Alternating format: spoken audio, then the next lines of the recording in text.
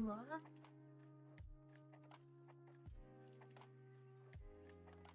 Hi. I feel like shit today. I don't know if you guys read the Discord, some of you were there. But I got, like, pretty sick last night. I don't know. All I could think of is this stupid In-N-Out burger. But I had, like, diarrhea. I had to get up, like, 4 times in less than 2 hours. And there's just, like, gush of water every time. Waterfall out my ass.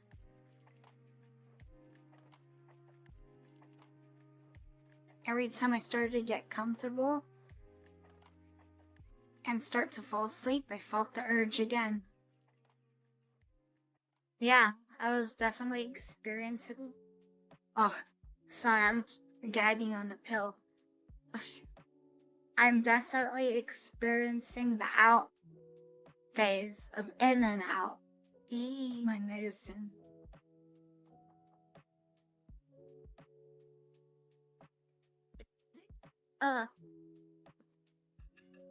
Wait.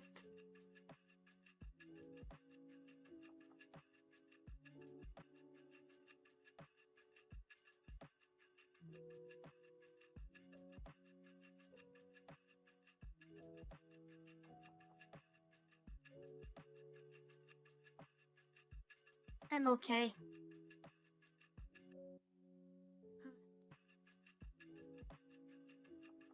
Gagged on my medicine. I should probably just do that off of stream.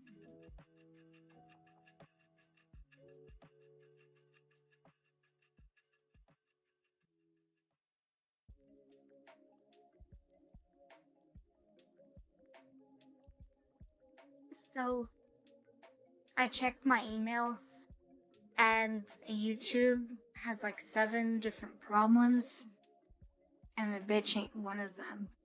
I don't know, it's all because of the copyright music, I guess. So I really gotta buckle down and look for copyright music, or I don't know if there's a subscription service for copyright-free music. And I don't want that free stuff that is on like every YouTube video ever. I want, you know, decent things that I can just play at will while chatting, or, you know. Alright, I might look into it. See, if it was just Twitch, I don't really care. But since it's like YouTube, you know, it matters more.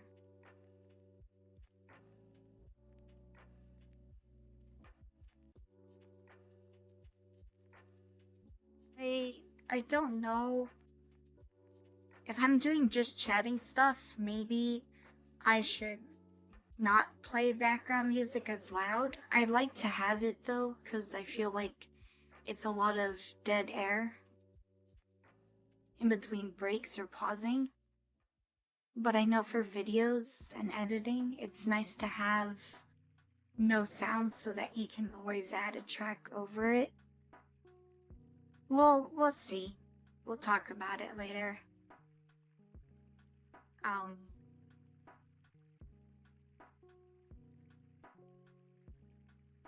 Let me show you. Let me show you guys real quick. Cause I'm not 100 right now. I honestly don't even know if we'll do Sea of Thieves today. Just because it's hard.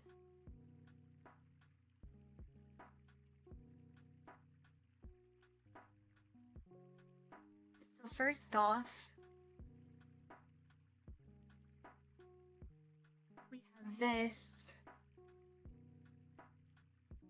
last night it still said like 37 or something followers. I imagine it had to update at midnight or whatever time Twitch sets it at. I believe they're Pacific Standard as well. But do you guys see it? I didn't hit like okay on it, but I do see it on my screen. Okay. So yeah, some fucker unfollowed. Thanks. They came in, they hit follow, they said my job here is done. They did the tuxedo mask thing, they took Barra's, his role.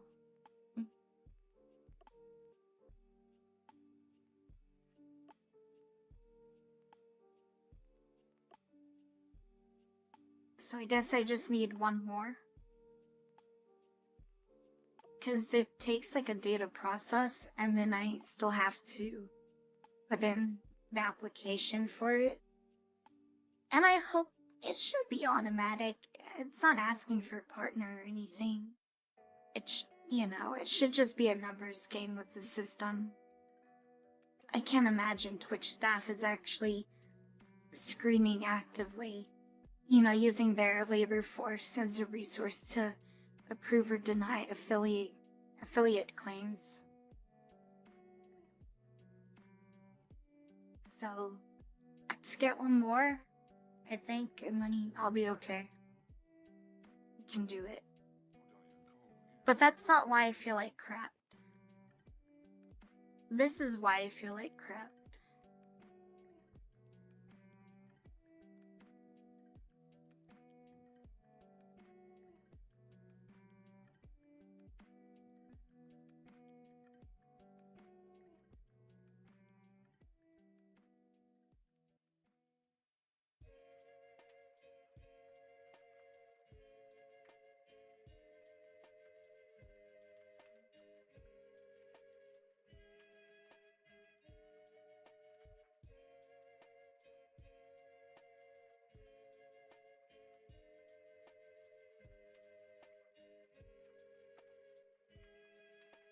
Cool.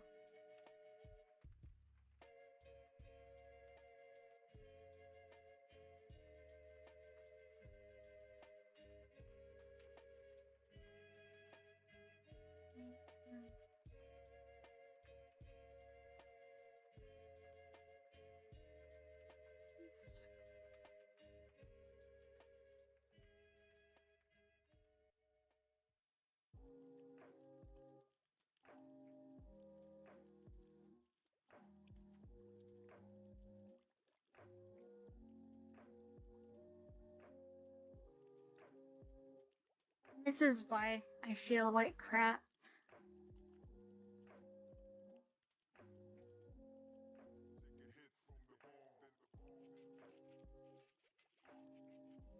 And I don't know why I was wearing my watch the whole night.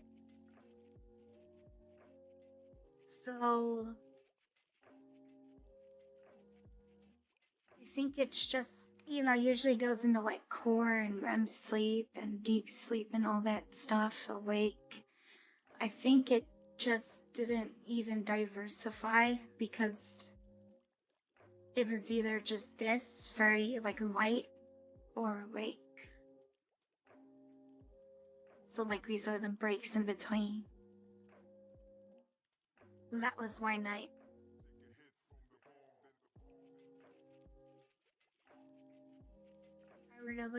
I really couldn't sleep when I tried to. It was just diarrhea, or the dukes, or my stupid pump woke me up on the hour, every hour, vibrating. Even though I muted the alarm, it's like, screw you, I'll just vibrate instead.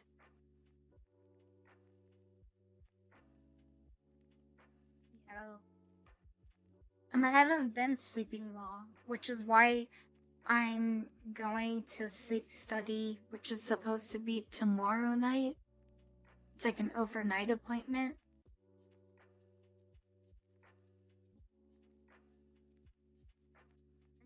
I don't know. I mean, I don't want to add another drug to my regimen, my nightly regimen, and then it's like, what, a sleeping pill or something? But I feel like shit, I can't function. All this stuff feels like... Sometimes it's like I have an infant without having an infant. It feels like, even during the day, during the waking hours, it feels like a part-time job without having the paycheck to go with it. Anyone who has, like, chronic conditions or, you know, some kind of, like, yeah, like a chronic health issue or something, you guys probably know that it could be very taxing on your energy, on your sanity, on your mental, and your time. And not even all that, on your money, right?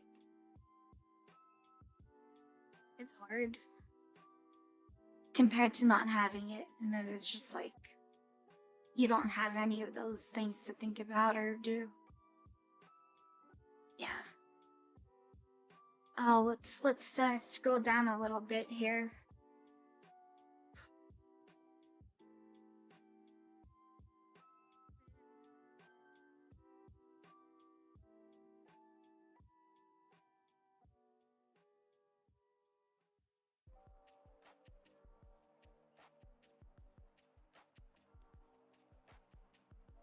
I'm tired.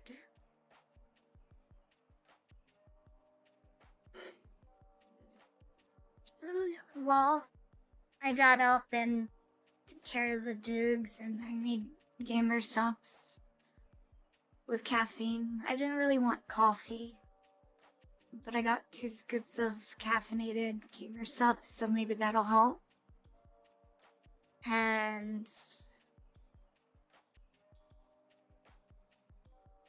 you know, I just took with my morning meds. If I can just make it through until around 10, give or take, and maybe I'll be so tired that I can sleep better tonight. No in and out for me again today, or for a while, because that was a bad experience. I don't know what else I can pin it on, because that's all I literally ate.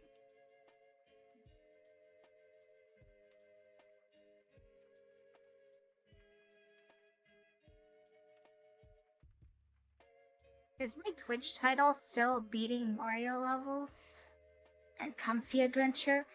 My titles are like all over the place.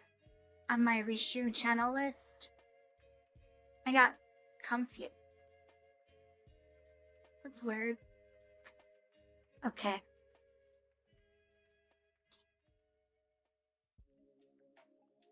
I'm going to eat my yogurt. I need to probably go to the store tomorrow and buy some more, because it's literally been the only thing that's getting me through the week. Little Riz, you show up and you already make a mess? Clean it up. Clean it up right now. Oh my goodness. I know I have a janitor emoji.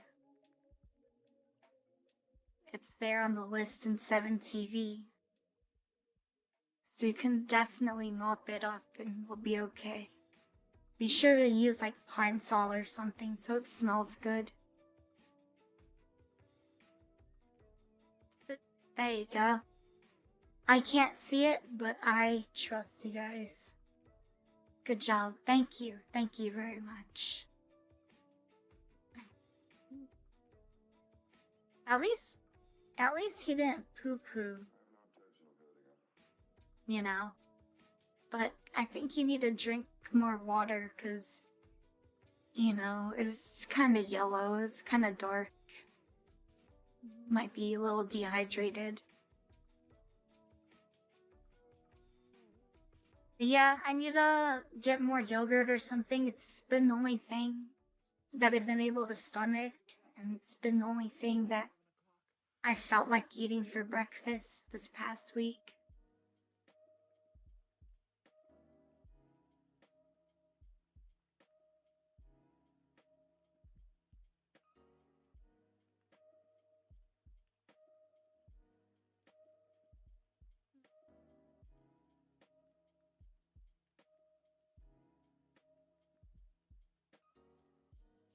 Maybe let's watch stuff. Let's watch something.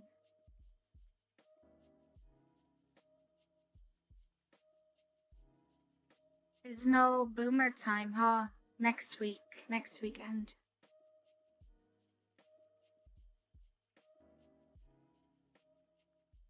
It's light green to it. Radioactive pee. Blah.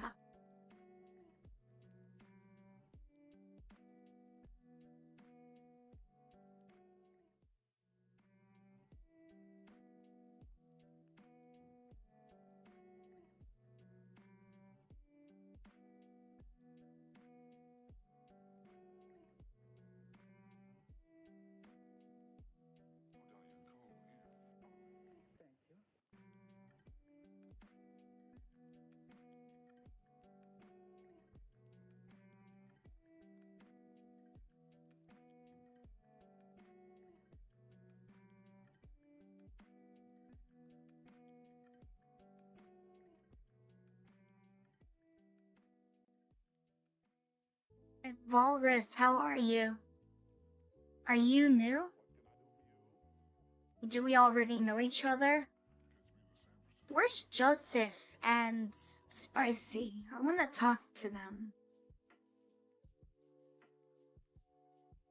Mr. Crizzle gave them a good rundown, good summary on events, but I want to make sure they're okay. I still, if anyone from the other community joins us at this point, I feel bad because I don't want them to feel like they were left out, you know? I just didn't want to, like, feel like I was poaching everyone.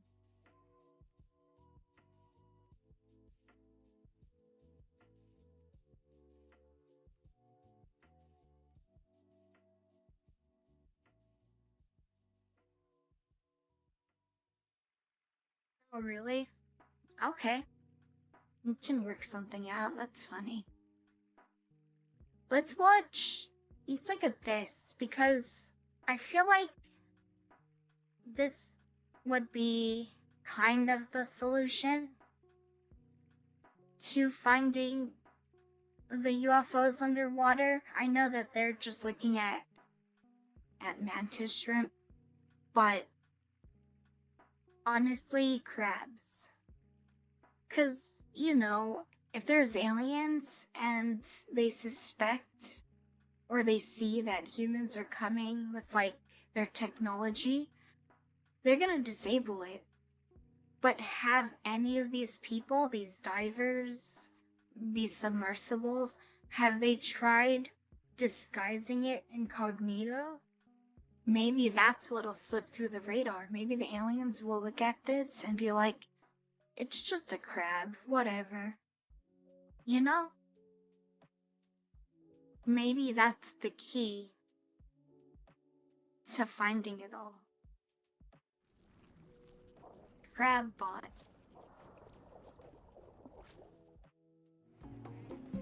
Spy crab risks all by taking. Spy crab? Oh my gosh, that's better than crab bot. This is like some Russian espionage stuff. Taking a closer look.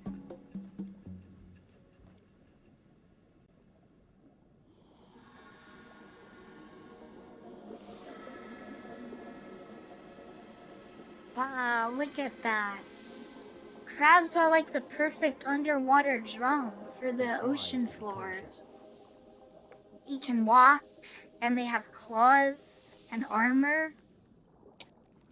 The camera's But the this mouth. creature in Oh my hiding gosh. has deadly powers.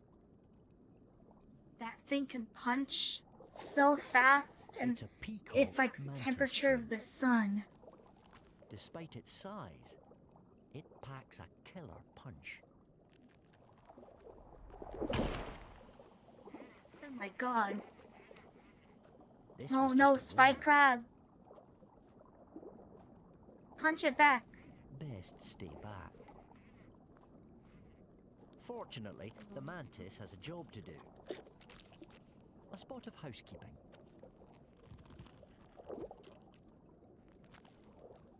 He's busy, he ain't got time for that.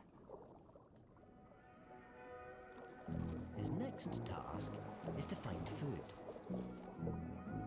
While he's away, his lifelong partner guards the nest. She's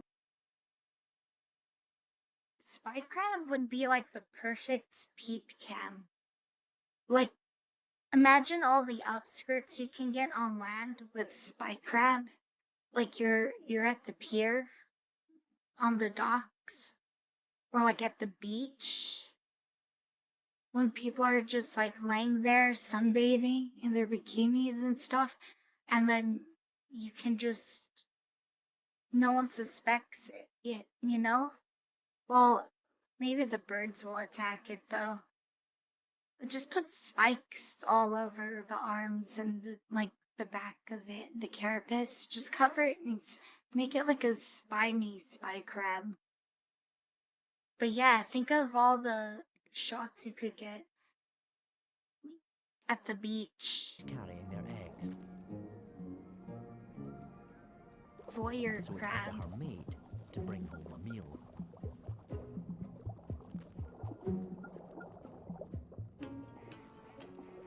Creeper crab.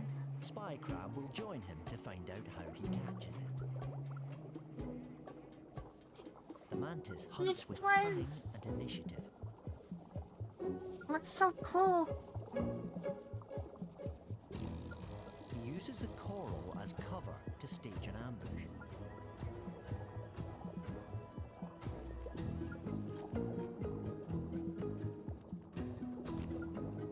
He's helped by the most complex eyes of any creature. They see colours invisible to most other life. They even move independently, useful for targeting prey. Whoa. He aims to take it by surprise. Our spy moves in for a closer angle.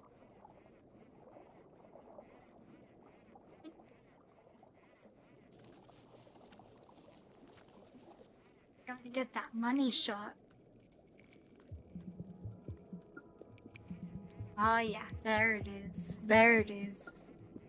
Close up. This is the moment. He strikes. The most powerful punch in the world. Faster than a bullet from a gun. Oh my gosh! A force 1,700 times his weight. Even the locals seem Stop impressed. it! You know, get up, fight back! With his victim out cold, he carries it home. Oh my gosh, a shrimp is eating a crab? That's like unheard of. No way. Spy Crab dares to move closer. It's just decoration for his yard. It's a meal. No, that will it's last him not. for days. Huh.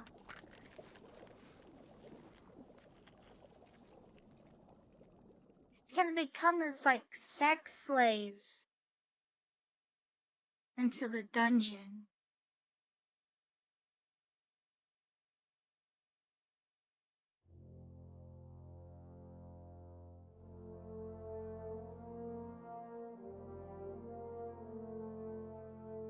Hey, there you go, Crizzle.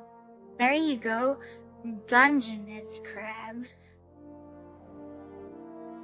That's a good one. You like get a you take a Dungeness crab and you just like get straps of like black leather This is Burke. and chains and just It's 12 wrap it days north around. of Hopeless and a few degrees south of freezing to death. It's located solidly on the meridian. You of put a misery. ball gag in its mouth area. My village. In a word, sturdy. What is it? How to train your what? How did we get here? I did not click on it. It's been here for 7 generations, but every single building is new. We have fishing, hunting, and a charming view of the sunset. YouTube's trying to fuck problems me. are the pests. It's trying to ban me You see, most already. places have mice or mosquitoes. We have dragons. Most people would leave, not us. This is why it's dangerous to like AFK and go get food and just like autoplay on YouTube. Because unless like mods can like intervene and have control over what happens, this is the kind of stuff that could happen. Or we could go to like LCA territory or like breastfeeding videos. And it would be perfectly okay on YouTube, but then I get banned on the other. You know what I mean? I have a question. If they allow educational videos on YouTube, does that mean you can stream those YouTube videos on YouTube? Would you get slapped for showing adult content or copyright?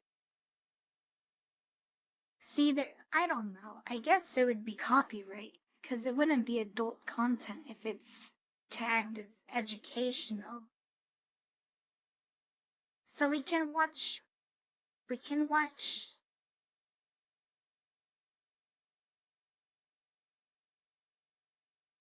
Okay.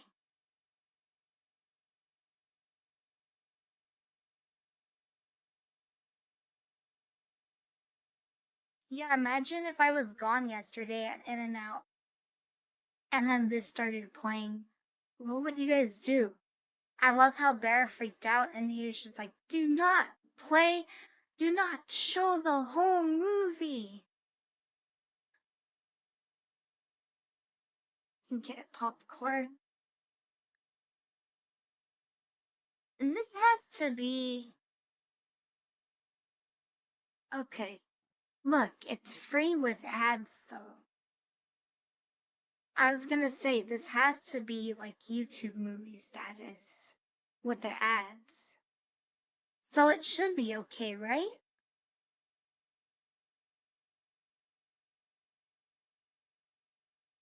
We're Vikings. We have stubbornness issues. My name. No? But what if we watch the ads?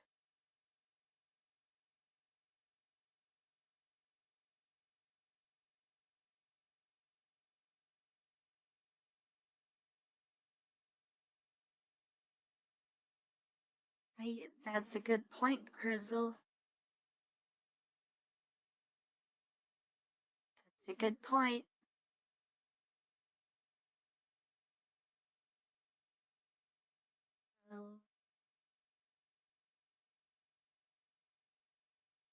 Okay, sorry, Grizzle. We can't do that. Cannot do that.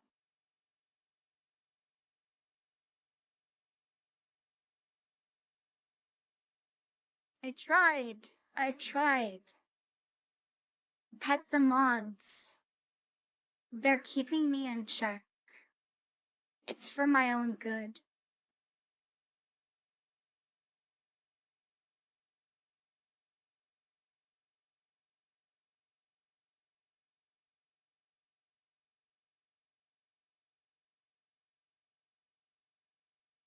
I'm starting to feel better eating my yogurt. And I guess drinking the gamer subs too.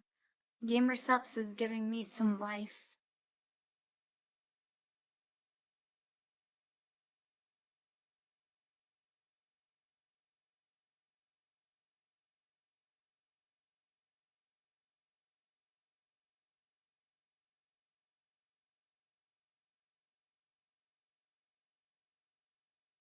Ew, E. coli.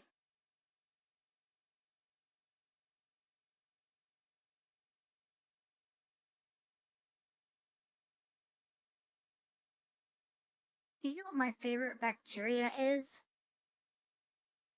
It's S. aureus. That's such a pretty name. Aureus? And then it's fun to say the long version, Staphylococcus. Staphylococcus aureus. Staph infection. Close, Crizzle. It's actually spelled Staphylococcus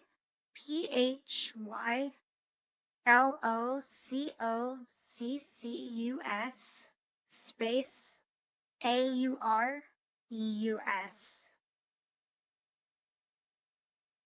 You were very close.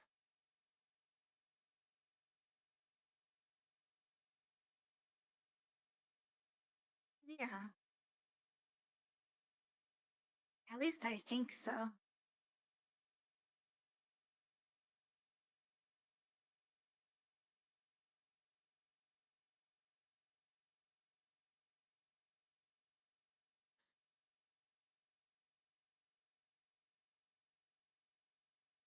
The one I don't like is E. coli because it sounds weird to say. It's like Escherichia or something.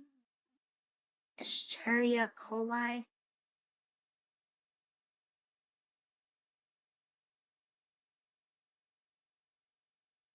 You,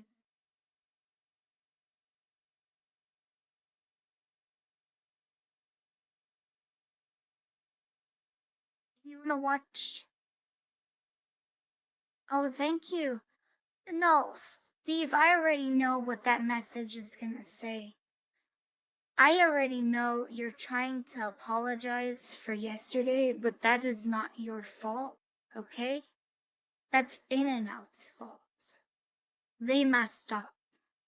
And I messed up by choosing to want In-N-Out. So don't blame yourself. Thank you. Seriously, don't.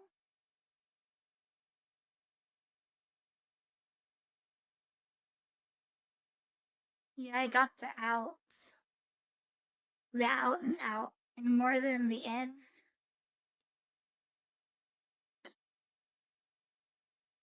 Do you guys want to watch a clip on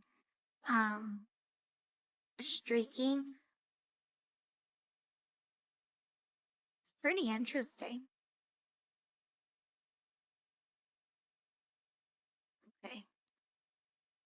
Oh, I didn't finish it though. Streaking for isolation. Okay. So this is very cool. So what you do in the lab, or what a lot. So like you know how you get your blood drawn, like if you have an infection and they take your blood in the hospital, they want to know, they're checking to see like what kind of infection you may have, you know, if it's in the bloodstream, like if you're septic, that kind of stuff, so that they know how to treat which antibiotic to use to treat it. Like if it's a bacterial infection, is it gram negative or is it gram positive? And so what they do is they take the tube of blood and they dip it in a little wire thing, the wire thing, and then they streak it across a substrate plate, and it's called an agar plate. Agar, A-G-A-R. So think of it when you eat Jello. Jello is gelatin. It comes up from like grounded like bones from cows and stuff, right? But agar is a similar kind of substrate, and it's from seaweed. So like you can go and buy agar desserts at like Asian markets. Yeah, it is. And it's an alternative to gelatin, like if you're vegan, you know? It's not as soft and like gelatinous. It's not as like chewy and bouncy as Jello. Like when you bite into it, it breaks apart more. Yeah. So that's what they use. And what they do is they streak for isolation in such a way that the isolated colonies of bacteria can grow on the agar plate. So after they streak it in a certain pattern, they put it in an incubator. I think. Right? Yeah, an incubator. They incubate it basically. They keep it warm at a certain temperature for optimal bacterial growth, which is like less than the body temperature. Or at it, I don't remember. I think it'd be less. And then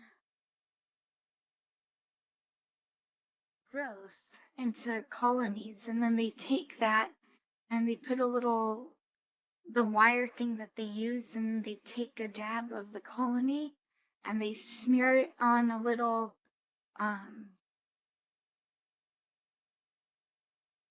microscope, the glass thing, to put under the microscope, and then they look at it and then they stain it. They stain it with the stain and check if it's like gram positive or gram negative to help identify it. So it's kind of like, it's their method of like looking at fingerprints for identification. Let's watch. Pure cultures of bacteria are most often obtained by the streak plate technique. In this procedure, an inoculum, a mixture of two bacteria in nutrient broth, is placed on a solid nutrient medium and then repeatedly diluted to separate individual cells. You will inoculate the agar using a 4-quadrant streak as shown. Use a fine-tipped Sharpie to divide the bottom of a nutrient agar plate into 4 quadrants. Label the bottom of the plate with your initials, the date, the type of medium, and the culture or source of the inoculum. You don't want to label the top of the plate because tops can get separated. Use a sterile loop to obtain the inoculum. We will use a loopful of Staphylococcus aureus. Flame your loop until it is red hot and let it cool. Staff.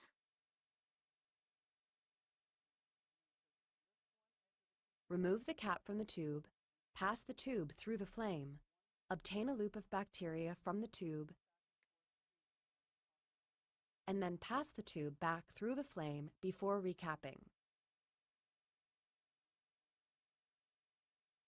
So think of Lift that one as like side of the your Petri blood. plate lid and streak about 1/4 of the agar with as many back and forth streaks as possible.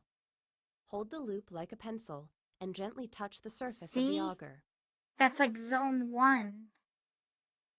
Replace the lid and flame the loop. In the next steps, we will spread the bacteria from the initial inoculum into subsequent areas of the agar plate.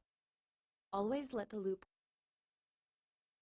So what they're doing here is called like they're sterilizing it, right, with heat.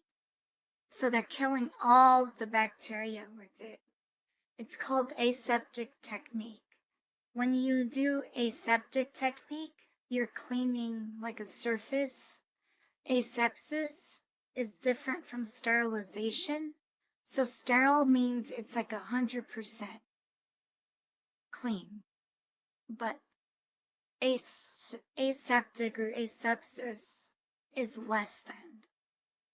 So what would be an example of sterilizing?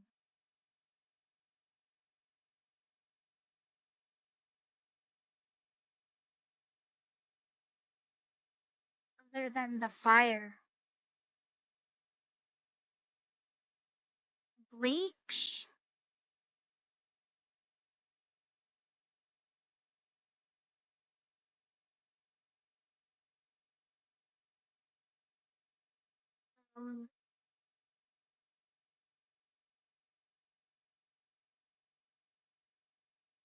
UV. Yeah, sometimes in labs they have the thing where they put like people's goggles in, boiling. Yeah, so they put it in the, what's the thing? Lab goggles, sterilizer. It's oh, it's called like an enclave, I think, right? It's an enclave. The vat of acid. Hi, yours. I'm Mary. Nice to meet you. I'm teaching science right now. Oh, class is in session. See, as class is in session.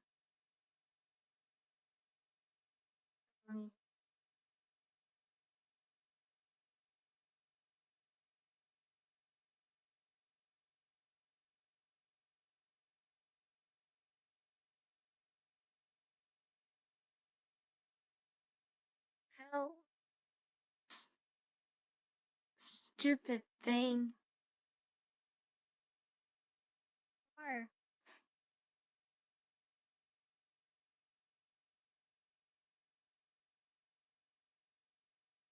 reset?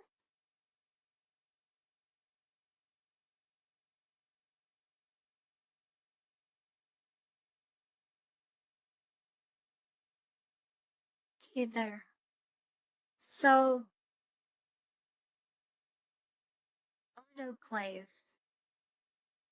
I don't know why I was saying enclave, because an enclave is like an enclosure of an area.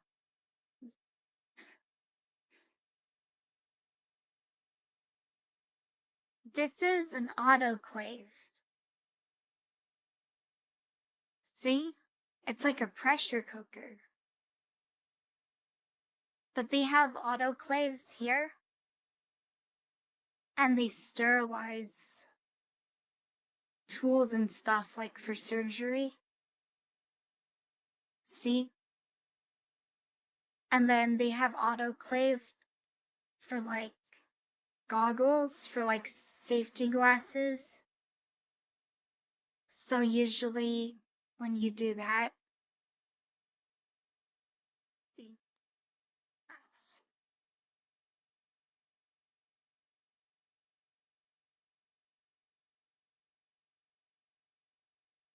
see? Looks on autoclave, but it's a UV sanitizing.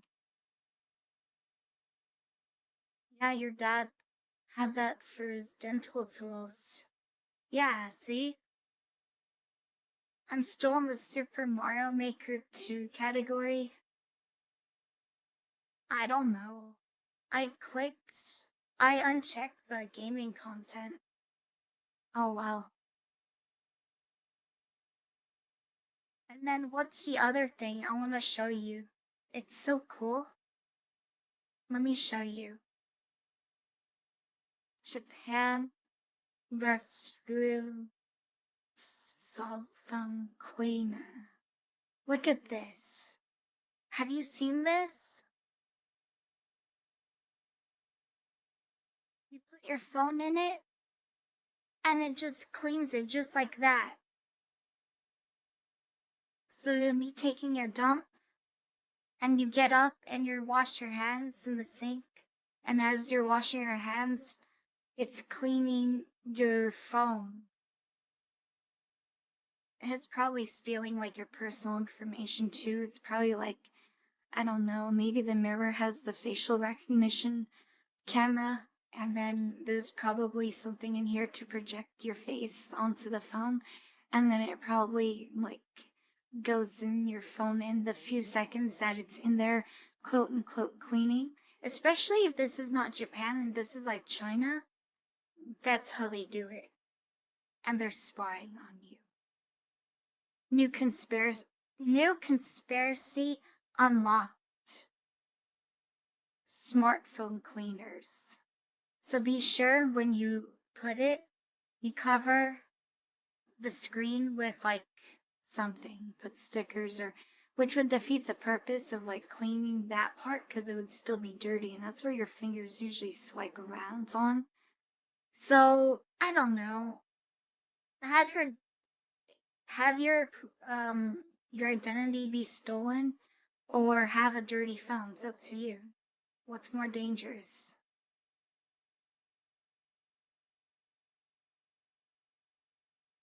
No.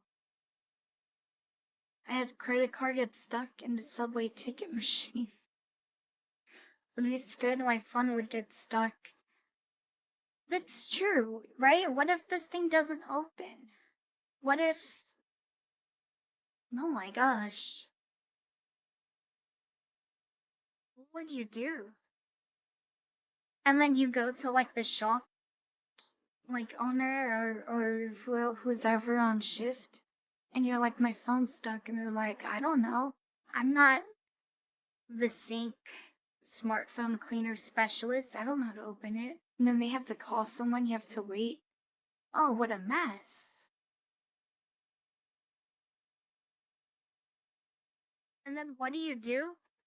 If you have a Tesla or you have like those smart locks at home and your phone is the only way that you can unlock it, then you're screwed, you're stuck. No, thank you.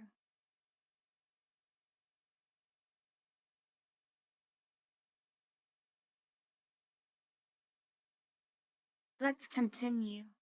Auger plate. Always let the loop cool before performing the streak. Using the sterilized loop.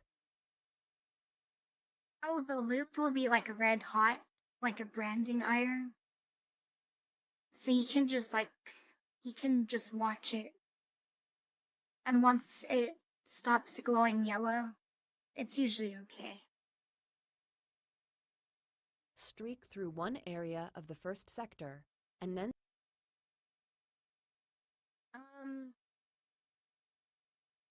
Steve, I can take your question and also apply it to ER nurses and doctors. They also know what you'd be talking about. If you catch my drift.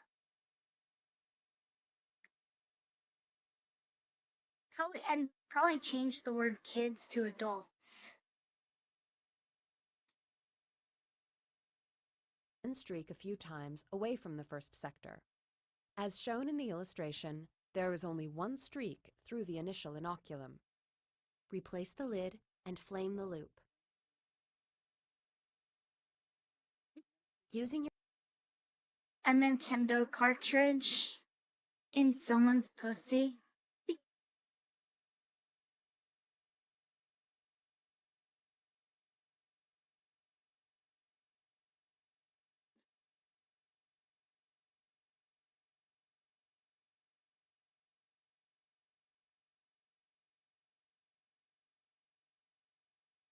We gotta take it out in a blow. What would be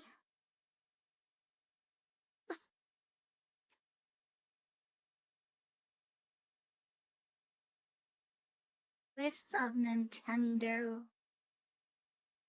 NES games?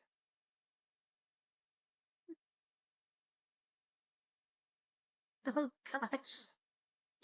Can you? I'm just thinking, like,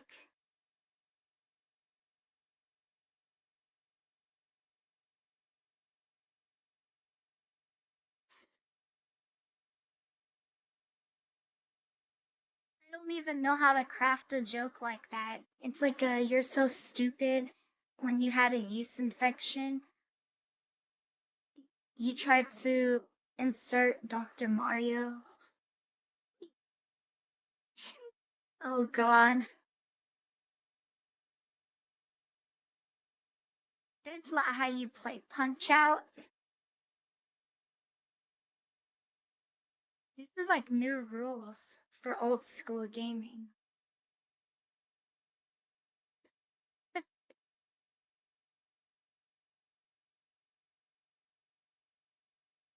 Right? Just imagine she gets up and waddles around. She's like, and you're like, are you feeling better? And she's like, yeah, the doctor is it. Oh no.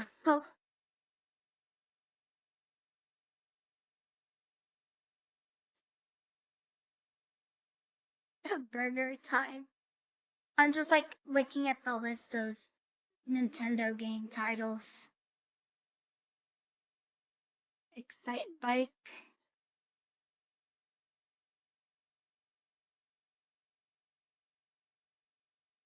Double Dragon. Wait, what's. That looks familiar. Oh no. In your sterilized loop, Okay. streak through one area of the second sector and then streak a few times away from the second sector, as shown in the Dug, dug. illustration. Dug, dug. Replace the Dug, dug. lid and flame the loop. Kirby's Adventure. Using your sterilized loop, streak through one area of the third sector and then streak a few times away from the third sector, as shown in the illustration. Replace the lid and flame the loop. Incubate the plate in an inverted position at 35 to 37 degrees Celsius for at least 24 hours. During incubation, water evaporates from the agar and will condense when it reaches the cooler Petri plate lid.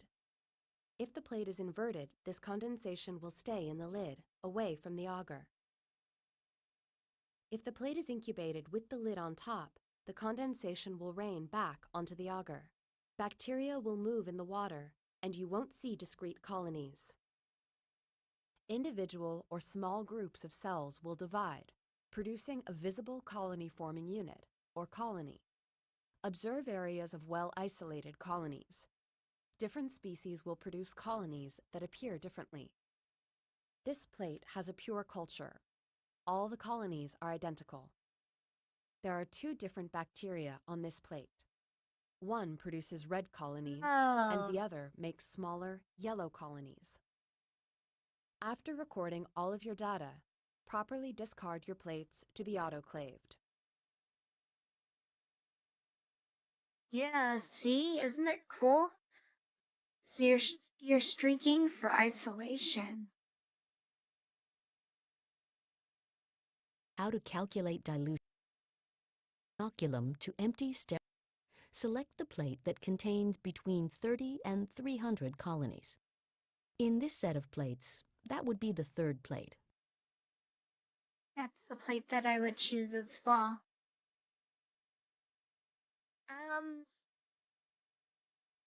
It could be. I mean, like, to detect UTI, it'd be like the urine culture.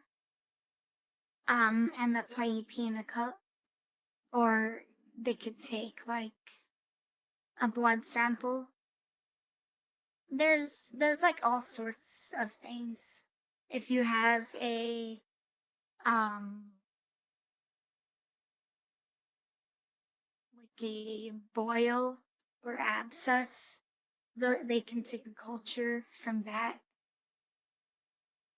So this Any one kind of infected area.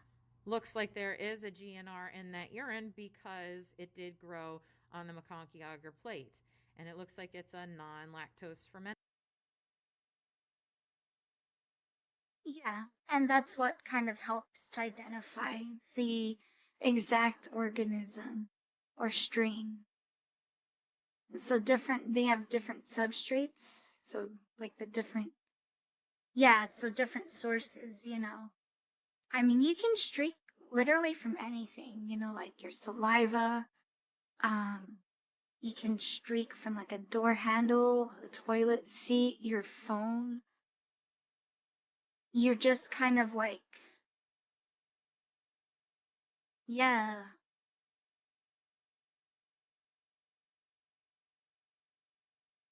Enter, okay? Looking. Here, I'll show you. Curved or coma each consecutive time period. Action protocol extension. The photo on the bottom left shows 3 biochemical test plates for organism speciation and antimicrobial susceptibility testing. In blood culture should be performed in order to decide appropriate antimicrobial therapy. Wounds are injuries to the body tissue caused by disease processes or events such as burns, punctures, and human or animal bites. Wounds or abscesses also occur within body tissues as a result of surgery or dental procedures. Wounds become infected when microorganisms from the outside environment or from within the person's body enter the open wound and multiply. A fever following surgery may be indicative of an infection at the site of surgery. Blood cultures are frequently positive in invasive wound infections. A wound that is red, painful, swollen, and draining pus is probably infected, and a skin and soft tissue culture should be performed. The procedure is outlined here. Firstly, the sterile culture collection kit must be obtained. This kit typically contains a swab and a sterile collection tube. Secondly, the swab is rotated over the middle area over the wound carefully so as to avoid contact to the surrounding edges. This will minimize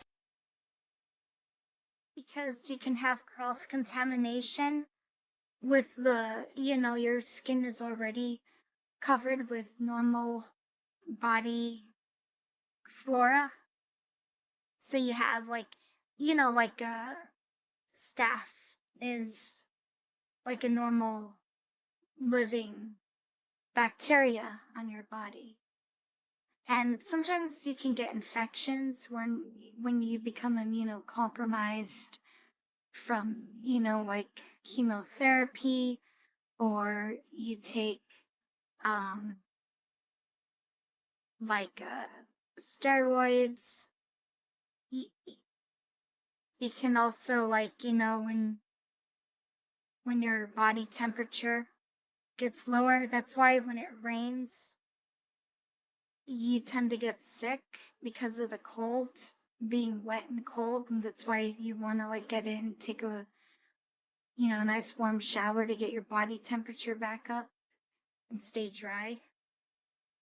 So that's when your normal body flora, like, it becomes what's the word, it becomes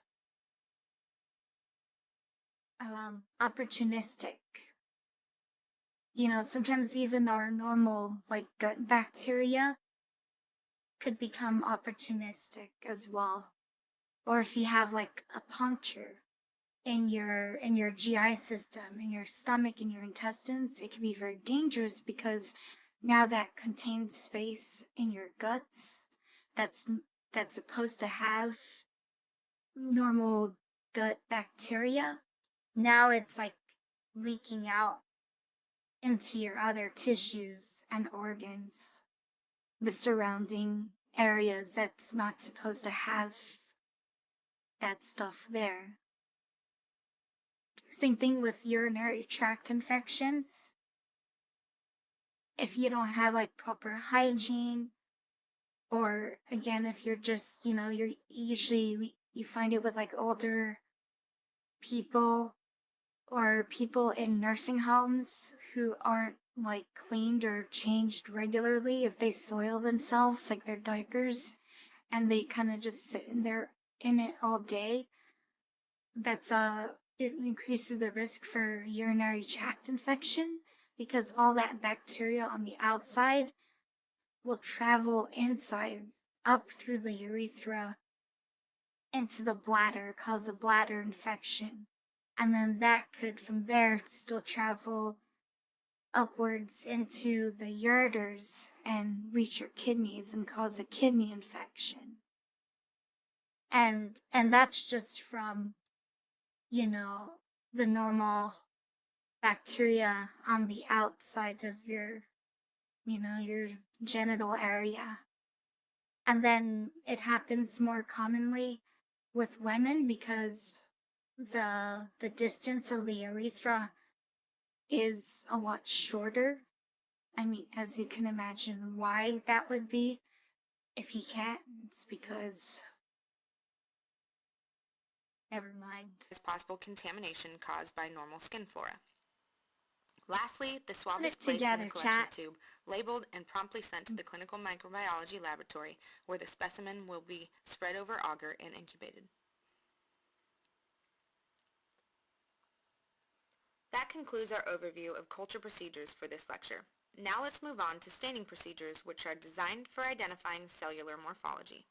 First, prepare a heat-fixed smear of the culture you wish to examine. See? They stain it. They stain it here, and they could see the bacterial cells, and it helps with identifying. For the stain. This paper, the gram-negative bacteria lose the stain. However, it is important not to stain, which organisms on the slide, gram-positive. Record the shape, arrangement, and approximate size of the organisms.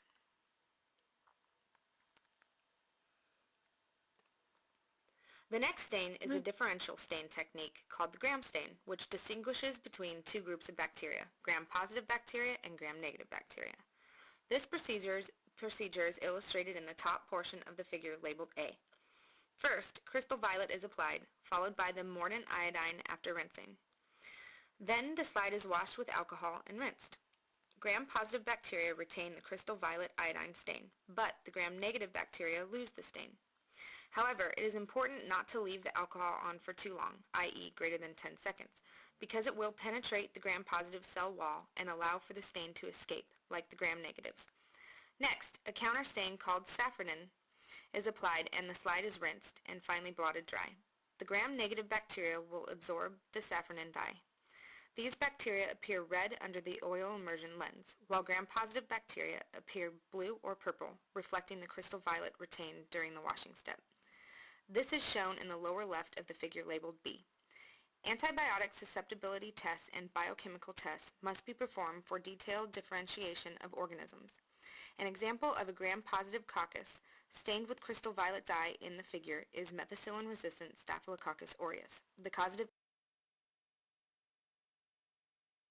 So just think of it like in terms of an RPG or or like Pokemon, you know? It's like you're trying to be like, okay, what kind of element is this Pokemon? Okay, that's a fire type. What is it weak to? And then you look at your list of antibiotics and you're like, okay, the fire type is weak to water. We're going to use that. That's the most effective drug that we have to treat that and kill it. That's all it is. So you're basically identifying. This whole thing is pulling out your Pokedex, scanning it, identifying it, and using that information.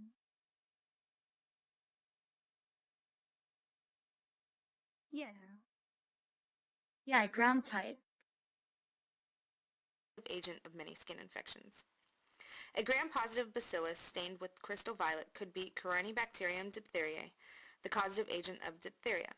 and a gram-negative Vibrio stained with safranin may be Vibrio cholera, the causative agent of cholera. A schematic of gram-positive and gram-negative cell walls is shown in the lower right of the slide. Notice the difference in thickness of the peptidoglycan layer in each of the cell walls. The reason the crystal violet remains in the gram-positive cell wall upon alcohol wash is due to its increased thickness relative to the gram-negative cell wall.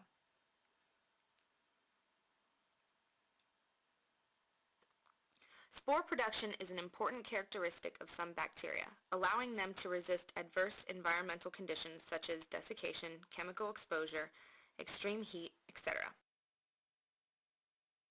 Spores suck.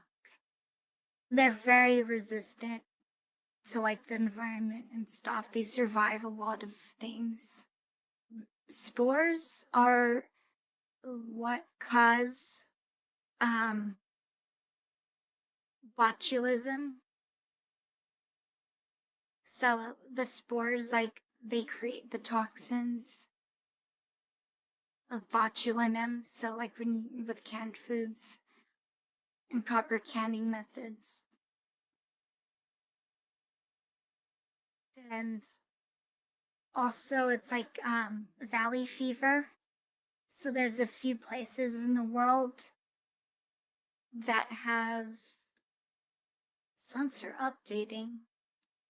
3 hours? This pump. Okay. But yeah, valley fever is in different locations, and there's spores in the soil. So when you inhale it, it can be the cause of bacterial meningitis. You can, or fungal meningitis.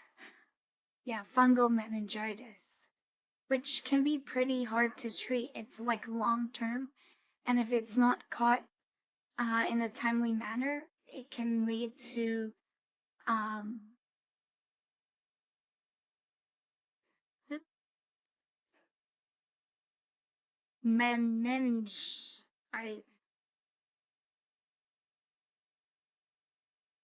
you got it. Just explaining with the asterisk, it's like jites. Meningitis. Oh, actually, it's TIS. TIS. But, close. So,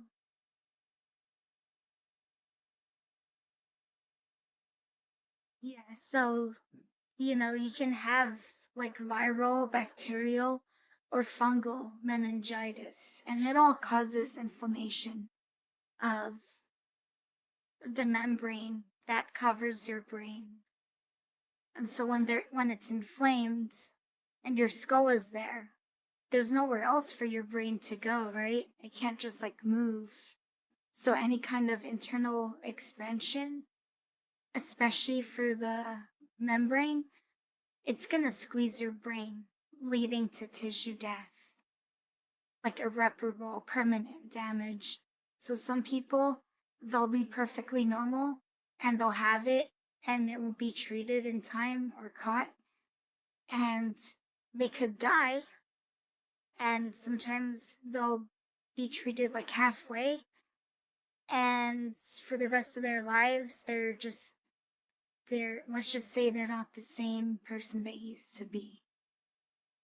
It's very sad. The identification of spores is also important to the clinical microbiologist for analyzing a patient's body fluid or tissue, since there are not that many spore-forming genera. In fact, there are two major pathogenic spore-forming genera, Bacillus and Clostridium, together causing a number of lethal diseases such as botulism, gangrene, tetanus, and anthrax. The primary dye, malachite green, binds relatively weakly to the cell wall and spore wall. In fact, if washed well with water, the dye comes right out of the cell wall. However, not from the spore wall once the dye is locked in. That is why there is no Bacteriaceae family, especially when used alongside the urease test. Except for the lowercase. See, isn't microbiology cool? Who wants to be a microbiologist now?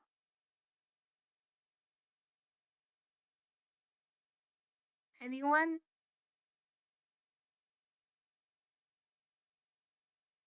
No one? That's okay. It's frying your brain. Okay, well, we'll watch something easier.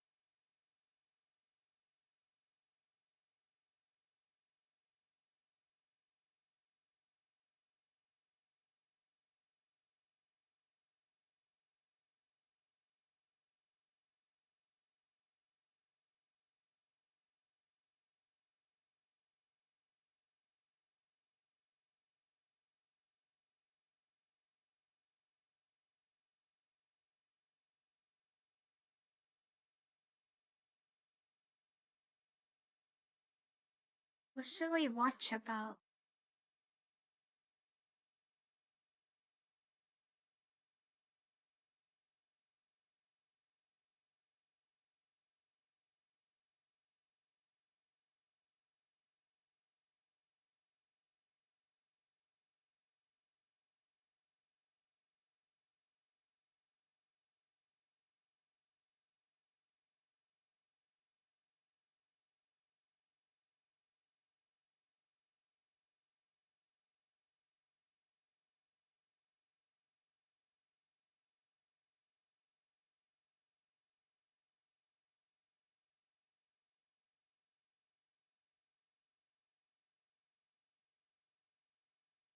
Okay.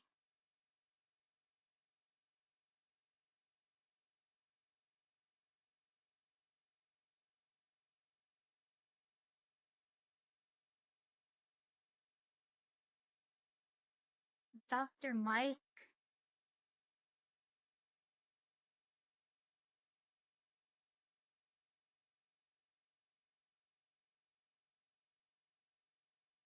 Just the other day, I was doing a little Netflix and chill with Bear, and what do I find? Cells at work. I promised that I would do a review of this probably like a year and a half ago, and I sort of forgot about this, but now that it's on Netflix, I have no excuse. So I popped it on. Season 1, episode 1 is right here. It's called Pneumococcus. I'm ready. Let's get started. Beep-whoop!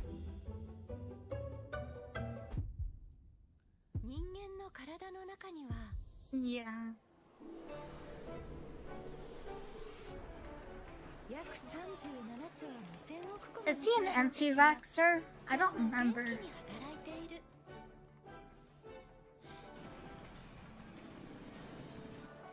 お待たせしました。こちら本日分の酸素になります。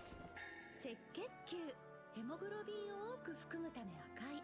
血液循環によって酸素と二酸化炭素を運搬する。 Hey, good. It's so funny. All right, so I'm already starting to piece it together from the intro here that There's each one so of these many characters nurses that are represents the anti-vax. cells, and each one of these characters is like an It's employee insane. or has some sort of job. And if they're wearing red, they're red blood cells, which it just gave a great explanation that they carry oxygen and carbon dioxide throughout the body. The fact that they're doing it in packages is even funnier because that has a medical meaning.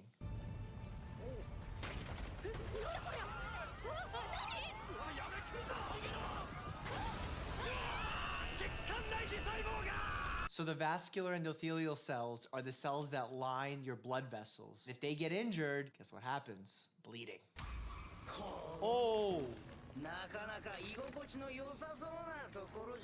Oh, they curse here too. Bacteria.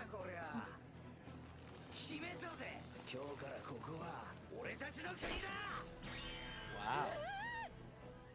Oh no. You see the cilia? That's the cilia. Are these bacteria or viruses? That's bacteria. Whoa! That was bloodier than I expected. The irony of this, though, is that there's a red blood cell person there, and they're killing the germ, and the germ is bleeding. Red blood cells. Okay, so this is interesting because this gentleman here is a white blood cell, part of the neutrophil division, means that he's attacking a bacteria, because neutrophils primarily work against bacteria. Don't know what U1146 is. Maybe that's his code name. 白血球外部から体内に侵入した細菌やウイルスなどの異物の排除が主な仕事。助けてくれてありがとうございます。危ないところを。White blood cells and red blood cells exist within your circulation at all times. You need both to function. The red blood cells, obviously the most important for the oxygen. The white blood cells are part of your immune system. In fact, when I do something known as a CBC, which is a blood test, that's a complete blood count. The two main numbers that we read on there are the hemoglobin and the white blood cell count. Red If I'm and looking to white. see if you have an infection, that white blood cell count number can be low or high. That's important to know.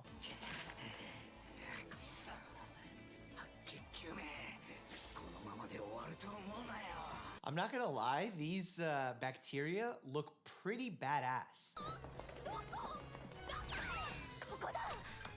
あら、ここは秘蔵ですけど。え？ I don't know why she's so lost. Once the heart pumps, you should be able to just go in the one direction that it pumps. はいはい。 This is really funny because CO2 is carbon dioxide, and when you deliver it back to the lungs, your body exhales it, which is a form of waste. すみません。 Bacteria!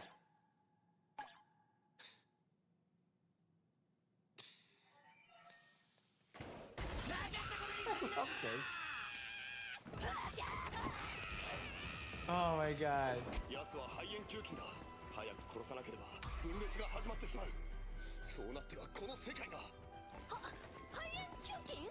ああ、肺炎球菌ってやつは肺炎などを引き起こす呼吸器病原細菌で。 That's true. This is very accurate that strep pneumo is one of the most common bacteria for respiratory infections and sometimes ear infections. Actually, in children, we give the pneumococcal vaccine in order to decrease the rates of infection, and if they are to get infected, hopefully it's a less severe infection. We also give the same vaccines to those who are over the age of 65, in some cases, also for that same purpose, decreases rates of pneumonia. 肺炎球菌が血管を巡って各臓器を襲撃し、脳を包む髄膜までも支配下に置いて、最終的にこの世界を滅ぼす。 He's talking about meningitis. That's an infection of the meninges, which surround the brain. That's the padding that surrounds the brain. Obviously, very dangerous, not only because of infection in the brain is not a good idea, but also because that swelling causes increased pressure, also quite dangerous. 24時間程度で全身を侵略することもある。そんな病気が？ああ、今この体、免疫力が低下してるからな。いつもなら大丈夫なんだが。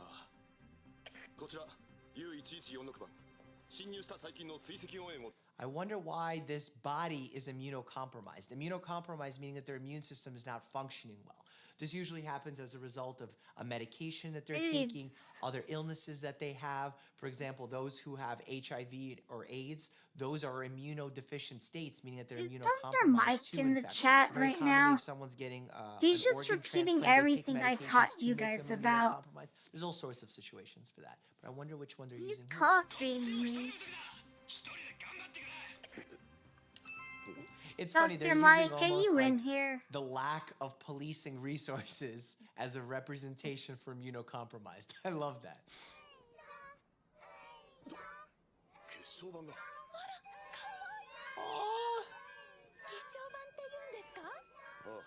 Oh, platelets are so cute in this. Which is kind of funny because platelets are supposed to be big. Platelets are the white blood cells that actually clump and start the clotting process. They actually clump together and start the clotting process. So if you ever get a cut, it's your platelets that are responsible for stopping the bleed. Ooh, the killer T cells are here. The immune-mediated responses are coming. Ooh. Through the lymphatic vessel.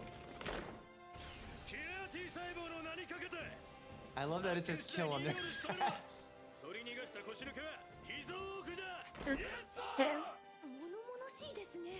I never watched this series. 栄養分を運んでるてめえら、赤血球がターゲットになるんだよ。This is so much pathophysiology right now. This is like above my pay Love it. grade right now. The fact that pneumococcal bacteria are hemolytic in nature, that they're gonna go after the red blood cells, is something I haven't studied in ages. This is amazing. お、ここだ。へえ、マナーを守って一人ずつね。 So capillaries are so thin that they only allow a single T stream for of target red blood cell. cells through in order to have diffusion between them and the alveoli. Alveoli is the sacs in your lungs. I have a feeling she's gonna run into him.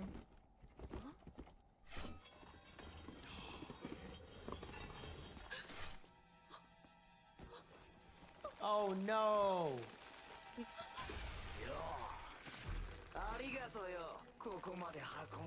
Oh no, the red blood cell helped him get there! Oh, the capsule blocked him. He's an encapsulated bacteria. 胸膜か。 Help.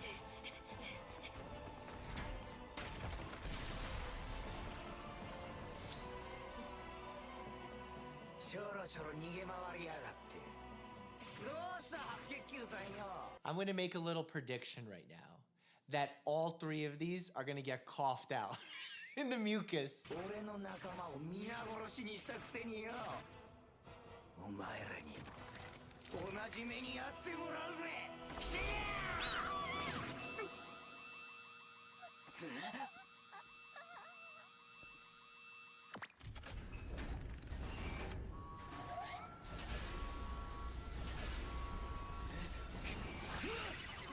細菌の捕獲に成功しました。ここは機関士だ。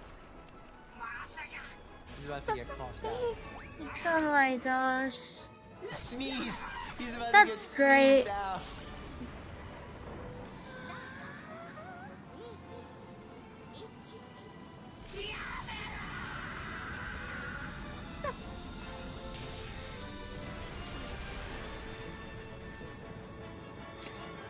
The platelets are just looking on.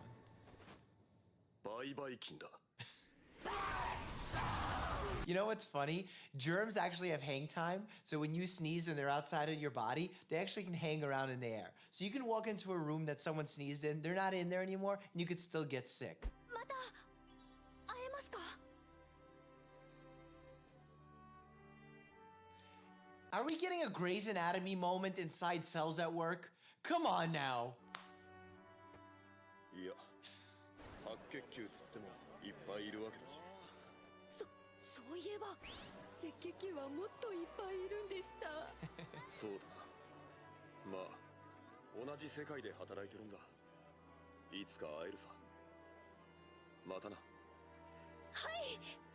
事件最近だ。近いぞ。ぶっ殺せ。ぶっ殺すんだ。じゃあ、お疲れ様です。 Oh. この雑菌が Now I understand why you guys have been pushing me to watch this. It's well done. It's entertaining. It's funny for nerds like myself who love learning about the human body and refreshing some of their knowledge from medical school and even college days. This is brilliant. It's creative. You gotta give them that. If you want me to watch another episode of these, maybe you can recommend like the best episode and I could watch that one. As you know, I love watching all sorts of TV shows and dramas and all that stuff. In fact, I put a special playlist together for you right here. What, not right here? Right here. Click on that bad boy. We're gonna watch it together while staying happy and healthy. Where's Bear?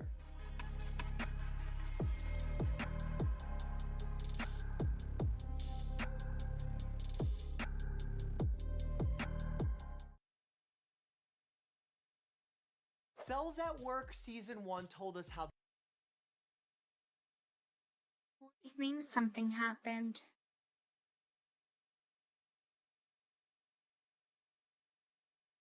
Oh. Did I get banned?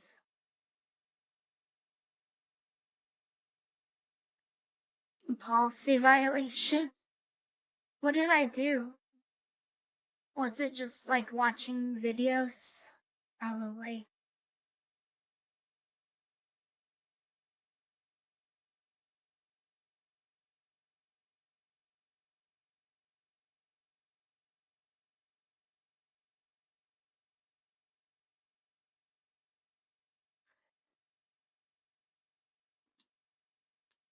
And that wasn't even my fault. They auto-played it.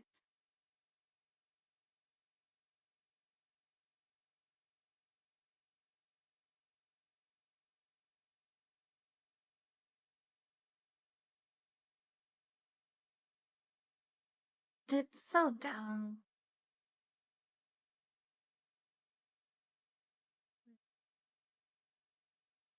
Well, I don't know if I'm like gonna start it back up or just let it be down.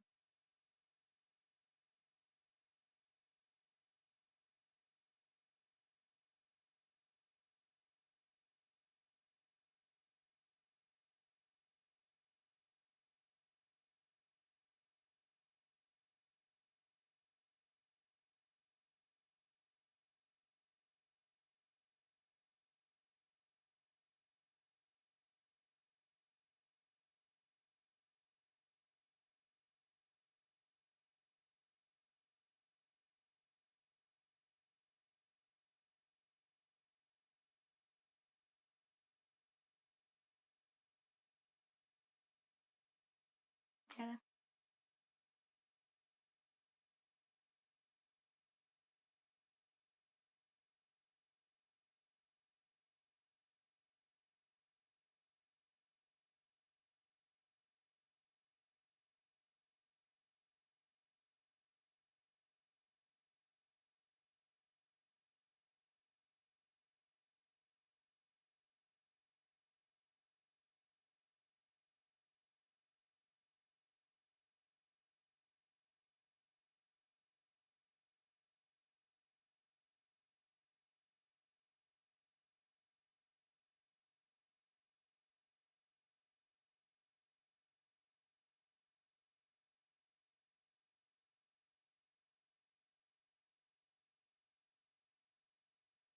Yeah, maybe. Maybe. Mm,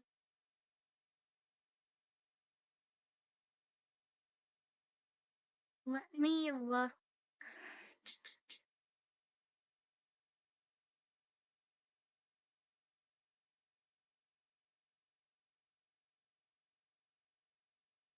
Here. Get off the videos for a little bit.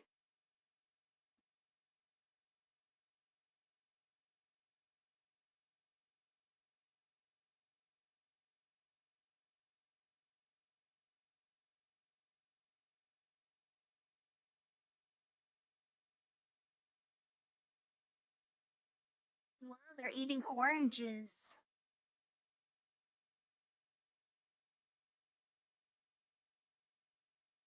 PS5 users spent more time playing single-player games than multiplayer ones. Because I feel like out of all of the consoles, they have so many good solo player exclusives usually. Or maybe it's just the go-to for solo, like Final Fantasy, 7 remake and the upcoming sequel, and then it has 16 Spider-Man games, God of War games.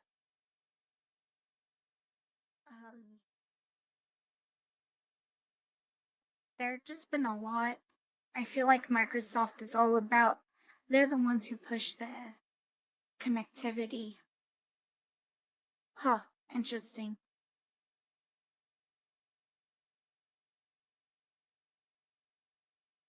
Heck yeah, let's do it. Apple nap.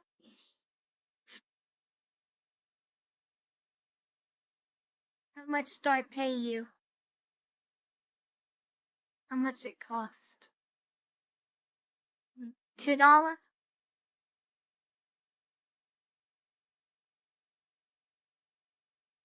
Oh my gosh, the O.J. Simpson verdict.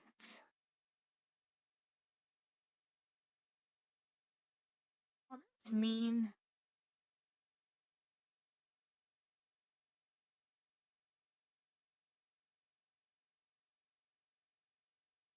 Okay.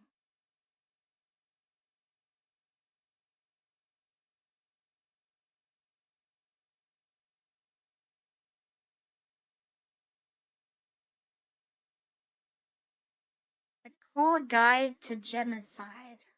I want to read it. The 10 Stages of Genocide. Classification. People are divided into us and them. Symbolization. People are forced to identify themselves. Discrimination. People begin to face systemic discrimination. Dehumanization. People equated with animals, vermin, or diseases. Organization. The government creates specific groups, such as police or military, to enforce the policies. Polarization. The government broadcasts propaganda to turn the populace against the group. Preparation. Official action to remove/relocate people. Persecution. Beginning of murders, theft of property. Trial massacres. Oh, I know. Thank you. Extermination. Wholesale elimination of the group. It is extermination and not murder because the people are not considered human. And denial. The government denies that it has committed any crime. Where are we at? Which step would you say? Just put a number. Where in our country are we at? And if you're not in our country, you know where we are, so you could just play along.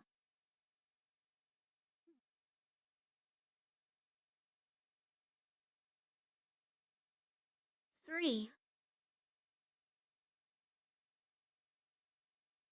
People begin to face systemic discrimination. 6.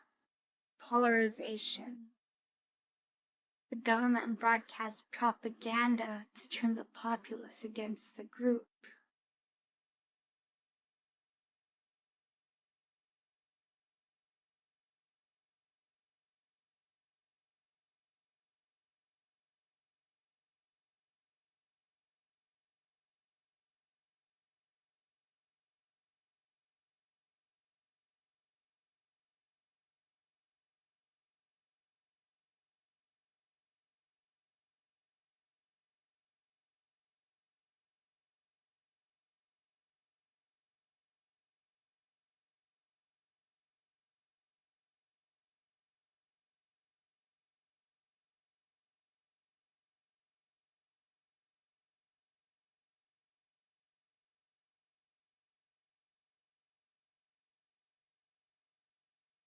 I would agree with the majority of you guys with 3. There's only been like specific people who have teetered on number 4. But definitely, I wouldn't say the government has. Yeah, one side of the aisle leans more towards it for sure. Let's see what Reddit thinks.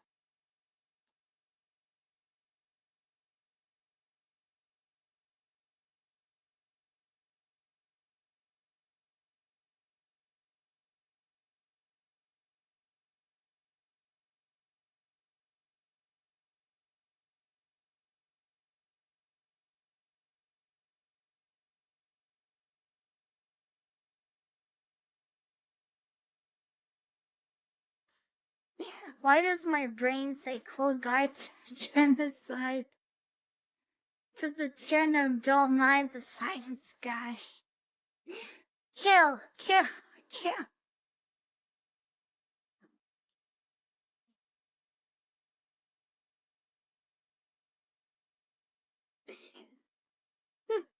Cold guide to genocide.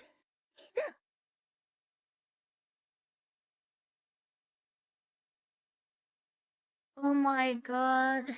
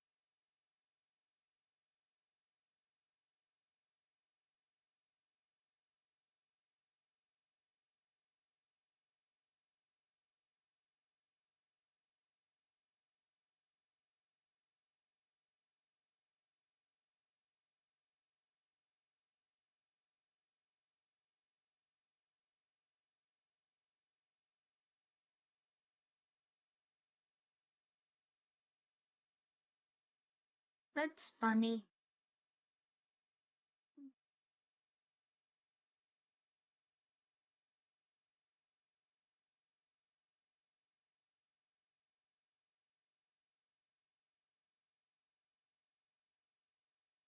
That's nice.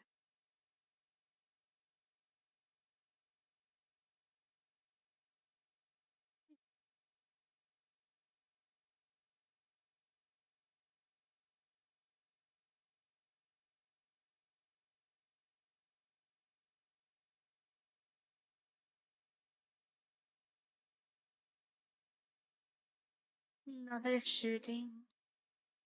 This is what $26 gets me. Jif? What else? What else did they get? What's that? Crushed tomatoes with no salt added. Velveeta shells and cheese. I don't remember if I added this on Throne. I think I did. But I still have not gotten it. That or I might have ordered it.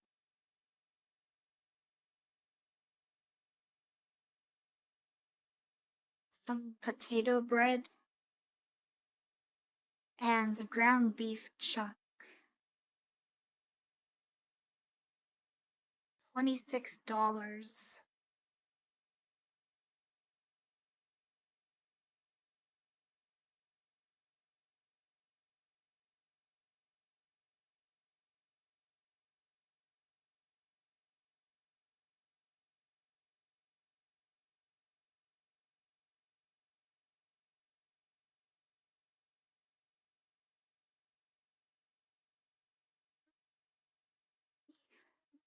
Wait, is food expensive for you guys outside of the States?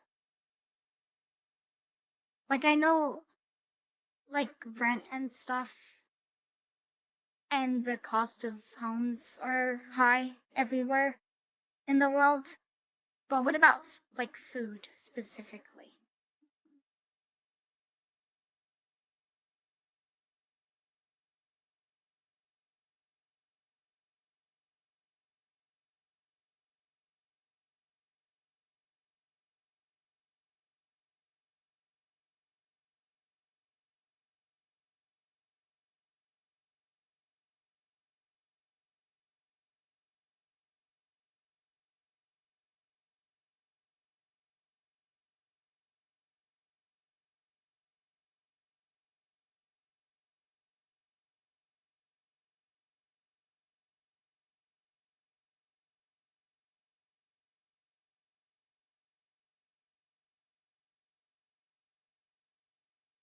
Okay. Okay.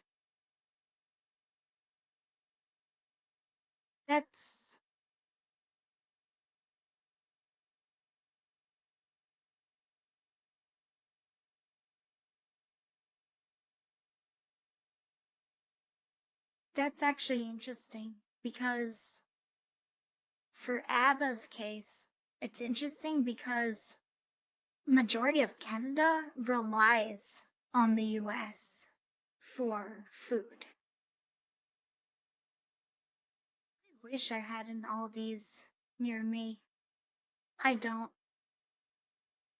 If I did, I would hands down be going there exclusively.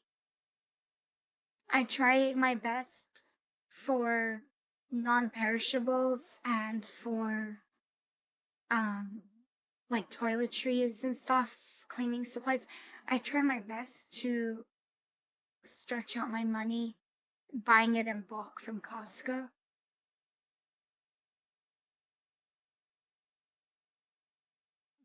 I also know that people who tend to shop at Costco tend to actually spend more because of the prices and because of it being the way it is. So when I buy things, I always have like a list. I don't impulse buy at Costco. I wish I had all these.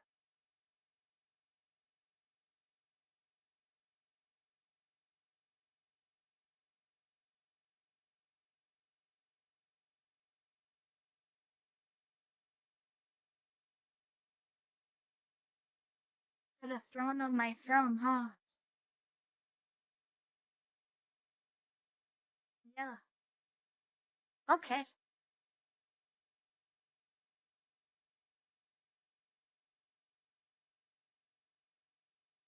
Yeah.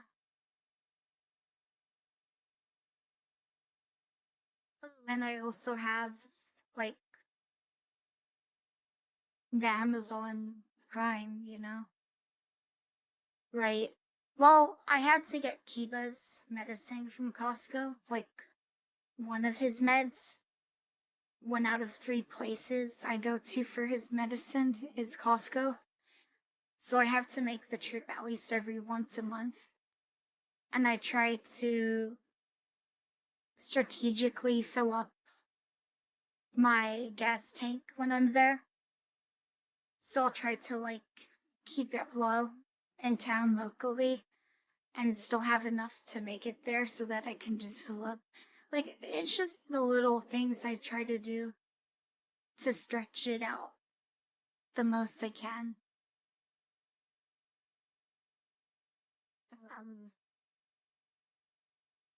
And then, you know, like, whether I want chicken or not, if I go to Costco, I'm getting chicken.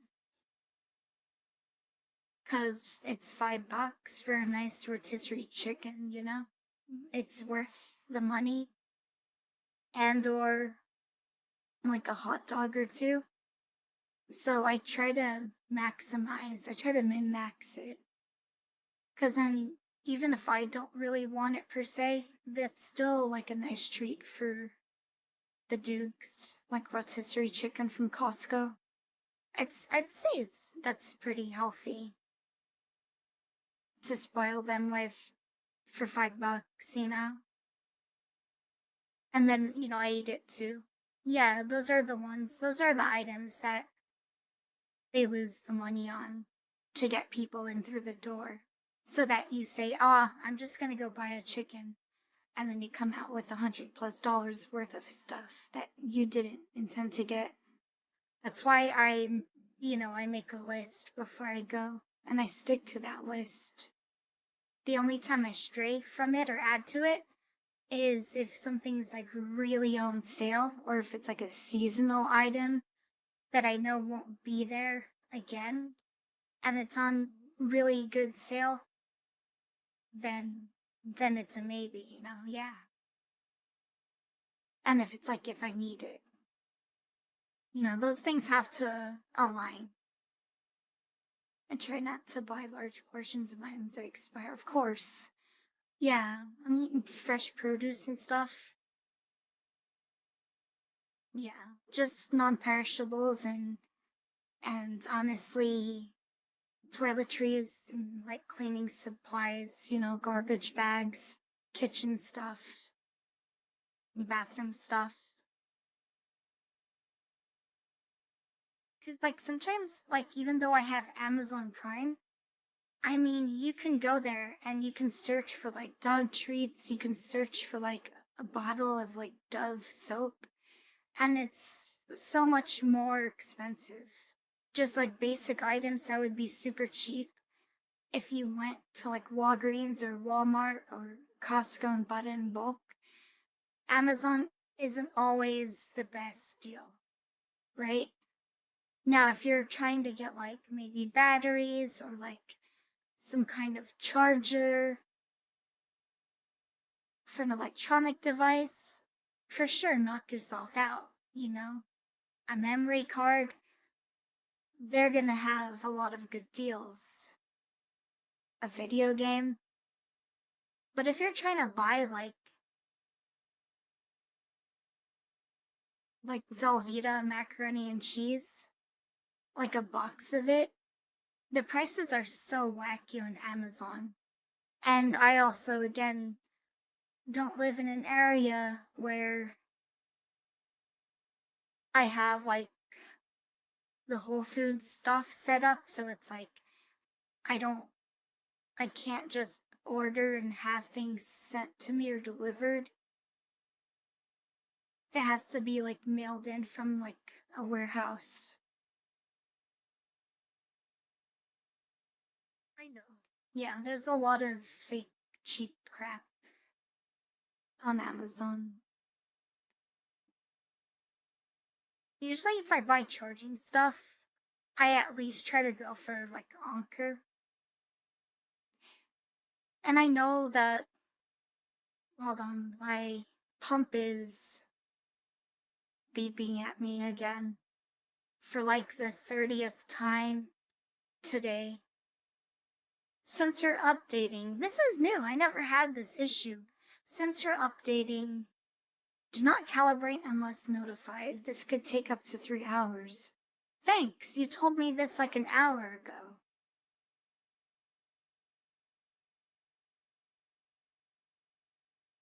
You could call Medtronic and be like, I know you guys are trying to be safe, but this is ridiculous. Can I get one of your pumps that were made in Texas or something? Instead of California? Oh my goodness. Yeah, sometimes when I run out of insulin and it's before bed, I just rip the sucker out and I just like leave it on my desk overnight, and I have no problems. When I wake up, I'll refill a new cartridge in the morning and stick it in, and it's okay. But since I have the CGM sensor inside of me, it's like constantly needy. And so it literally woke me up like every hour last night, vibrating. Not even alarming, just vibrating. I had to like press the stupid button to snooze it for an hour, because I really just was so tired and I didn't want to get up to do all that. Yeah, because, I mean, you guys have heard me swap this kind of stuff. It takes time. When I refill my meds or I put in a new sensor or cartridge, it takes like a lot of time to do all that stuff.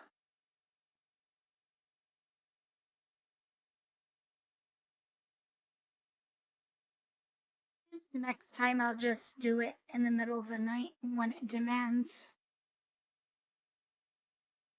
My sugars have been like so much better though, and it's like well controlled with the sensor on.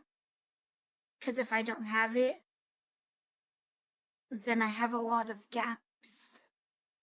I have a lot of gaps where it spikes up really, like it'll go high out of range.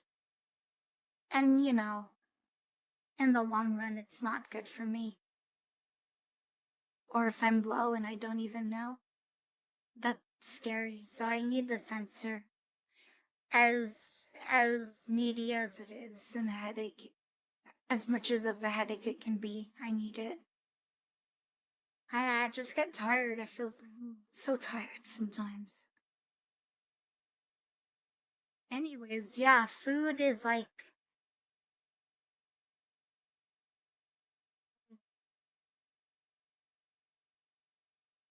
I have Amazon Prime and it's discounted because of the EBT card. I was able to sign up and get it for like half off each month, so it helps.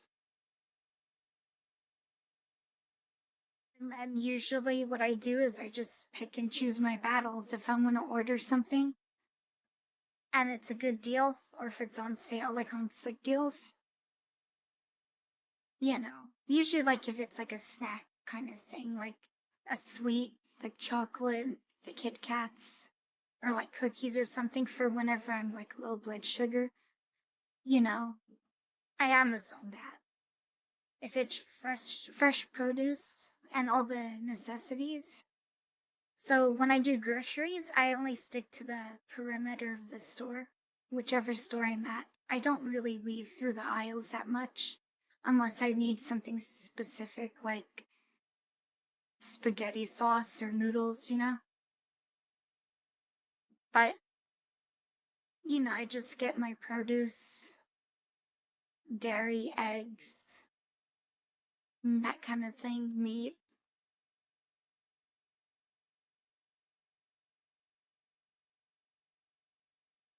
Oh yeah, oh. Maybe I should get that. Cause I've been trying to figure it out because I've been like low and I've been having like Kit Kat pieces, like just like break off a piece and eat it at night when I'm low. But even then, I don't even want to eat that much. So maybe jelly beans would be good. Yeah.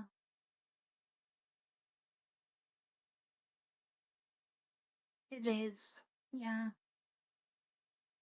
Um,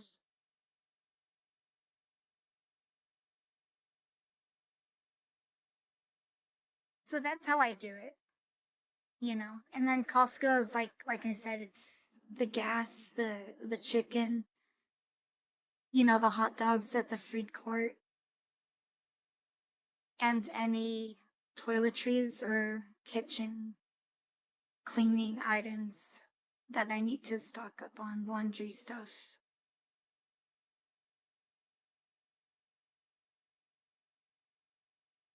Yeah.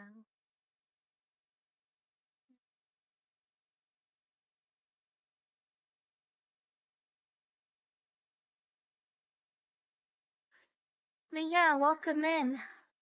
Can't read your name.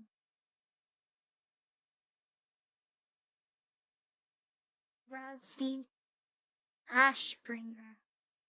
It's a cool last name.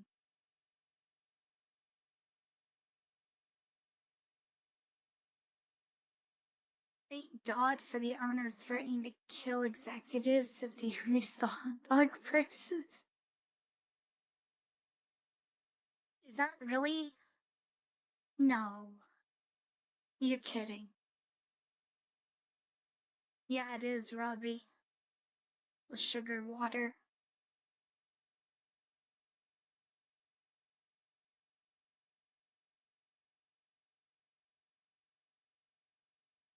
But going back to this, it's interesting because of the responses you guys gave in the chat.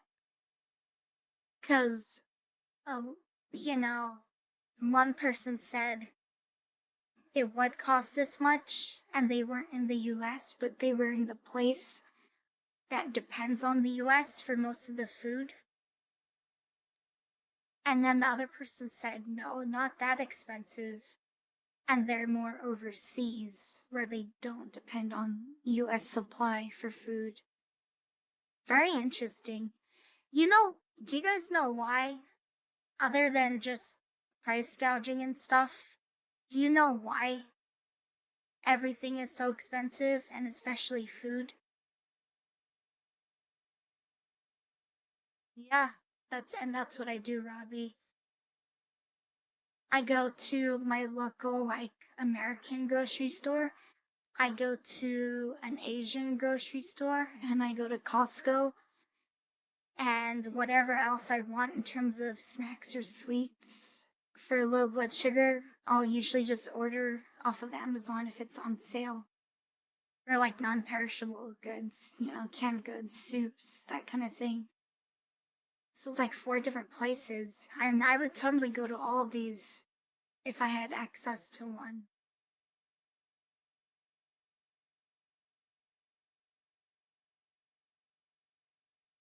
So let me find this. Um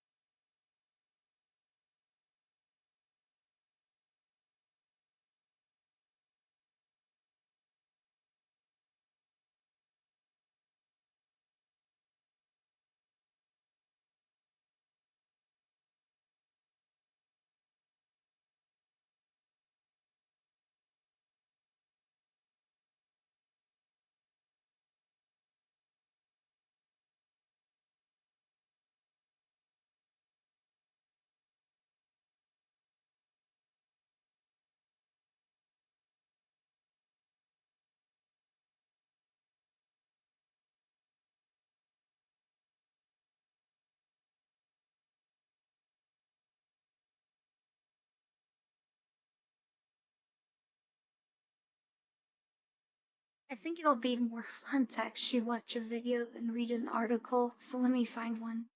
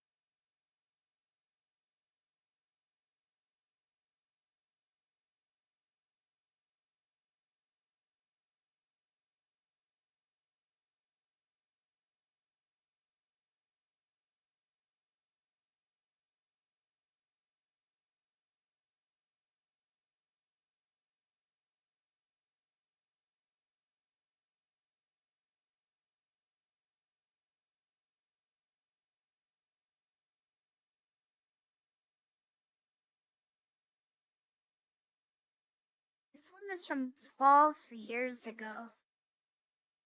I wanted like more of an over. Oh, what's wrong with my face? I'm sorry.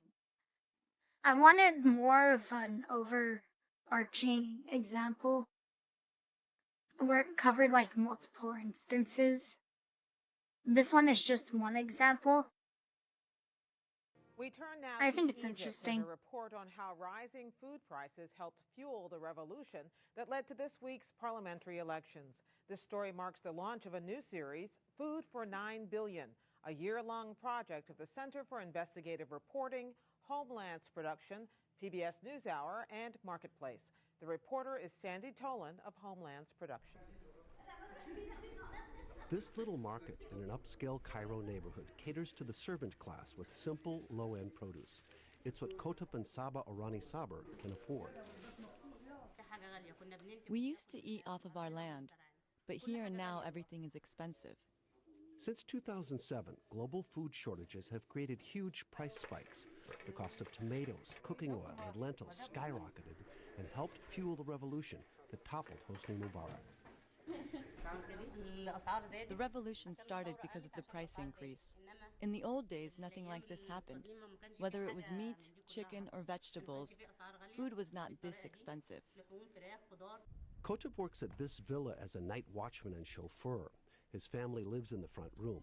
They're not going hungry, but like the 40% of Egyptians who live on $2 a day or less, the family struggles to put food on the table. They spend about $25 a week on food. That's more than half the family budget.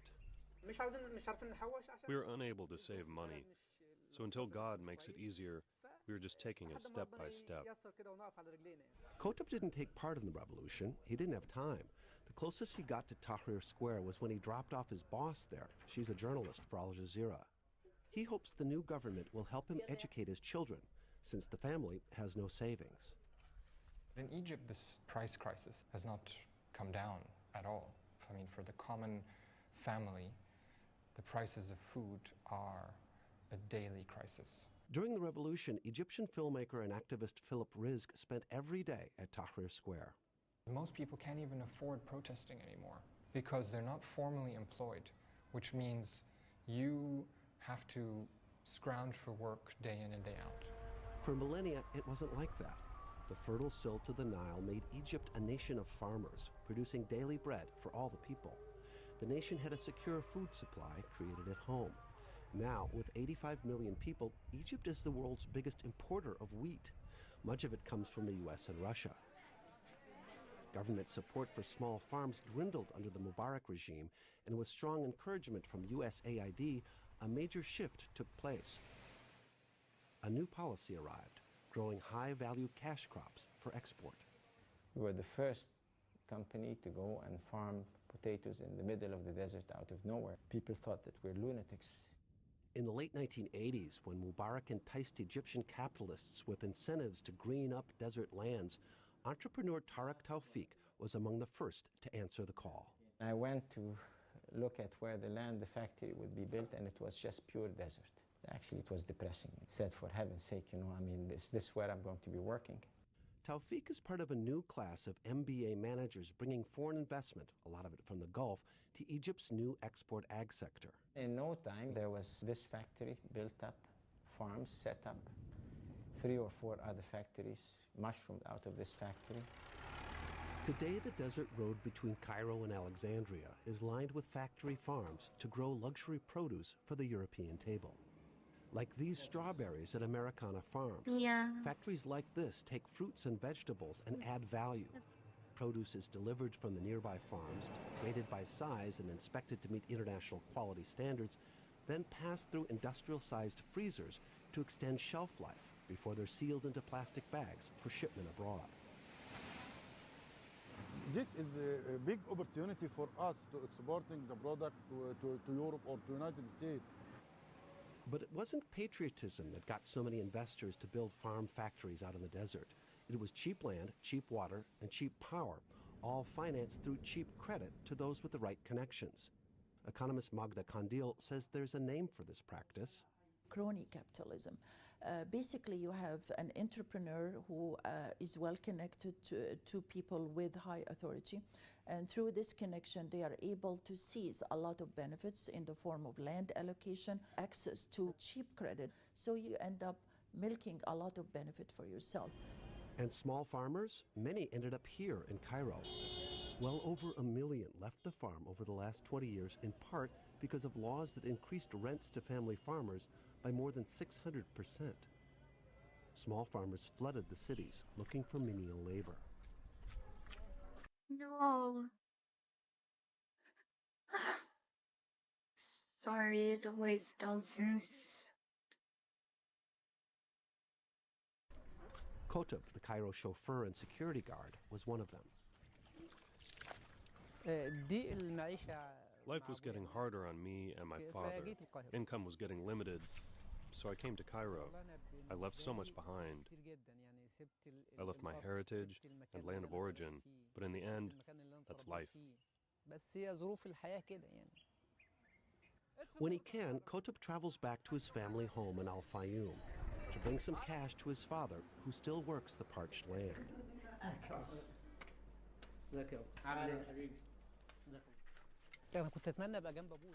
I wish I could be with my father on the farmland, but we are a big family, and the land could not support all of us. Kotub's father was given these 2 acres in the early 1950s. Them from otherwise, he says, the country could be vulnerable to future price spikes. We must have at least 80% strategically produced in this country. To think with your own brain, somebody will think for you. Who? They're not talking about the thing I was trying to make a point. Have you guys heard that when you look throughout history, a lot of revolutions occur when the cost of food reaches about, it's like 40% of a person or a family's income? Like, that seems to be the tipping point for when people just get fed up and start to riot and revolt. So that's kind of like, I've been wondering if that kind of thing is what's actually taking place deliberately. And of course, it's like people like the ones on top can just point to 2020 and be like, well, you guys got all this extra income and we're taking it back, and it just balances out status quo. But it's like it's taking more, and I can't help but to think if it's deliberate and that they know it'll cause eventually mass like rioting, and then it goes towards the Civil War stuff. But it's the ones who are the, you know, who are the CEOs and on top of the ladder. All they need is for that flashpoint to spark. And so they're raising and raising and adding more gasoline to this pile that's building, right? And they're just waiting for it to catch fire, to spark. They're waiting for that spark. And I think it's because they know that when the two sides clash, in this country at least, they already know like who's gonna win. And they probably looked at other countries. So like, you know, they'll look at North Korea, they'll look at what happened in Vietnam, they'll look at what happened in Afghanistan, and they'll be like, oh yeah, you know, we got this. Like the people on, quote unquote, on our side who kind of do our bidding, who play into, they play their parts and they play into our game that we're setting up on this chessboard, you know? And then it's like, even if shit hits the fan, when push comes to shove, they have the finances and the resources to kind of like pop their ult and make the difference in the end. Even, yeah, it's like a calculated risk. And so you take all these private companies, and I think that's why Yuan is where he is now. He's moved to like the other side of the chessboard and aligned himself because he's just like, well, fuck, you can't beat him, join him, I guess. Like, I don't think he's a complete idiot, just like, you know, other people that, you know, who are very famous that people like to just cast off as, oh, they're a dumbass. No, I think that they have a little bit of IQ and understanding to see what's happening and to adjust themselves accordingly, to adapt. So I think that's why he is where he is now in his alignment, because he wants to be on that side, the winning side.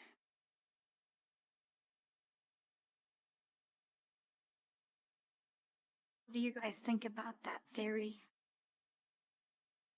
Like, even if it's against the government in a way, so much so that, you know, the government can swing either way depending on who's in power, right? The president and Congress and whatnot, the executive branch, the judicial, but ultimately, it's like the chessboard is set up. And I think that's what's happening. I think the CEOs of these companies are just pumping the gasoline on what's to be the fire soon. They don't need it. They just need it to spark. That's it.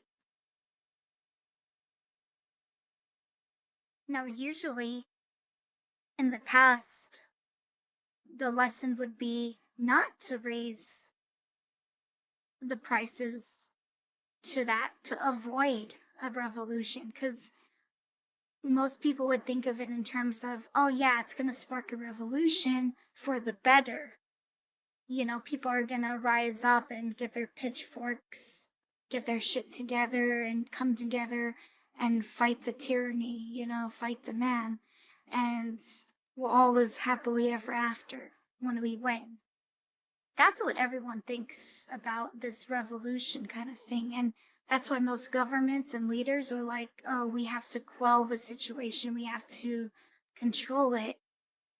We have to, you know, remediate things and fix the economy and keep it balanced so that we're still, you know, profiting, but not too much so that people are upset enough to revolt. It's a balancing act. But now I think they know, based on other countries and the past, they know that this is what it's going to take to put everything over the edge so that they can be the opportunistic ones who sweep in during the disaster. It's like when the market crashes, right? Everyone forecloses, businesses shut down. Who gobbles it up in the game of Monopoly? The poor people? No! It's the ones who already own all the other properties. They buy them out. They want the market to crash. Actually, I just read an article, like, yesterday about Las Vegas. There was, like, one company that bought, like, 340,000 homes.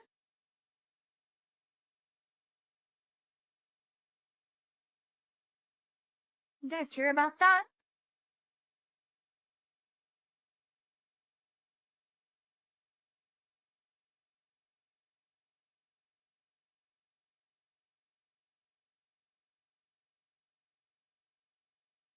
Oh, it's stupid. I inflated the numbers, lol. Here.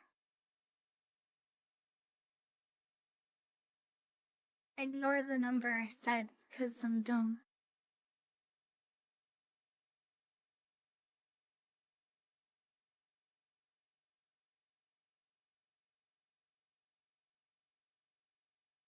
I'm not good with numbers. I can spell, but I can't count to 10. It's too hard. So, okay, they've 264. But that's still a lot, right? That's more homes than I've ever bought in my life. Can't even buy one. And this is like in Vegas.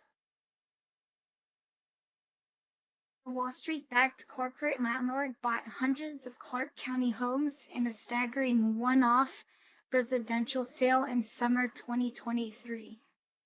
Miami-based investment firm Starwood Capital Group sold 264 homes in Clark County for $98 million to Dallas-based Invitation Homes. These aren't even like local people. These are just people sitting on a laptop or their phones, you know, sipping champagne, and they're just like, I think I will acquire these properties today for funsies. The deal, made in 3 separate transactions, closed on July 18th, property records show. The largest sale is $57.5 million for 155 homes. The second, blah, blah, blah. So, majority of homes are sold in the city of Las Vegas, followed by the city of North Las Vegas.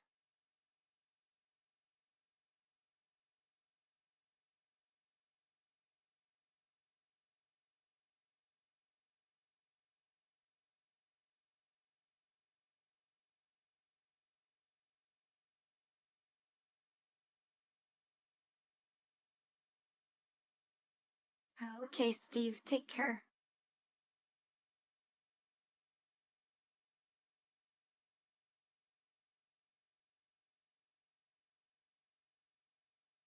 Well, maybe what they'll do is they'll start using drones to bomb us here.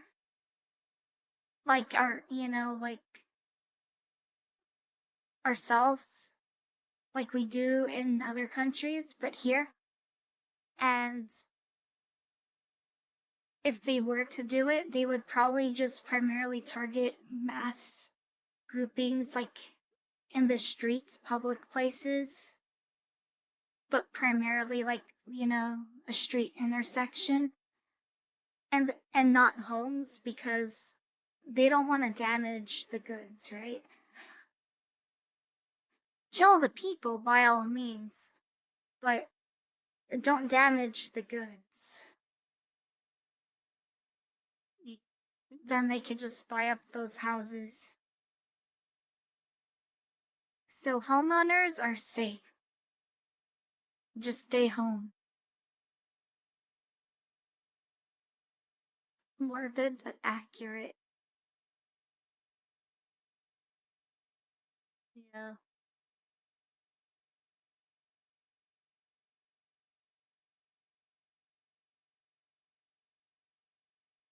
What's the question I want to ask?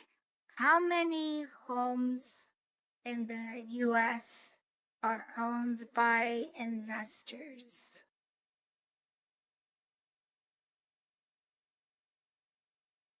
Or let me see. What percentage of homes?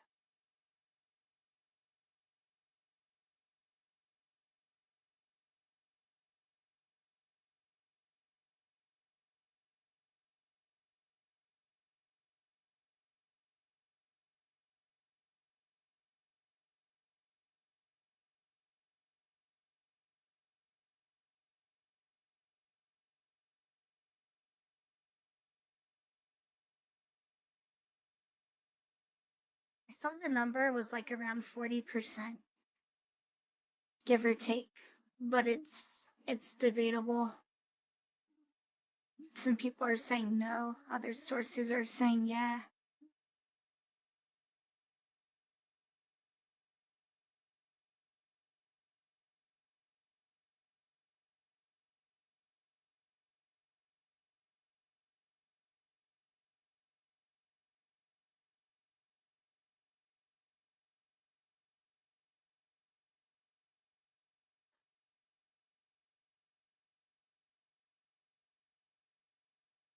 Now, this is the dramatic new eruption of a volcano in southwest Iceland. The authorities have now declared an emergency in the area near the fishing town of Grindavik, around 25 miles from the capital, Reykjavik.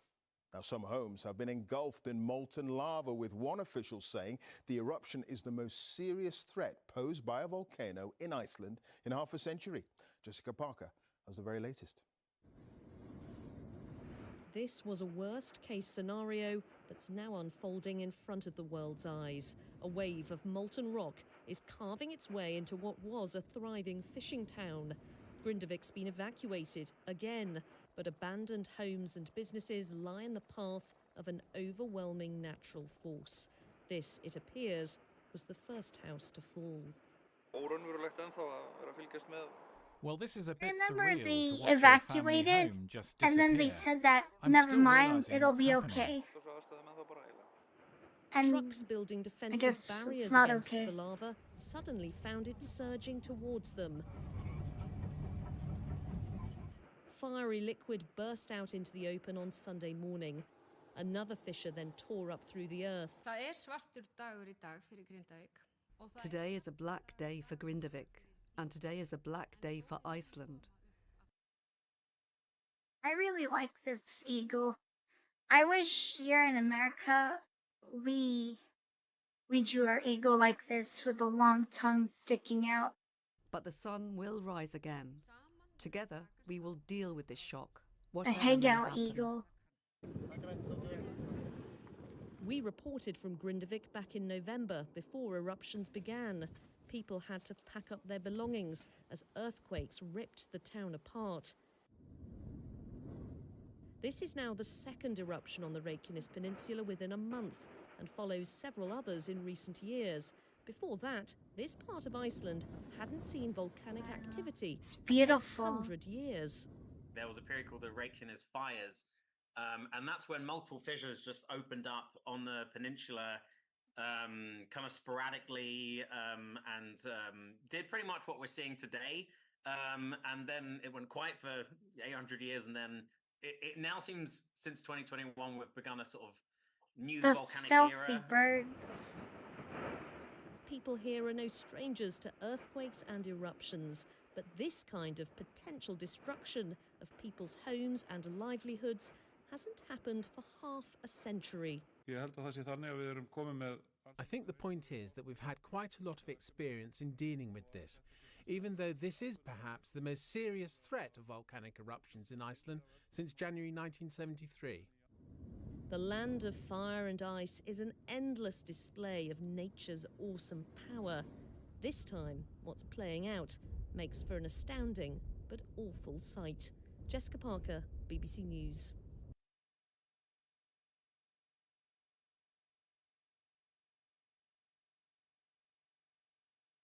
It's a pretty eruption.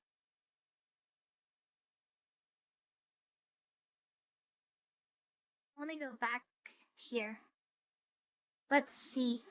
It's so cold in Chicago that the top of the Willis Tower is frozen. I don't know what the top of the Willis Tower usually looks like. If it's like that color, look, it's like frosted over. Sub-Zero is here.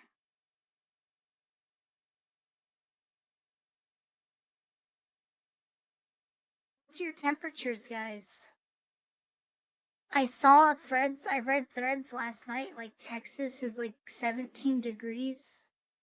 And people were panic buying, like the Costco's are sold out of supplies, all the grocery stores.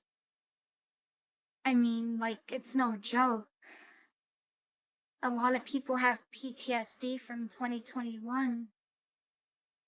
And I don't blame them. The Rock in his physical prime versus in his 50s claiming to be natural.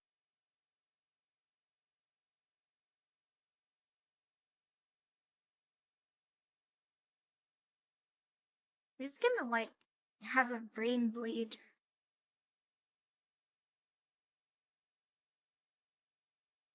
His head's gonna pop like a zit.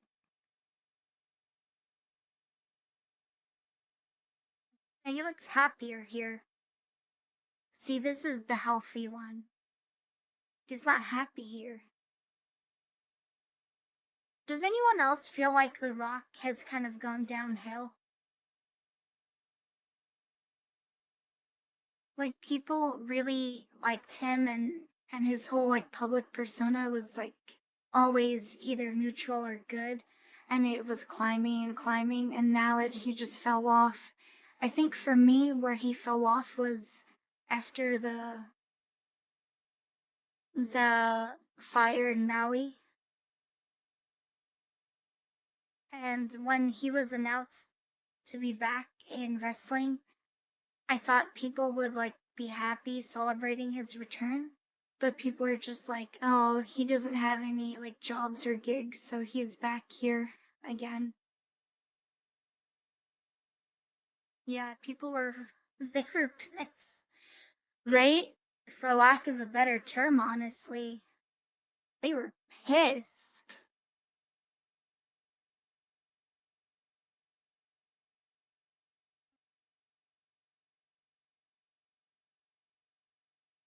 Yeah.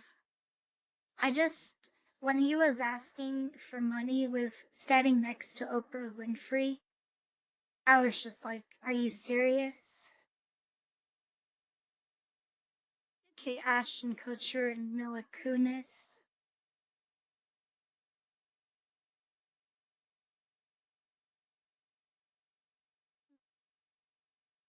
Poland is next after Russia wins Ukraine war.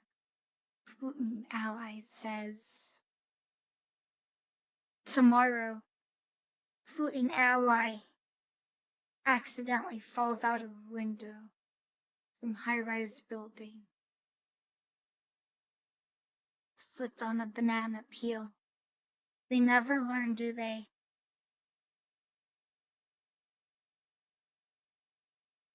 Solution to the border crisis in America.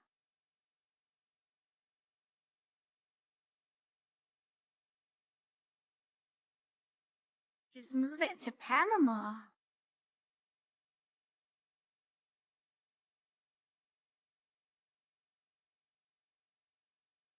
It's smart, huh? It's much smaller than that.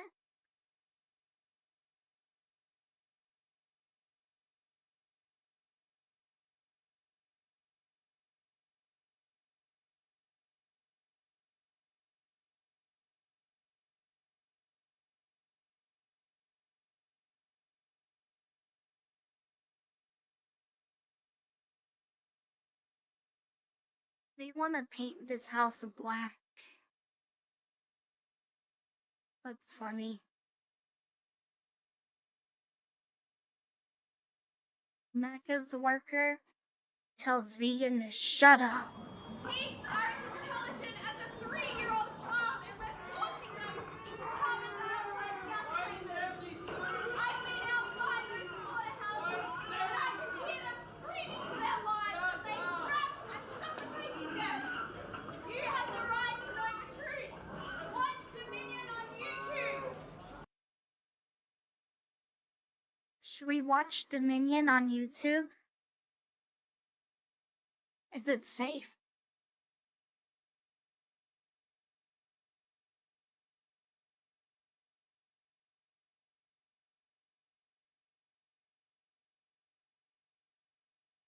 Yeah, with Gru.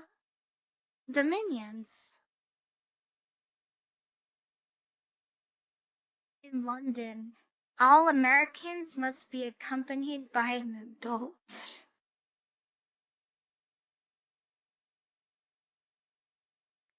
Do you agree with this?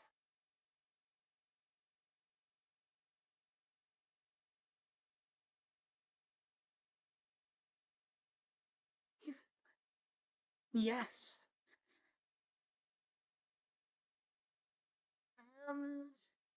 I don't know. I guess I would say no. I would assume no, Robbie.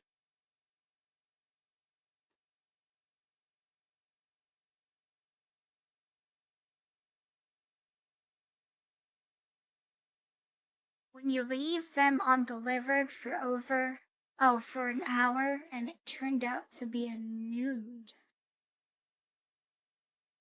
Just missed it.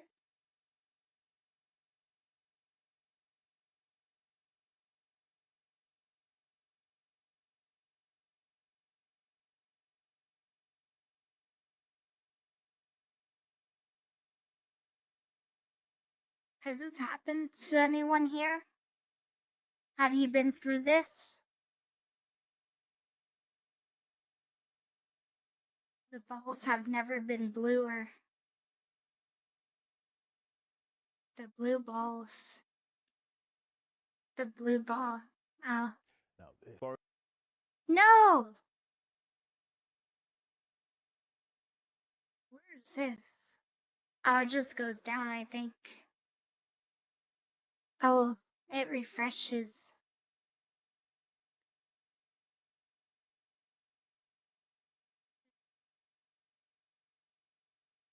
Look at these pugs.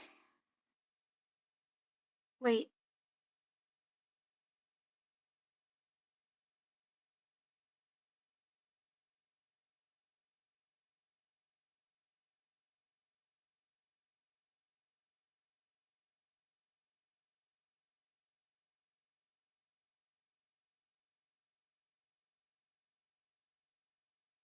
I don't know. Dentist told me off for not flossing. I hate flossing, but I bought some anyway, and I lost a chunk of a tooth in my first floss.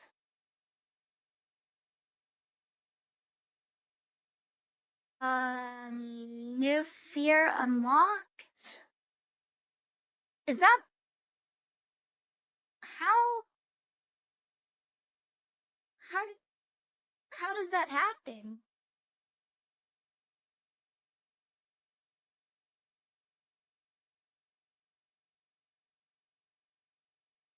No, Dara, I'm not gonna floss.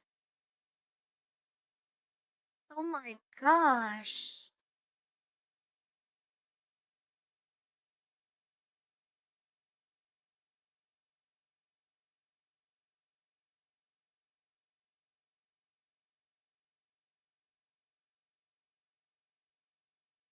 I will, Bera. Replace it with the Bluetooth.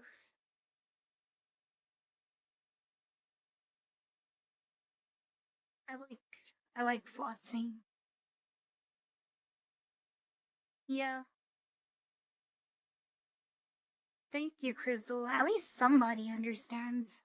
You know, I was gonna say, Stoking like the son of big dentistry. Ain't that the truth? Ain't that the truth? You must hate Halloween. Were you allowed to celebrate Halloween, Vera? Or were you like that kid? Oh, I forgot what show or movie. Wasn't it?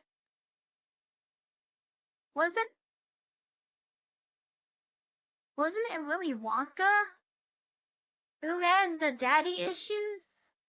Because his dad was a dentist? I think it was Willy Wonka.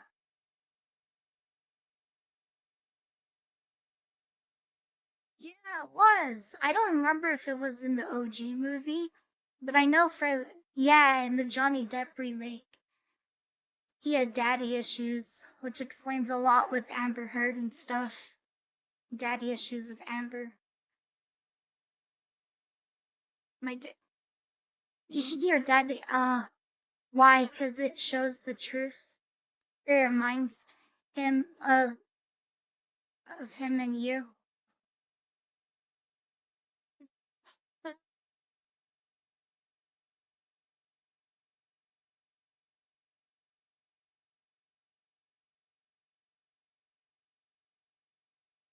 Poor Bear, we're doing like a deep dive into his childhood trauma. It's okay. I can fix you. I'll fix you up, alright? Just give me I'm sorry, not a magnum. A microscope. Some tweezers.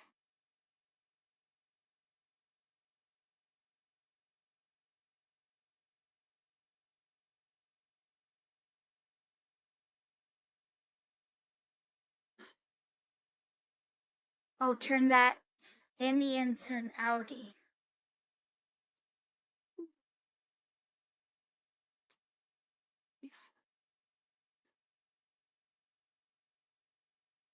I think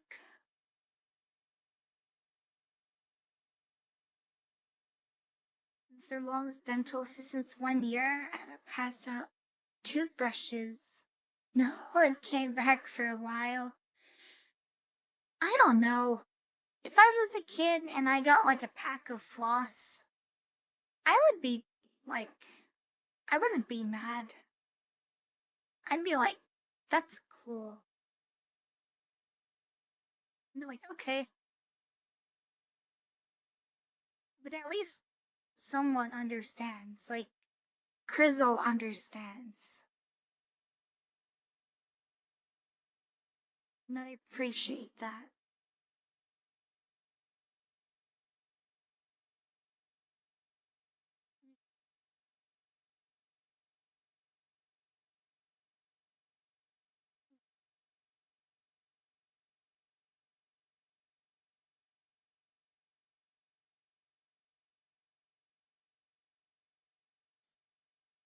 Where's the sweets? Where's the beef? You put a steak. Now this You put a piece of cooked meat into their bag or their jack-o'-lantern bucket.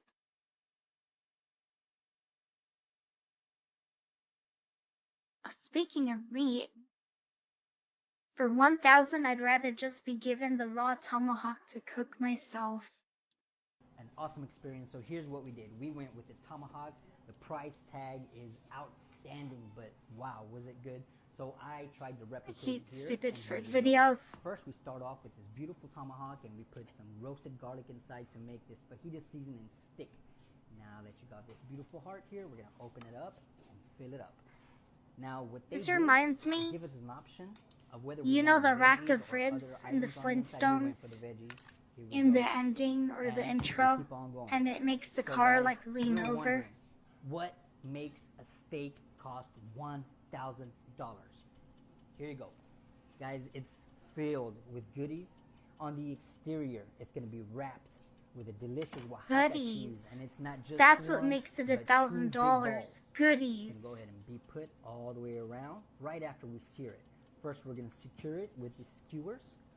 With these skewers right here. I was There we so go. Take it off stupid. to the hot grill and let that sizzle begin. Here we go. 1, 2, 3. Here, let's flip that over. Let's check out the sear. Perfect. That's what we want. Grab it. Move right over this way. All right, and guys, just to let you know, it was 6 of us, and we still had a little bit left over at the end, so it wasn't a waste, and it was great. It was delicious. We're gonna make it even better here. Let's try and wrap this around without ripping it. Let's see if we can keep it together all the way. We're gonna go ahead and turn, and they did do this in front of us right at the table. They didn't have the same equipment, but we're doing with what we have. So here we go, guys. Check it out. I'm giving the show that we paid for, and you're watching it for free. All right, now we're gonna go ahead and grab this.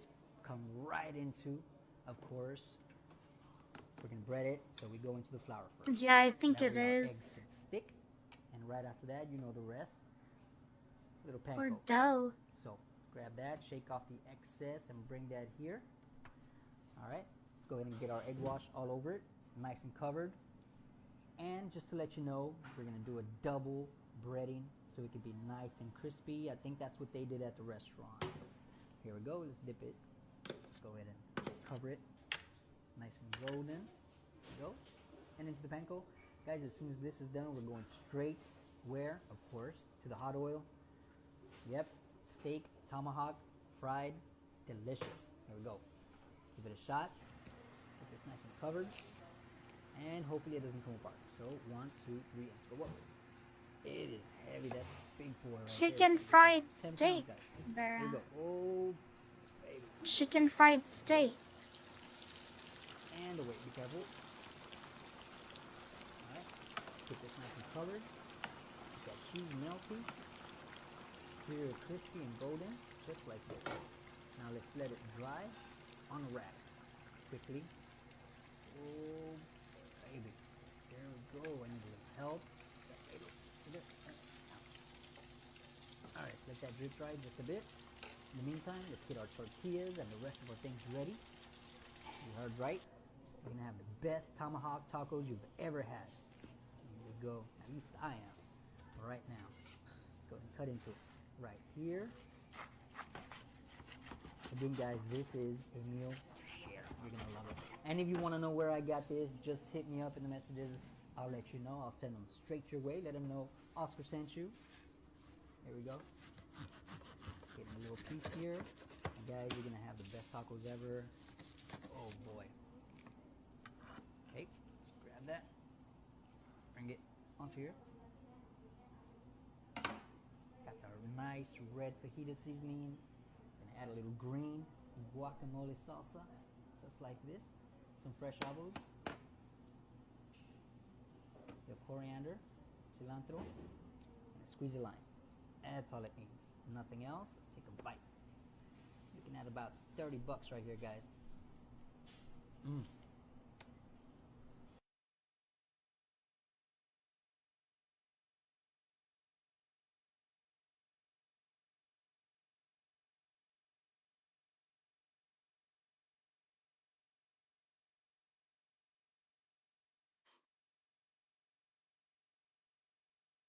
Just take like $1 street tacos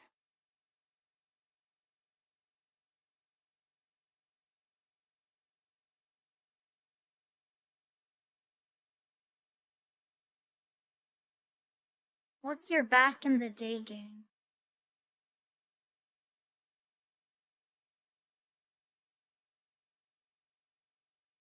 Back in the day game OST.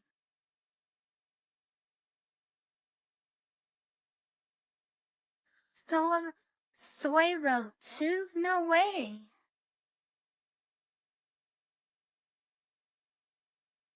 Oh, Spyro 2.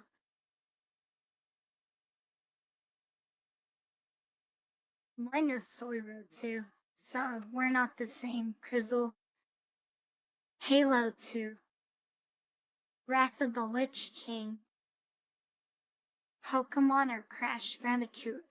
For both games, Robbie, I'd have to ask, which one? There's a lot. You know what my back in the day game OST is? My go-to? It's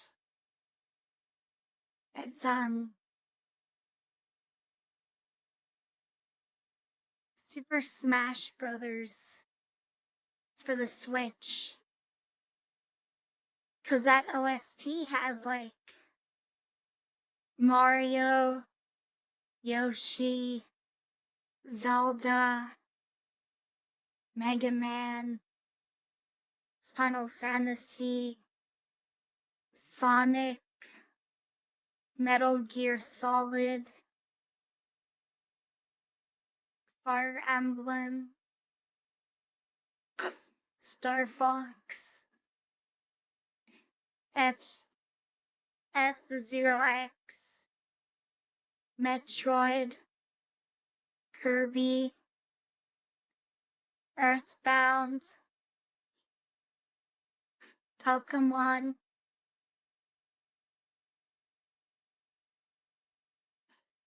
did I say Zelda?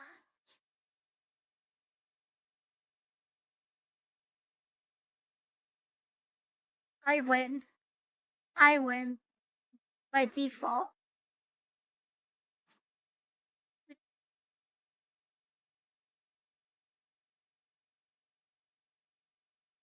I beat you all. And if they could have, like, Master Chief in it, they would have Halo in it. They have Street Fighter.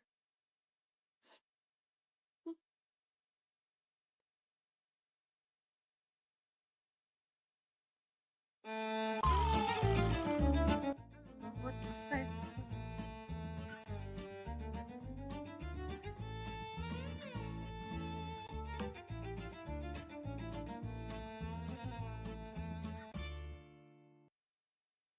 This is so bullshit.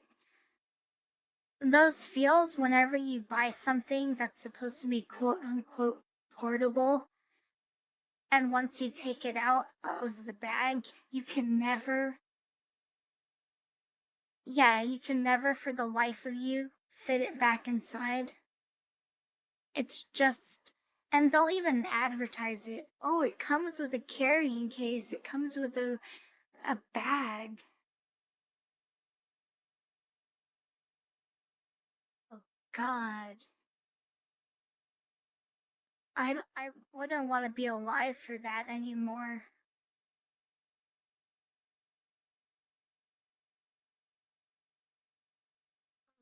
I'll be dead. I'll be old and dead before that happens, so thank goodness.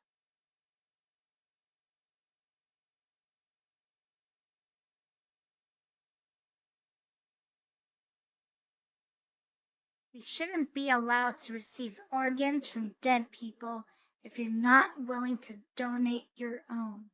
Agree or disagree? Vote now.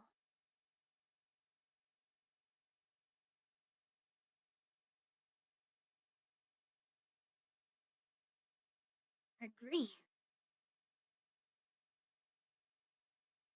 What if you're willing to, but they don't want your organs because they're diseased?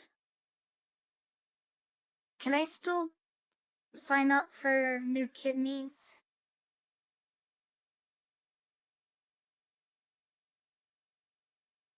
They're lost. My loss, Crizzle. That's what you mean to say. Correct yourself. My loss, I guess. I see how it is. Okay. Okay.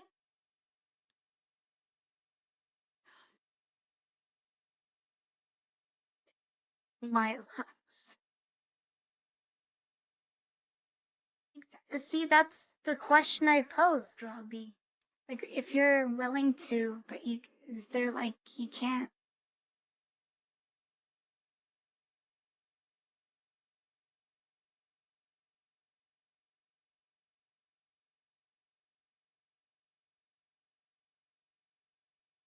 In the UK, if you die in an accident, like a car crash, the government automatically has permission to extract your organs because they can be used to save people's lives.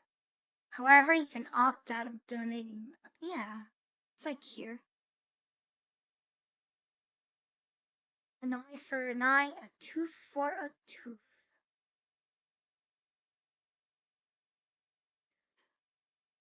Let's take it a step further then. Imagine you say yes, but you have to like go down the list and pick which organs. So you're like, specifically my right eye I'm willing to give and to receive in the event that something happens to it, but I'm gonna hang on to the left one. That one's special. So you just go down the list of like different organs and check off the box. 3 kidneys. Super filtration. You'd have like the cleanest blood. I don't think it is either.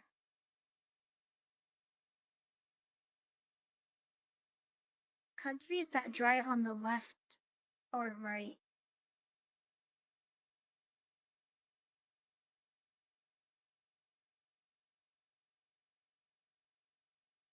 It's like the southern hemisphere. Yes, you may.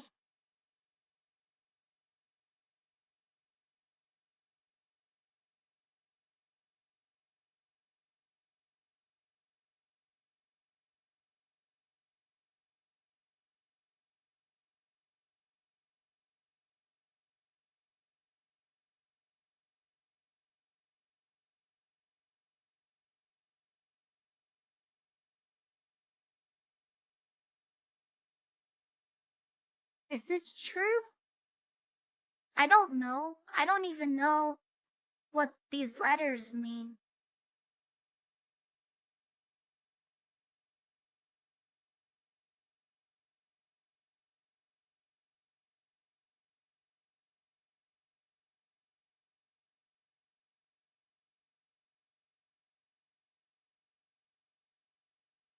Why does it look worse with it?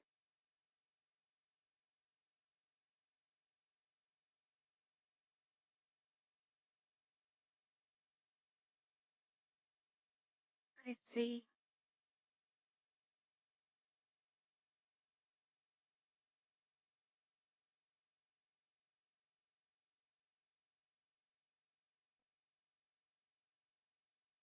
Yeah.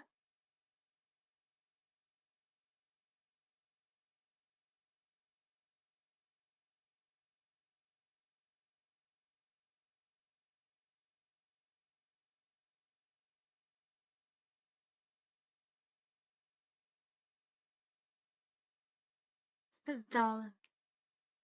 Sup, dog?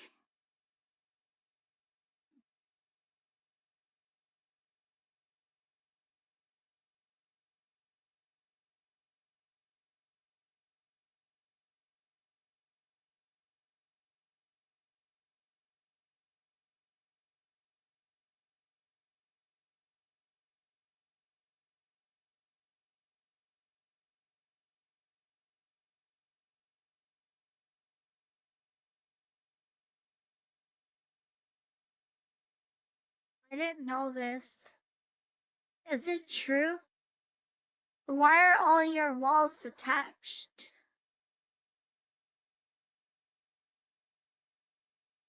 Why? daughters.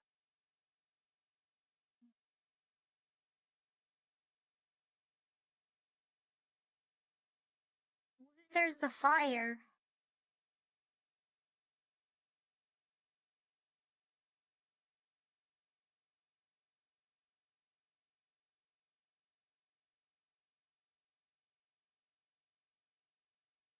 Okay, guys, I think I have a new one.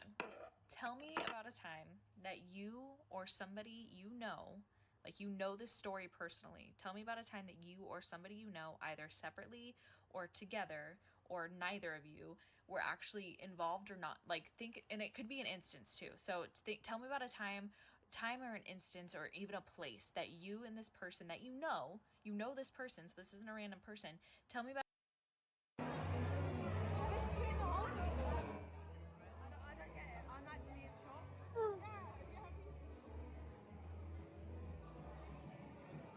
Oh my gosh. Noiseless building demolition technique invented in Japan. Utilizing large machinery for support, the process begins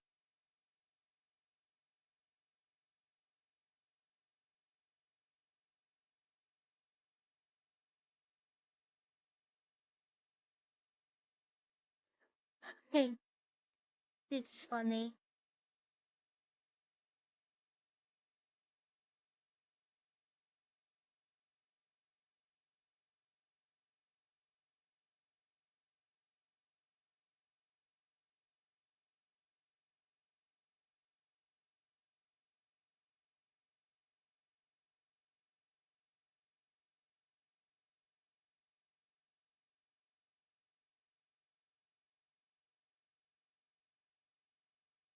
It's weird to think that nighttime is the natural state of the universe, and daytime is only caused by a nearby radiating ball of flame.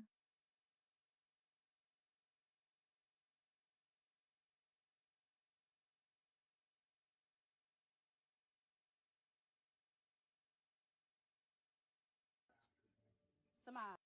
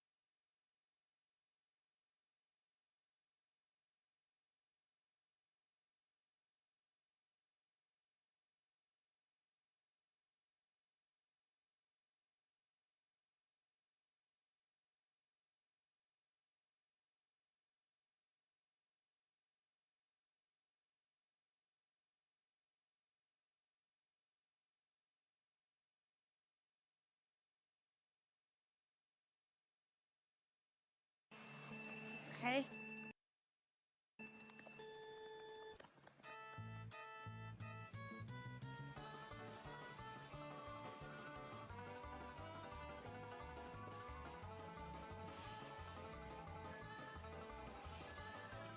I don't know.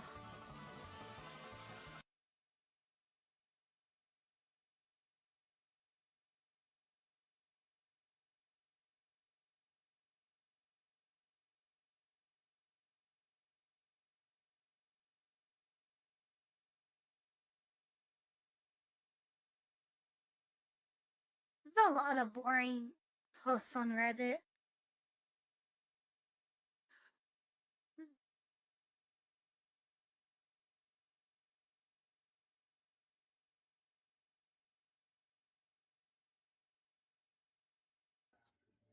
Samaj. Ma'am. What are you doing? Washing dishes. I just taking a picture of me. I'm not taking a picture of you, but you making a mess. You got water everywhere. You got shoes on though? I got shoes on though. What that mean? So, go there and clean up.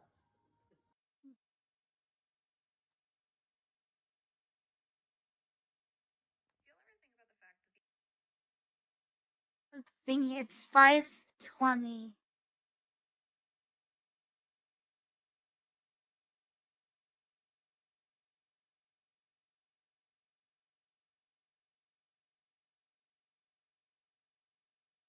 Burger King worker awarded a backpack, movie ticket, and Starbucks cup after never missing a day in 27 years. Buys first home with 446,000 in donations.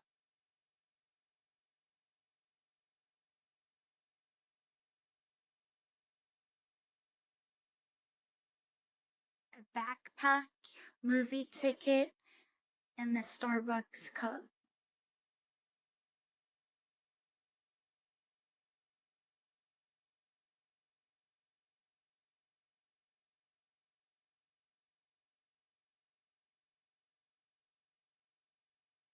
What do you think of all this? This is your neighborhood. I can't imagine. This is life in the big city. My gosh. The dog. The dog. Hi, puppy. The dog. Oh. Oh, Francie. Bless your little pretty heart. Help me. Oh, Megan. Oh, Francie.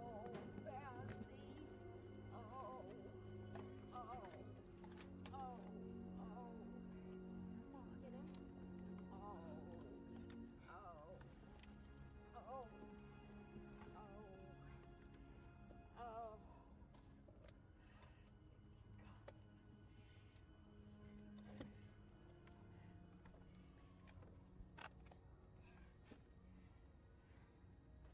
Well, I thought God just answered one prayer to let me be okay. He answered both of them. Because this was my life.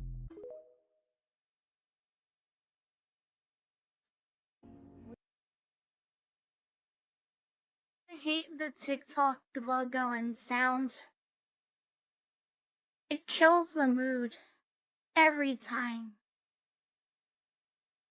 Stupid TikTok.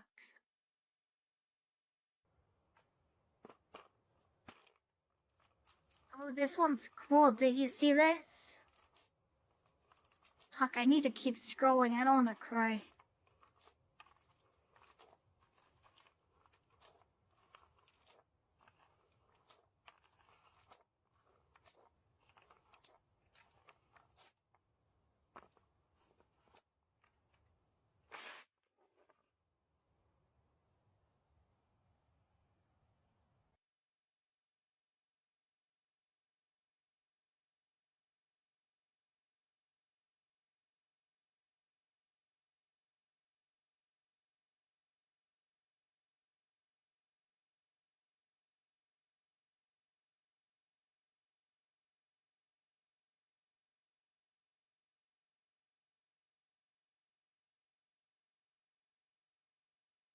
Because they probably don't want to talk to you.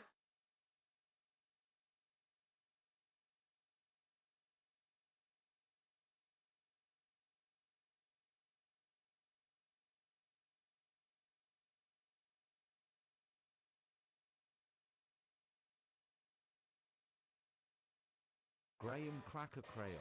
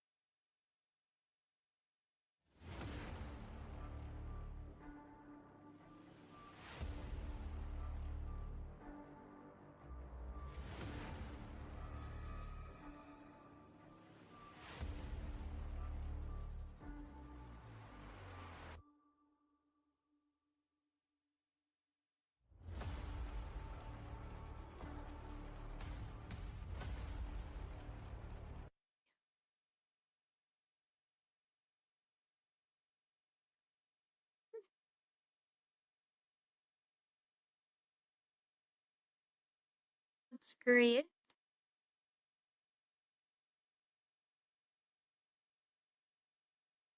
All the massive layoffs recently. Google too. I wonder why.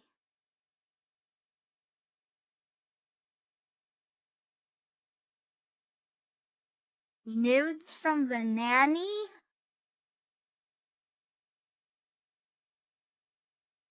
Should we read this? I'll read it. I don't know what this means. Oh, am I wrong? Okay, so basically, am I the asshole for throwing my husband out after finding nudes from the nanny? Update 6 months later. Oh no, nanny's pregnant. I'm calling it. I'm calling it now. Right now, right here, right now. She's pregnant. Hi guys. A lot of you still comment on my old posts asking for an update, so I thought I'd let you guys know what's happened in the past few months, as I'm sure it'll anger the men in the comments again. So, after going to France to visit my parents immediately after what happened 6 months ago, I agreed with my family that I needed to come home to France with my daughter.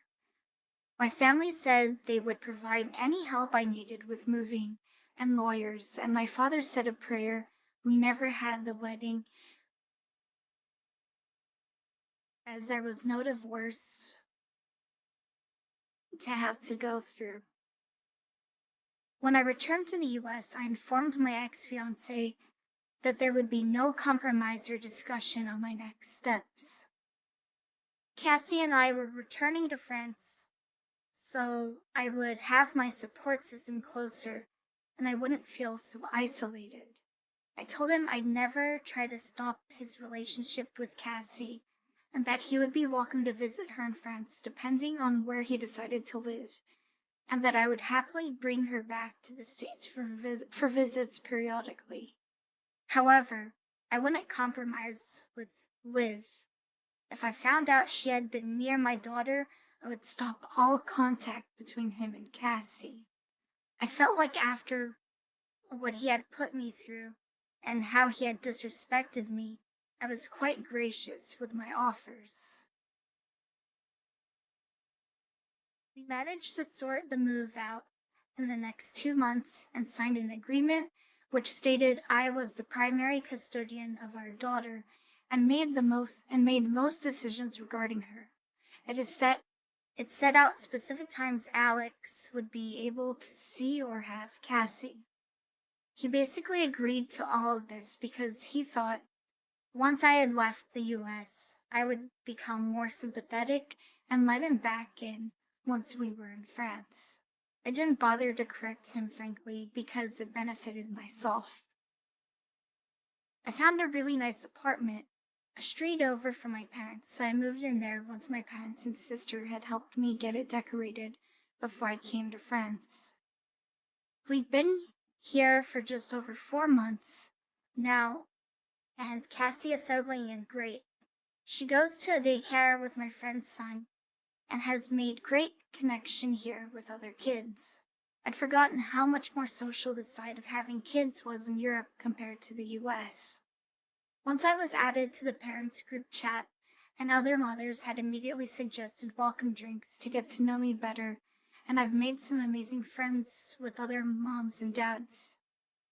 I didn't have any of this in the US. It really helped Cassie's language skills, as her French is developing much better than when it was just me speaking it to her. I've put her in baby valet. I put my daughter's baby in valet. I put her in baby valet, like my parents did with me, and she's loving it. We've got a rescue cat called Walter, and Cassie adores him. He sleeps at the end of her bed and looks after her all the time. Alex has been over twice since even though I had given him plenty more chances to see Cassie, however, he didn't take me up on them. For context, there was no issue with money or his passport to excuse why he won't fly. We spent Christmas with my parents and my sister and her partner, and it was just a lovely celebration after the shit that happened. I've started seeing one of the doctors from the new hospital I work in now. It's still relatively new, so she's met Cassie only briefly. She works in the emergency department, and she's honestly amazing. I did jokingly say Alex had put me off men, but didn't mean to take it so literally. Bisexual woman, shocking, I know. It's going slow as she knows what I've just come out of, but she's very laid back and a go with the flow type of person, which is exactly what I needed. Alex's mother is not happy, as she is of the opinion I should just have ignored what happened between Alex and Liv. However, I'm not just a little American housewife who will ignore her husband's indiscretions. Thank you. Where's the...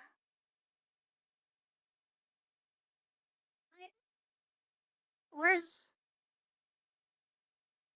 Okay.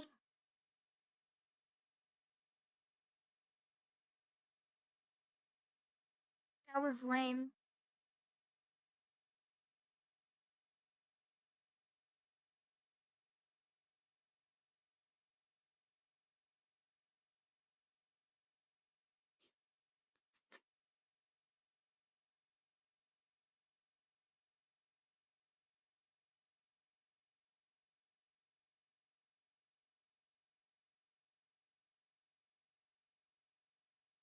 I wanted to I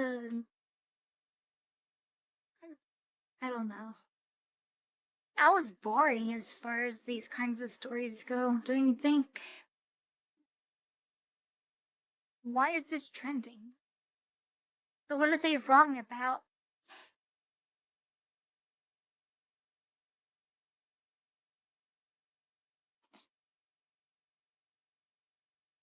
That was stupid.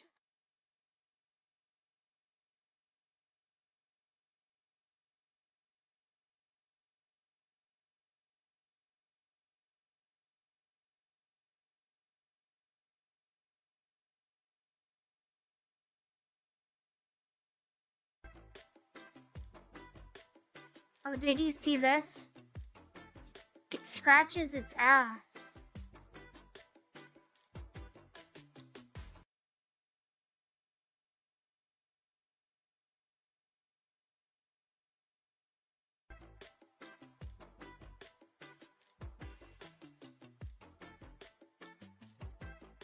They're just like us, for real, for real. I don't know, we don't have an arm exclusively for this purpose.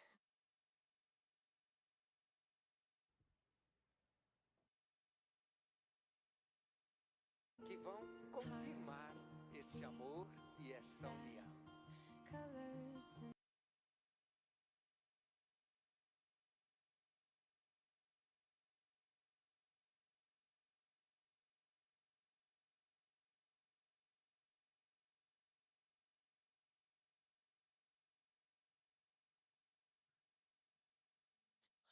Boring. Boring. Oh, it's nice. I like this one a lot.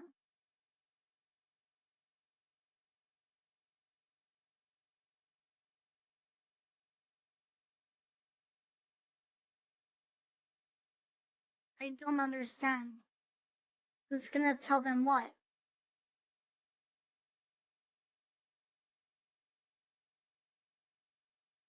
It's very cute.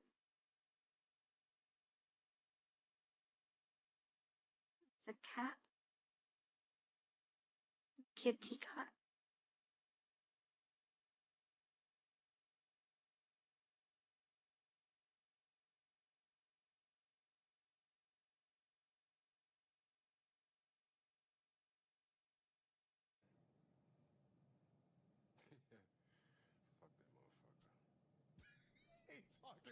me.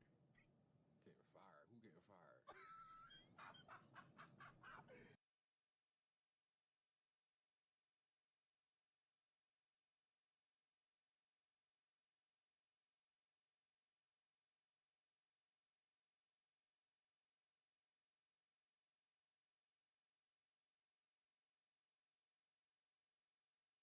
What can I get you?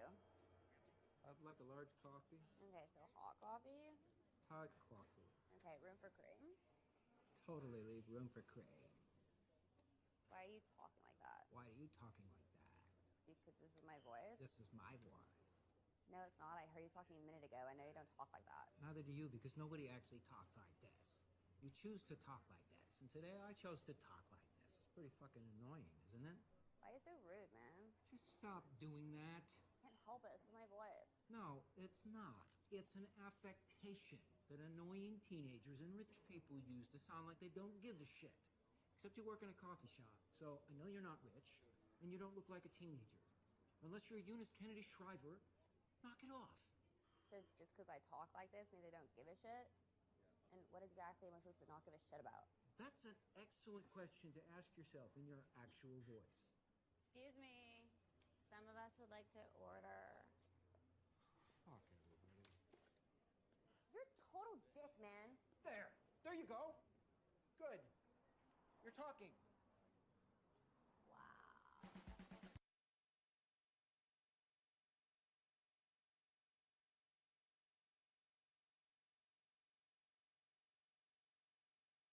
It really is.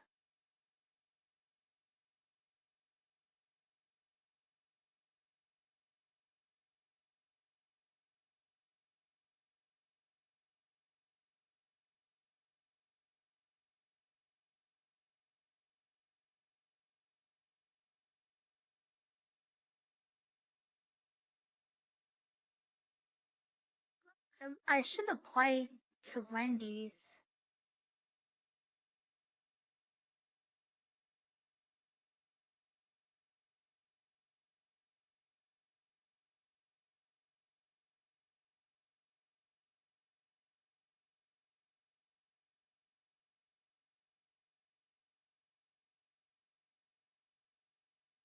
Yeah, it's so boring. Look at it.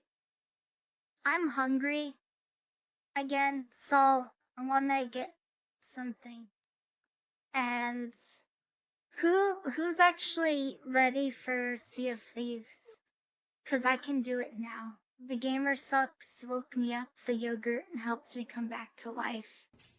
But I'll put something on to watch while I get some food. Here at home, I'm not going out. Who's ready? We got ABBA. We got Midnight. We got Fungi.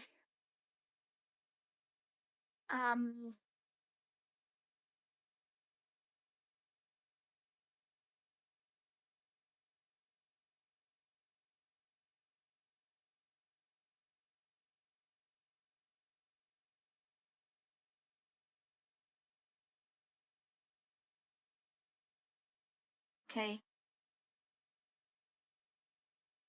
I'm gonna just be like in the game, and then you guys could be in a call. Believe it or not, whenever I played most of the time with Miyu, I would not be in a voice call because I'd be like, you focus on you and stream. And I'm just like the supporting role, you know?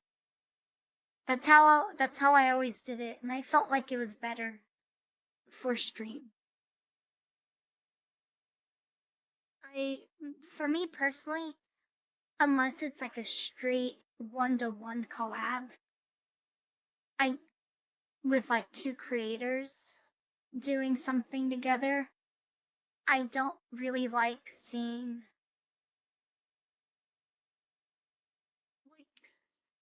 especially when it comes to like VTubers, you know?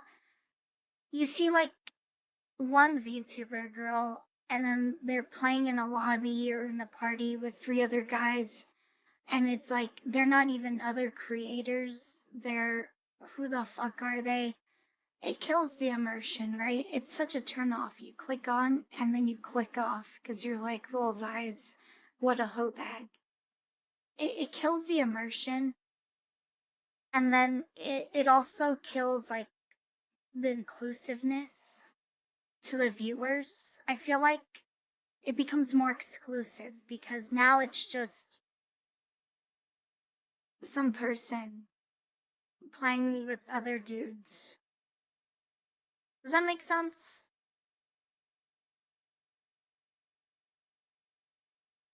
So that's kind of my logic on it. I feel like it's different than like a group of 4 female VTubers collabing together playing Phasma or something, making jokes, screaming their head off. That's like more tolerable.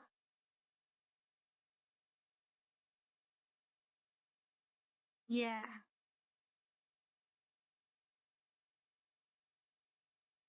Yeah. No, it definitely depends on the content and context. Certain activities in certain games, I always kind of weigh it, and I'm like, how much do you guys in chat need to hear, like ABBA's call outs in Fortnite? You know what I mean? Or like Fungai's, response to like a joke or something. It just, yeah. So definitely it's situational on the activity or the game. But just like with the voice chatting and Discord watch-alongs, there is a rationale, and it's very actually well thought out, and in my opinion, it works. Like, it's been proven to work, and it works. Some people may not prefer it that way, but it's just something that I do and prefer, and I feel like it does well. So yeah, let me grab food. Let me grab food. Yeah, of course. Right. And you gotta do what works for you, right? If it's something that you guys don't dig, there's lots of cheaps in the sea.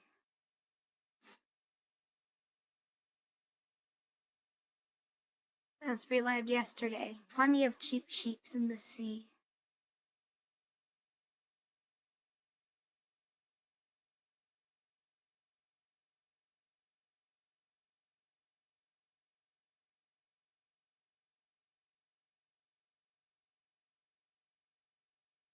These 5 tanks are literally about to rain missiles upon this $500,000.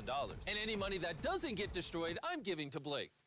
Well, lucky for you, I'm gonna give you my credit card, and you can spend as much money as you want trying to protect this money from all of the missiles we're gonna be launching at your money. So I just build whatever I want? Whatever you want, but you only have 24 hours until we fire these tanks. I need metal, let's go! All right, let's go, boys! Oh, he's running. We're kicking this off with a sprint. All right, Blake, where are we going to first? Think in the junkyard. Blake's first 3 hours consisted of sourcing any metal he could find to protect his money. I mean, this looks like they have metal. Even if that meant spending $30,000. Definitely want that, all the trucks. Basically, you just want every car here. Yeah, can you give me any of your shipping containers? Go back. Yeah, this is good. I feel like those will work well if I put them on top of the money. And as if buying out the entire store wasn't enough, Blake did the same thing at 2 other industrial stores. So everything I get from you today, I would need within the next 12 hours. 12 hours? I'm willing to pay double. Okay, we'll get it. He's very quick to throw my money around. $15,000. And while we waited for the materials to be delivered, we headed back to the money and Blake laid out his official plan. You just spent the last hour strategizing. What did you come up with to stop the tanks from destroying your money? Step 1, I want to put a shipping container over the money. That is actually genius. Step 2, giant water tanks. Do you think that's your best defense? I think it's good, but it's not the best. Step 3 is containers filled with brick, hay, and wood. Step 4 is my best defense, a fortress of strategically angled cars.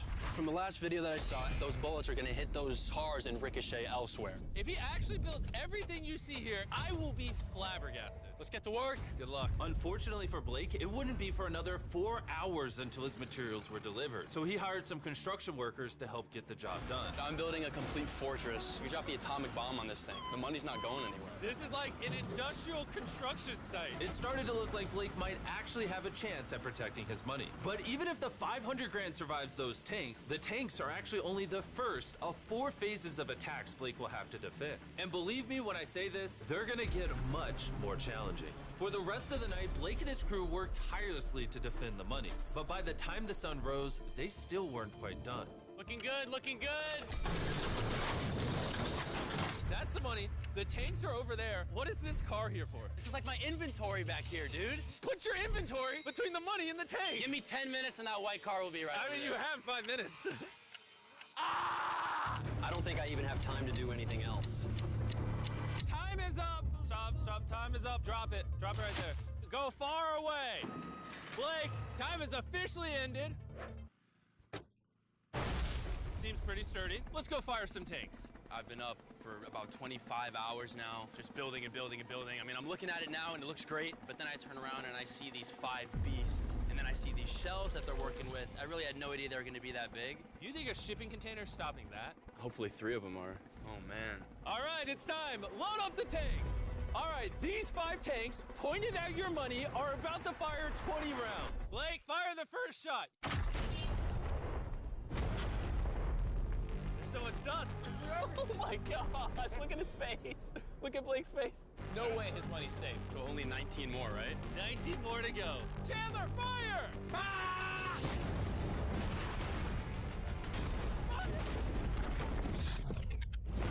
Whoa!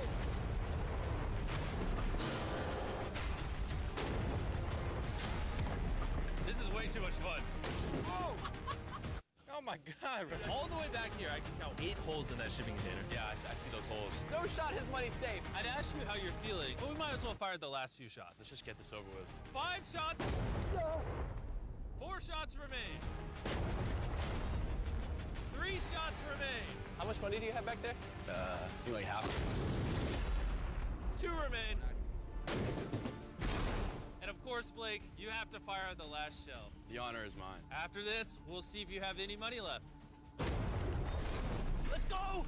Oh, he's running! He's so fast! Is there any money? Wait, it's still there! Yes! Blake, it looked like your money survived. We got a fresh stack. I know you're happy, but we're gonna move on to phase 2 of 4. And in 24 hours, we're gonna blow up the biggest bomb we've ever detonated in the history of our channel around your money. Are you gonna drop it? Are you gonna shoot it? I'm glad you asked. I'll be right back. Blake, what do you think's in those green crates? I don't know, dude. It looks like... Here, I'll answer for you. This is 100 crates filled to the brim with TNT. How are you even allowed to do that? I'm not sure it's legal. And while we prepared one of the biggest explosions in YouTube history, Blake began to strategize on how to keep his money safe. Step 1, we gotta take everything flammable out of here, man. All the wood has gotta go. Step 2, water tanks. Step 3, I wanna move the shipping containers that I got. I just wanna close them into the other shipping containers. And then step 4 is just walls, cement, bricks, cars if I have to. Explosion is a lot worse than the tanks. This is bigger than that safe that blew up. Yes. Every single thing inside of that, destroyed. Come on. The first time, he lost $250,000 in this video. We gonna repeat it? No. With phase 2 commencing in just 18 hours, Blake gave the workers he hired a life-changing speech. Gentlemen, we survived day 1. Yeah! Give it up, come on. Woo! You were good, you were great, but there's still $500,000 back there. So let's get to work! Let's do it! Let's go!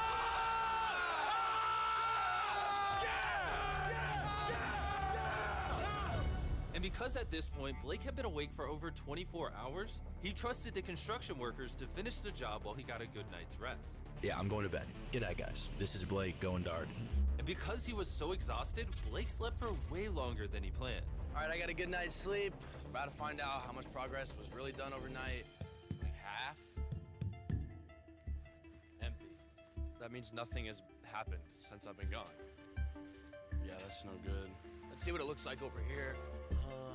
Even after his inspiring speech, the workers that Blake hired didn't get much of his plan done. And with only 6 hours remaining, Blake did what he could by covering his weak spots with spare parts, bricks, and more cars. Looking good in here, looking real good.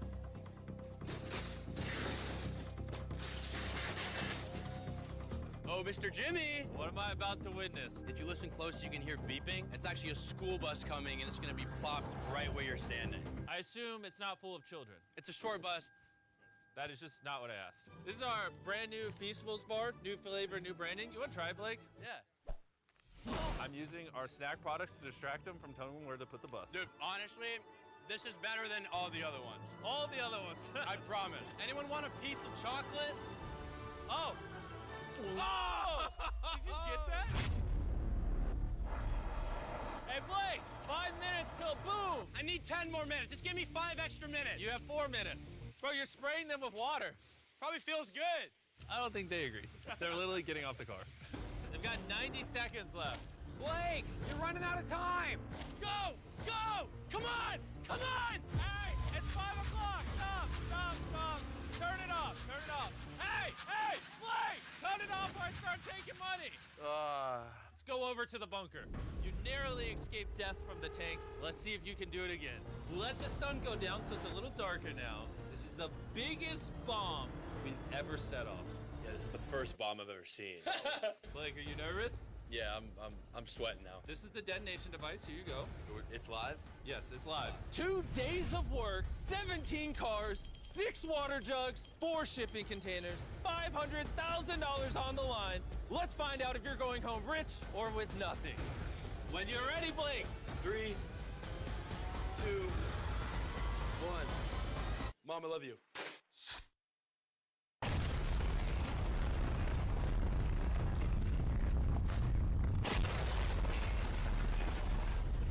Thank you.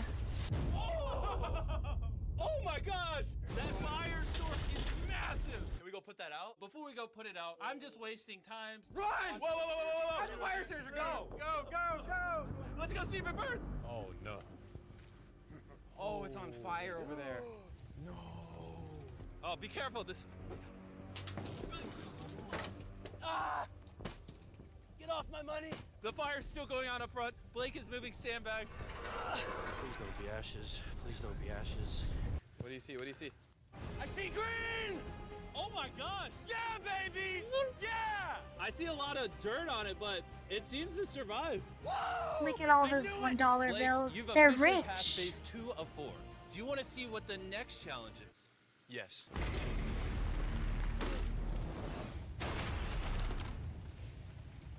All right, Blake, for your 3rd challenge, we're going to be dropping flaming cars filled with gasoline on top of your money. Can you tell me how many cars? A lot. A lot?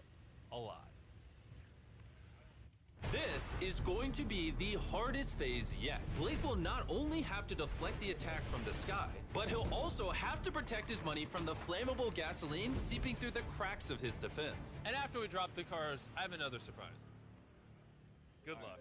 I want the crate with the money in it to be stuffed with concrete. That shipping container that's just sitting, plop that on top of the money. Since Blake had been working so hard for the past few days, he ended up going right to sleep and saved most of his work for the next day. And although he seemed confident, this challenge would soon prove itself to be more difficult than anything he's ever faced in these videos. All right, this is day 4. I'm feeling like a zombie. We're gonna take the other shipping container that I have, we're gonna pick that up and we're gonna put it in a formation to where the point is facing up, so it's like a pyramid, and the cars will hit it, doom, and fall, but not on the money. We gotta get that shipping container on top as soon as possible. It's starting to worry me a little bit. Over the next few hours, Blake did everything in his power to place the top shipping container at an angle to deflect the cars, even if that meant using wooden logs to prop it up. If this container does not go exactly where I want to right now, I'm probably losing a lot of money. Extinguishers. We did it! Oh, that makes me feel really good. The water tank, we bring that over to like right here, fill that thing with bricks, and then we're gonna take the last car we got, put it right here. It's gonna block all this, it's gonna look great. We got a plan, baby. But what Blake didn't know is I was about to introduce a twist. Do you want to know what the twist is? Yeah. Follow me. See that flag over there? That's a catapult. So as cars fall from the top, giant flaming balls are gonna be hurled from the side. Dude, I've been guessing millions of things. I never thought catapult. I have like no more materials. I have nothing else to use. Throughout the final hour, Blake raced to cover the weak spots of his fortress. However, there was still a key part missing. His water truck, which he sent to refill in the morning, was painfully late. He has 90 seconds left. All right, here we go. As always, it comes down to the wire with Blake. 60, 59, 58, 54. He's drenching everything in water before we drop the cars to try to protect his money from the fire. 30 seconds remain. You really think this is gonna stop the fire? Oh yeah, baby. 3, 2, 1, drop it! Just for that, I'm not showing mercy on the last one. You knew that was gonna happen, That was dude. intentional. Oh man, moment of truth. Look how high up that bad boy is. This is only the first of 5 flaming cars we're gonna be dropping, on top of the 5 flaming death balls from the catapult. You ready, Blake? Get this going, dude. Light it on fire! Now drop it! Oh no! Oh my god! Oh! Hold on, everything's actually setting on fire right now. The burning car successfully rolled off the container. However, the wood that Blake used to prop it up quickly engulfed in flames. Dude, what's going on?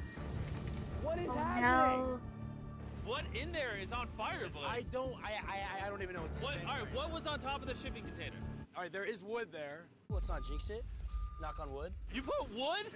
And you knew we were dropping flaming cars? I needed to use them, dude. Luckily, Blake did surround his money with cinder blocks, so there's still a very high likelihood his money is unburned. And since we're about to go into the coolest part of this video, obviously now, I'm gonna tell you about Acorns. Their debit card is meant to help you grow your money, not just spend it, which I'll tell you more about in a second. Fire! Acorns just launched the new Mighty Oak debit card that they made with Dwayne Johnson. Cool thing about this debit card is every time you make a purchase, it automatically rounds up to the nearest dollar and invests the difference for you. Believe it or not, your money is also under attack. Not by giant flaming death balls, but by things like bills, spending, and inflation. And when you're not spending, your money will be hard at work in 2 of the highest APYs Mark available. that they're still showing Jalen, what does footage APYs mean? while they're doing the It ad. means you can fight back against bills and inflation by growing your money, just by having your money in your account. Blake, how you doing, buddy? I'm remembering what it feels like to lose one of these things. Whoa! Oh, it's Look a at direct that. hit. Oh, right on the money! And just from signing up, Acorns and I are giving you $20 to start growing your money. So go to acorns.com/MrBeast to learn how you can make your money work for you. Light it on fire! Drop it!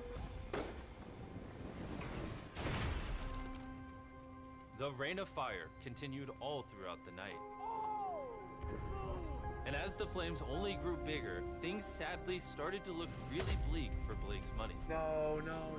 That fire was raging for over an hour and a half. It's either all gonna be there or it's not gonna be there at all. That right there is a bunch of logs of wood. He accidentally created a giant bonfire.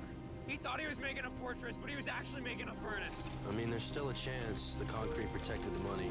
Blake, moment of truth. Did the cinder blocks protect your money? Or was the fire just too much? Oh my god. Oh no. Oh. Oh, those are ruined. Wait, hold up. The money is fried. It's 1,000 degrees in there. Let's be real with ourselves, Blake. It's gone. As you saw, most of the money looks like this. Another loss. Yeah, this one hurts more than the laser one. What hurts the most is that I worked so hard for nothing. Yeah, it sucks. The challenge is officially over. And before you go, Blake, I have an offer for you. You have 2 choices. You can either walk away with $100,000, or you can get a 3rd and final chance to compete in a future video. All right, I'm coming back. You're coming back? I'm coming back. Okay. Blake's final chance to be in a video is going to be right here, but it won't be uploaded until February. I don't think me, the audience, everyone can bear to see you lose a 3rd time. I'll see you then. That's so nice. We are now stranded on a raft in the middle of the ocean. And there goes our boat. We are now stranded for 7 days. How much longer? 7 days. Frick. This raft is literally countless miles from the nearest civilization. And whether we like it or not, my 4 friends and I are stuck on this raft. And it's not gonna be easy. This is brutal. We're all at rock bottom now. This challenge went from fun to a literal nightmare very fast. Bro, look how far away the boat is. I can't even see it anymore. So step 1, we're gonna get sunburned if we don't get shade. And I had survival specialists equip this raft with tons of wood, rope, and everything else we would need to build ourselves a shelter. Boys, we need to get started. We are running out of light. I got this side. Oh, my finger. Now we set these up like a teepee. We picked the worst day to start. As you can tell by the clouds, it's literally about to storm. So, first thing we want to do is set up some structure to cover us. up, Also, bro? since we're on the slab of wood for the next 7 days, we need a place to hide from the sun so we don't get sunburnt. So, 2 birds, 1 stone. Speaking of birds, while we were building, this happened. Bro, the bird! It's coming right at us! Oh my god. Yo! Oh my god, it's a bird! Yo! Oh, we've seen this. This is crazy. We should name him. What's his name? Brian. Brian! I remember the bird. Ryan, what if you went and caught some fish? I know. He's looking at me. He understands. Jimmy, just say the word. Put the knife away. Okay, I'll put the knife away. And the hatchet. Brian, that was a joke. Forget the bird! We gotta build a shelter! And while Brian watched, we worked on our first shelter for the rest of the day. Except for my friend Tariq, who spent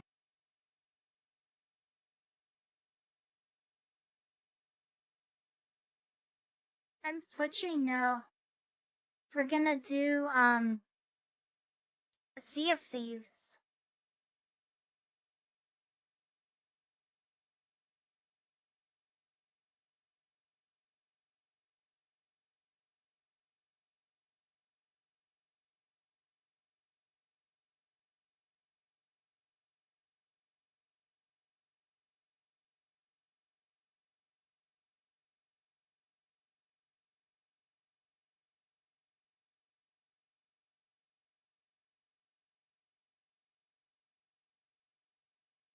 Okay, I got my controller.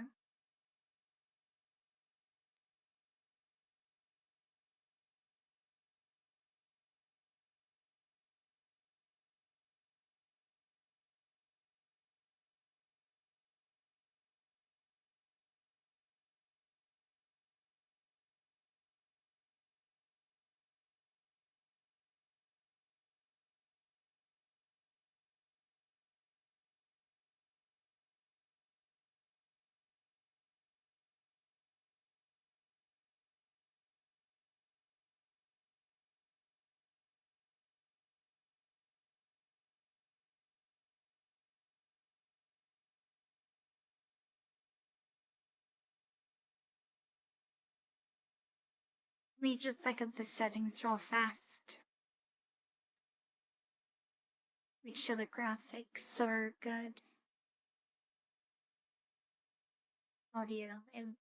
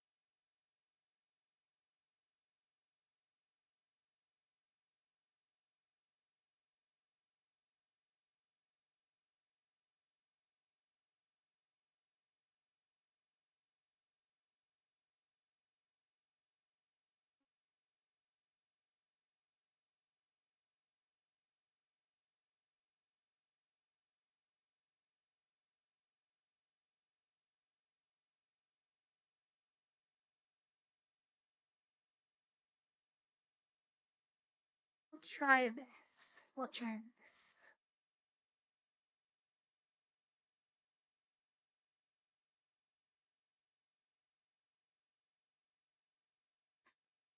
What is this? Oh, safer seas, play solo or co-op in a private world without other player crews? That's lame. Or jam. Full screen.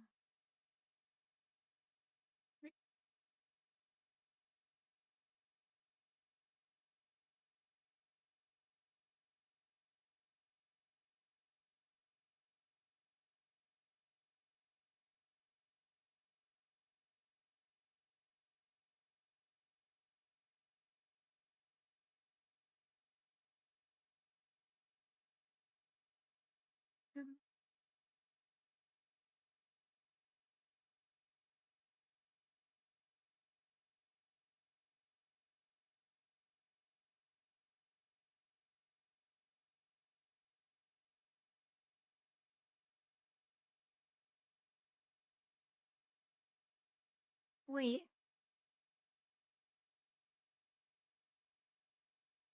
They make you purchase a ship now? That used to be just free? Are you serious?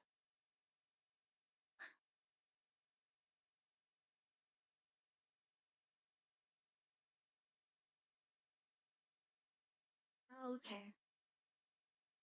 Gotcha.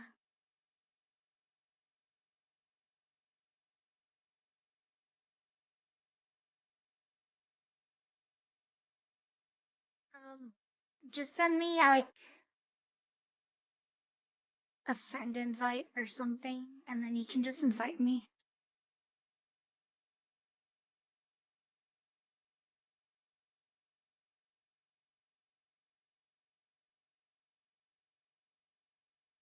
Because I don't know who to invite.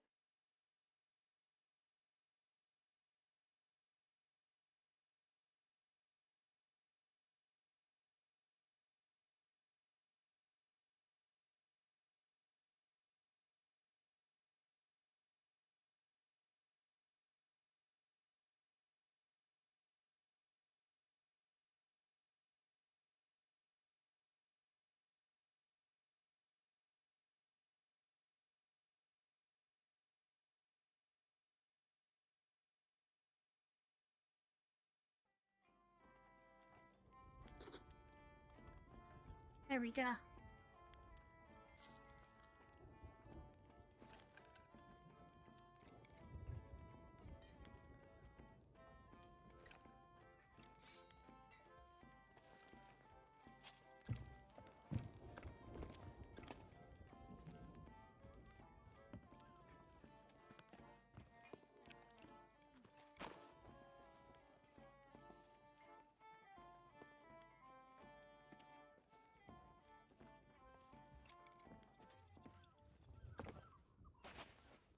Yeah, so shoot me an invite.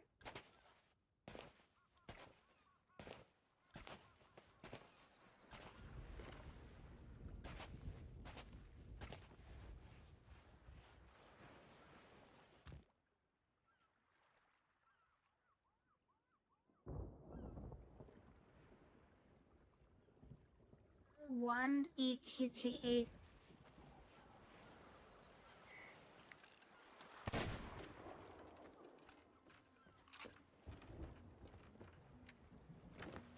PC.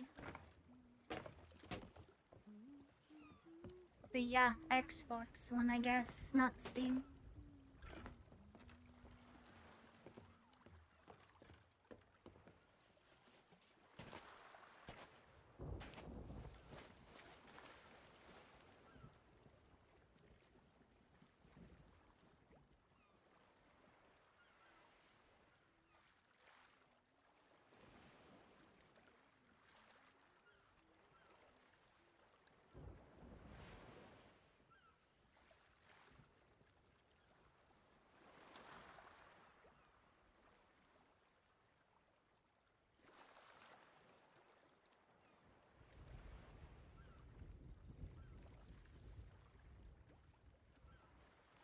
Yeah.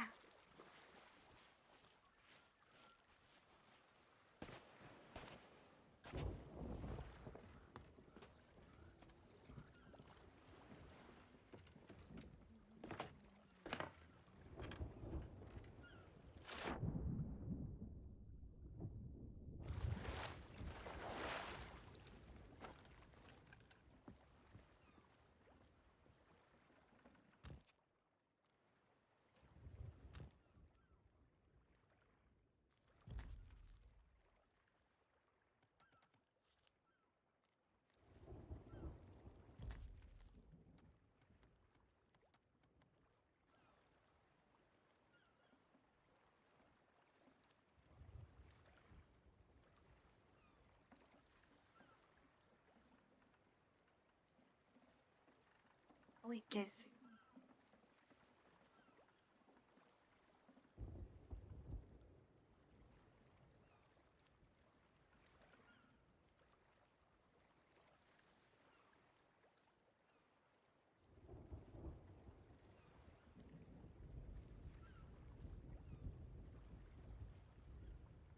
I don't like how the Xbox controller, I don't know if it's like my PC's Bluetooth, but it seems like I have to always connect it with a wire. I can't ever just enjoy it wirelessly.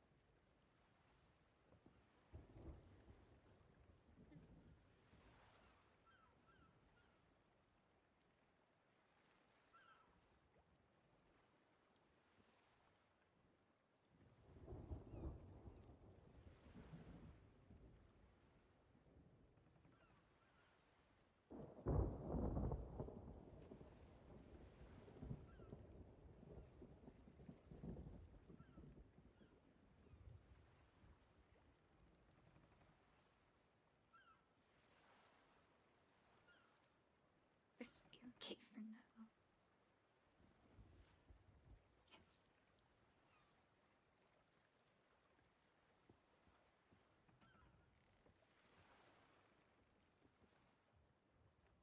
Let's see. Yeah, see, once I plug it in, it's like, it's good. It's so smooth.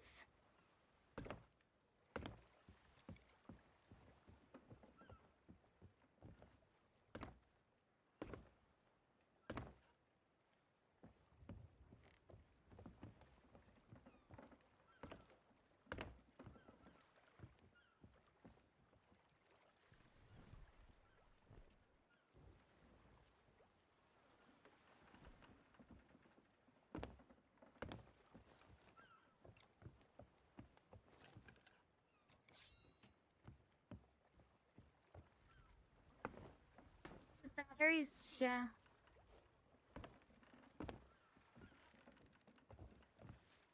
Whoa, whoa. What's going on there? Do you see this? Hello?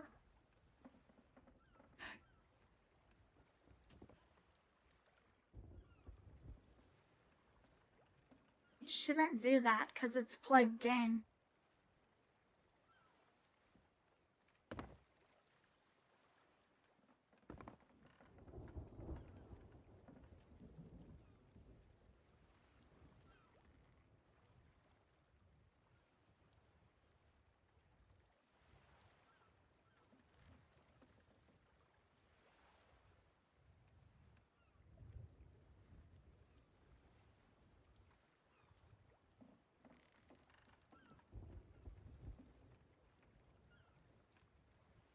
Hey, Joseph.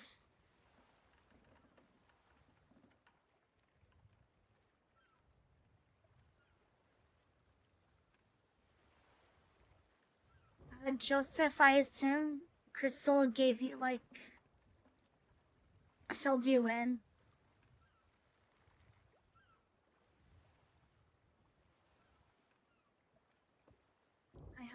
I hope he did.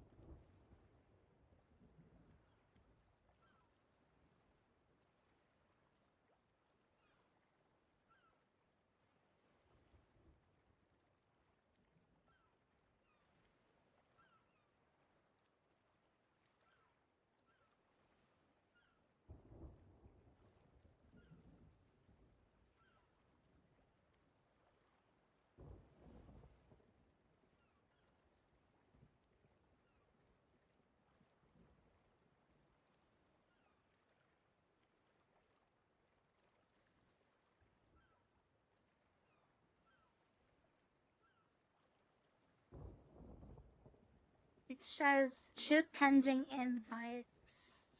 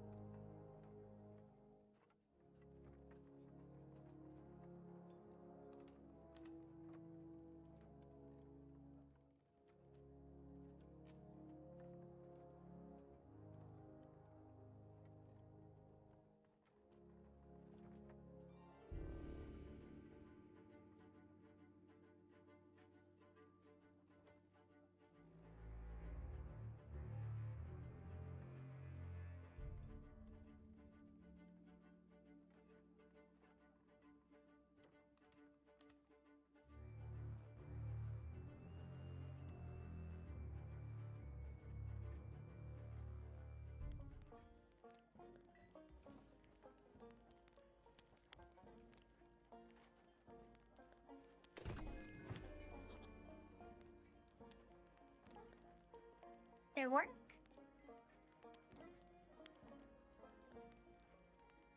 It work.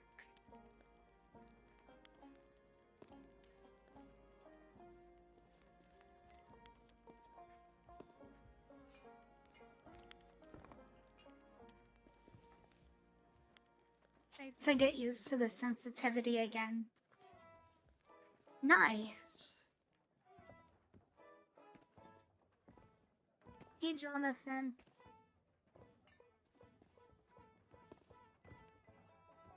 Joseph, if you're still here. Yeah, I'm sorry for what happened, you know? Well, I hope you understand.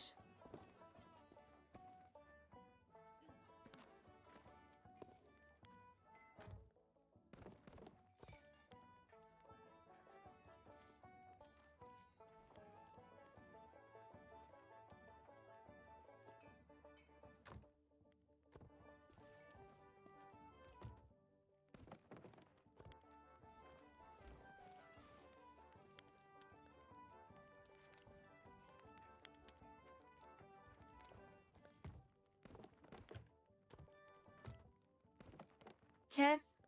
Oh, this is new. Let me see. I guess it's for the cannons. Okay. There's so much stuff that they added since I've last played this.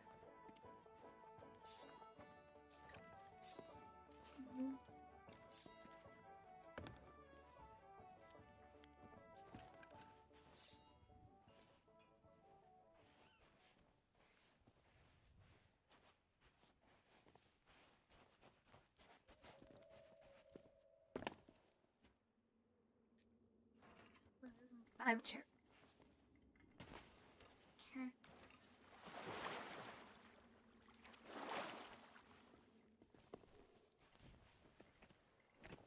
Evan, you guys can just chat with me through the in-game text, or if you have your keyboards, you can type through there. The other three are, like, they're in their own voice chat. They can hear me through the stream, like you guys, but they're in their own chat. I'm not with them. A boys only party. Sausage fest. It's nasty.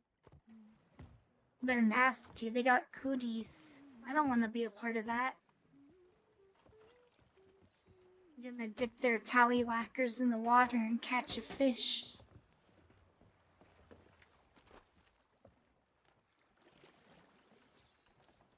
Ooh, what's this? I guess we're doing this. Look at this. We already got like OP gear. Oh, crap. Whose boat is this? Who has the fancy cannons? Look at that. They glow and everything.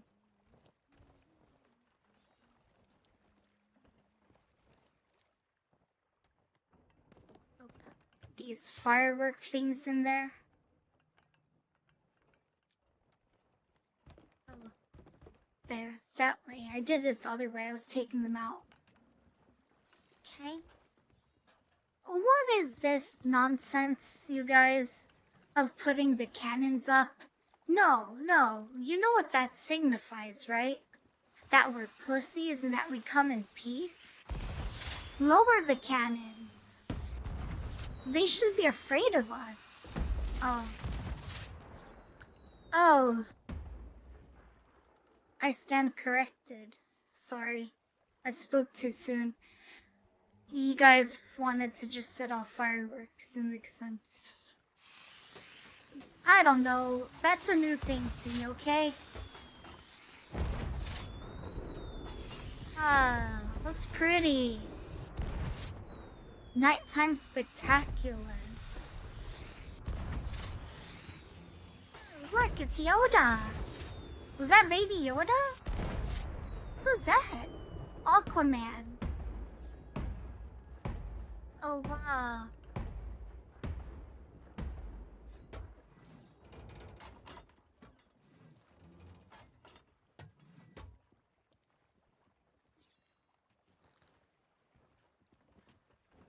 Imagine they put like Donkey Kong and the fireworks.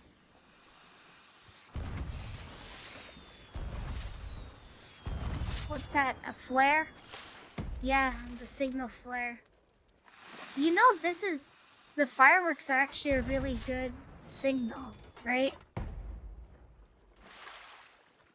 Like, for signaling different things. If you're not in a voice chat, I guess. I don't know.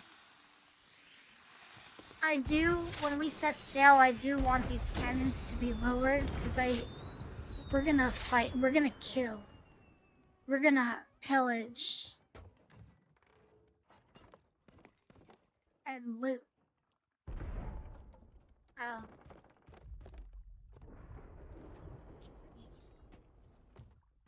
I know. I was not expecting it either. It's nice though, huh? And then anyone who's smart knows that this is the bait barrel and this is the food barrel. Those are always the rules. You separate bait and like raw fish, see, from the fruits. That's how you do it. So that's better.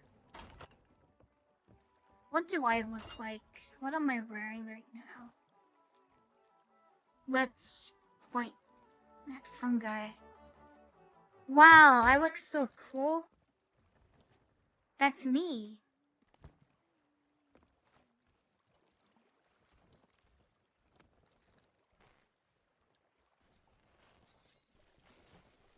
Wait.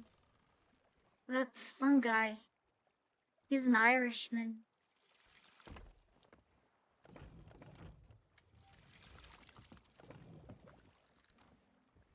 Yeah, Assassin's Creed. What does Abba look like? Abba's got a fro. I dig it. And then here's Winter Night. Winter Fresh. I like to carry this. I'm really bad at sniping enemy players. But I like to use this to snipe skeletons that carry the TNT things. So that's why I do that. I suck at the swords. Basically, any kind of like face-to-face or gun-to-gun PvP, you can't count on me. But I will help repair the ship. I love to navigate. So let's. I don't know where we're going.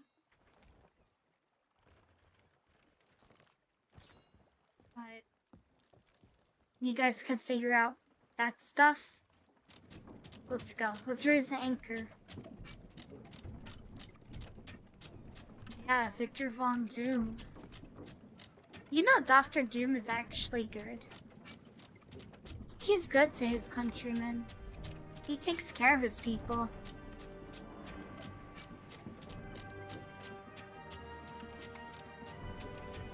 Dr. Doom was right. Put it on a shirt. I will wear that shirt.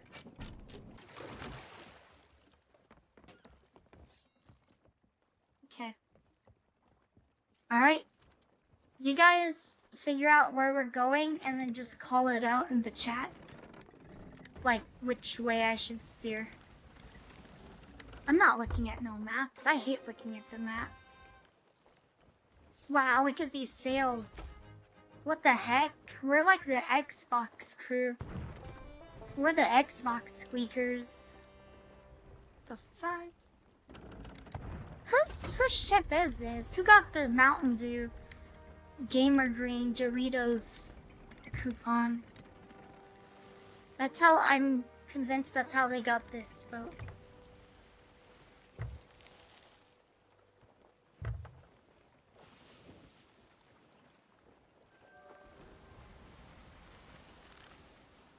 Quest received. A golden wayfinder received.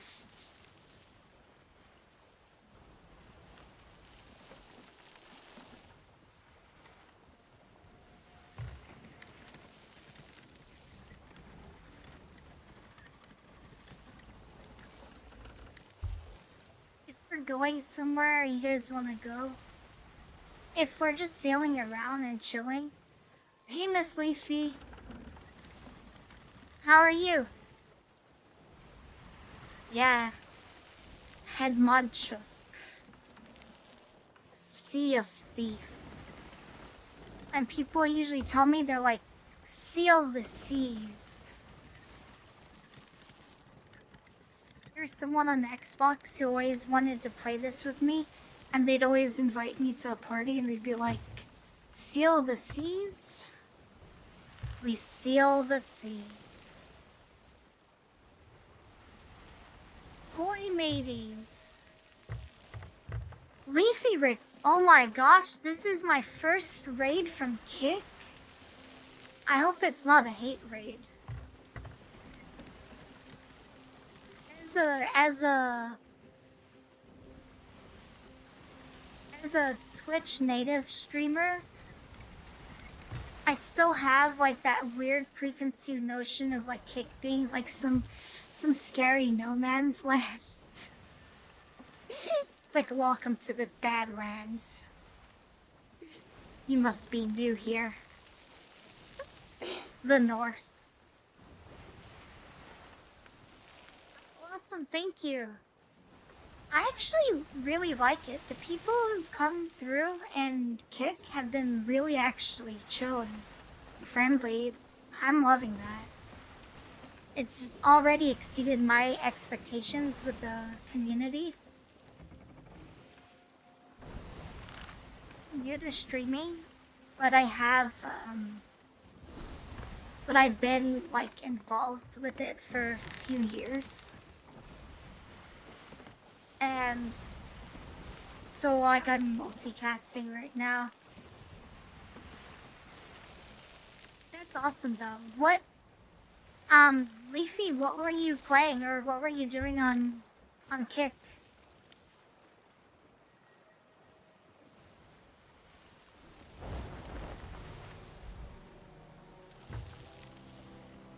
Oh, nice. Tom Clancy. That's cool. Rainbow Six Siege? I never played it. I remember one time when I was like young and I had like a MacBook. Well, it wasn't mine, it was like my mom's MacBook laptop. And oh wait, no, this is like, yeah, it was like an old one or something. And I tried to buy Rainbow Six, a Rainbow Six game for it. Because everyone was always talking about it. And it didn't work because it was for PC and I didn't understand what the difference was. I thought PC just meant all computers. And I cried. Because it wasn't compatible.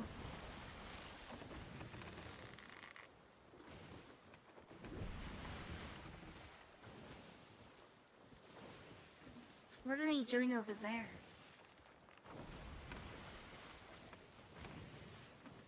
You guys are getting supplies, right?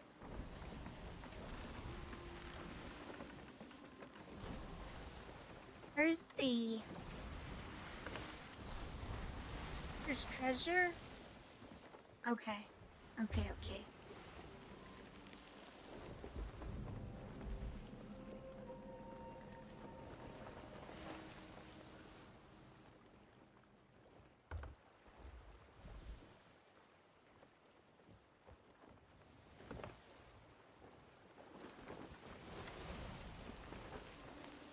I'll help you turn. I think that's enough turning.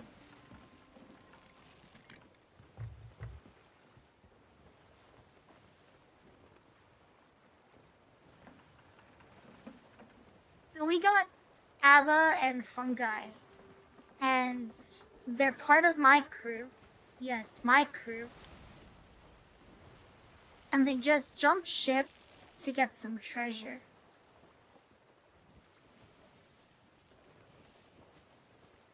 You guys know that the best treasure is always from sinking other players, right?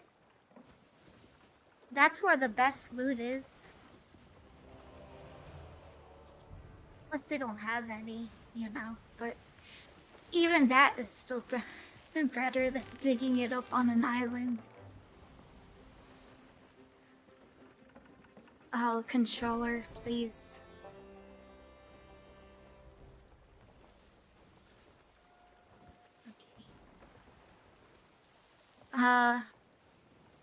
Winter, can I take the wheel, please?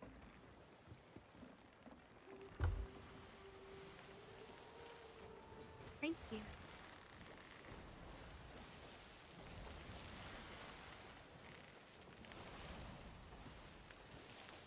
Nasty swabs. Angle the sails. Full steam ahead.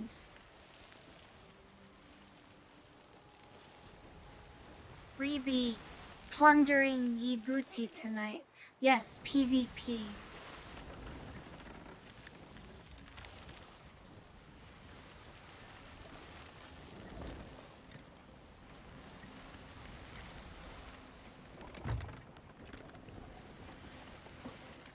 Do you think that... No, Vera, not your booty. Look at your calendar. That's a different night. You're safe for now.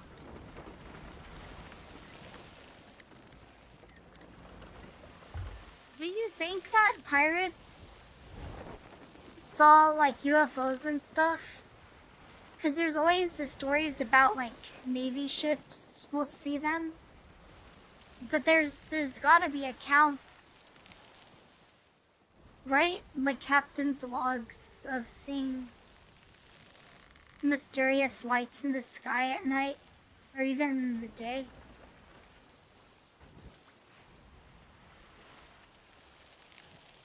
Alright, Winter, get on those harpoons.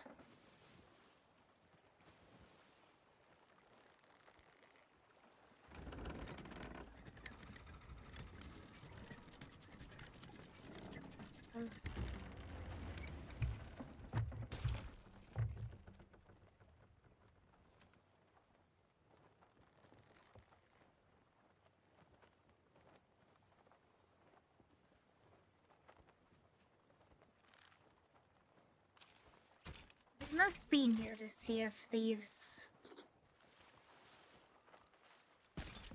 Notice Abba swimming from over there. And then Winter dropped the anchor. It's okay.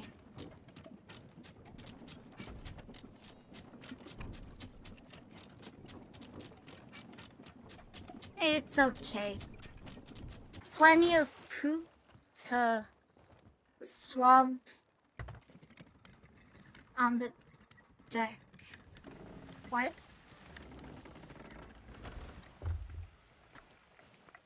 Thank you.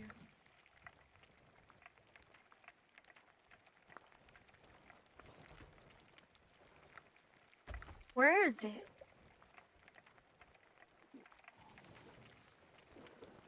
Oh my gosh, I forgot.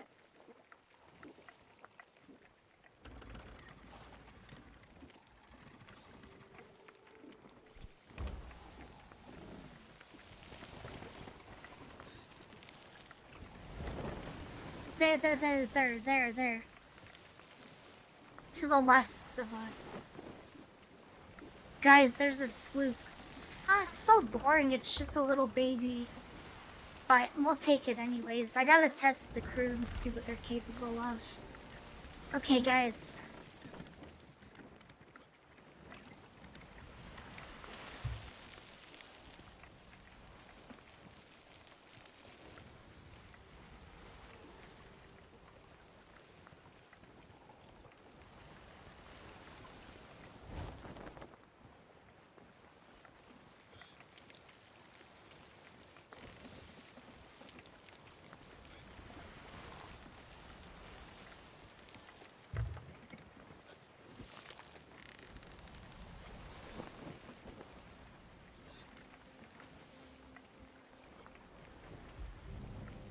Alright, guys. Dead ahead.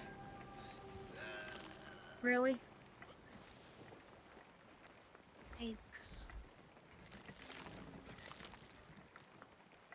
Yes. Puke on you, Captain, while we're going towards an island.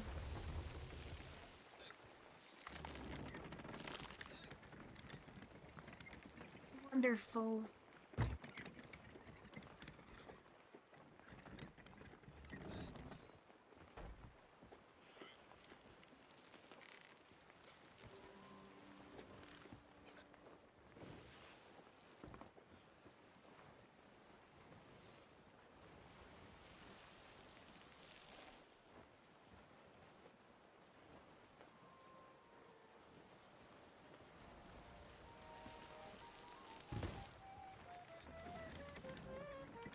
Anyways.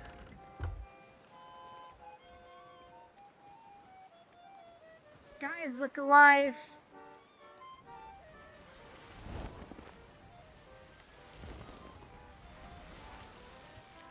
It's time to get some real booty.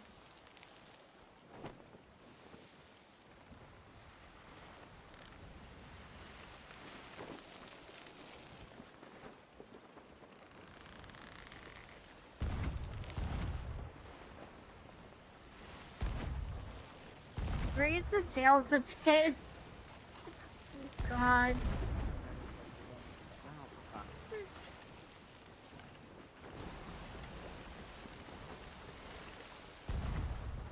Half sails. Oh my god.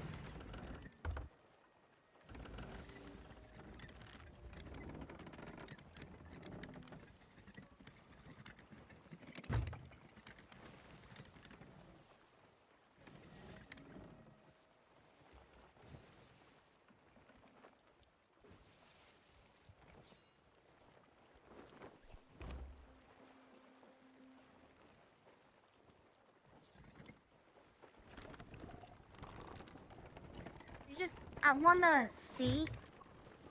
Like, I'll keep steering us, but I wanna see the decisions they make.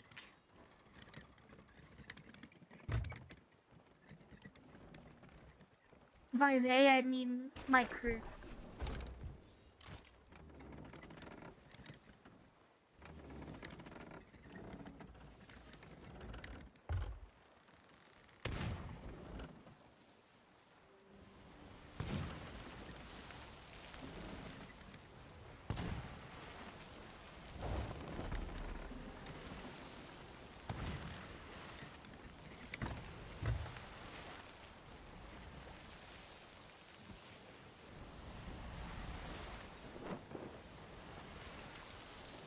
What can you do for a pirate's life? Thank you, Captain Kennedy.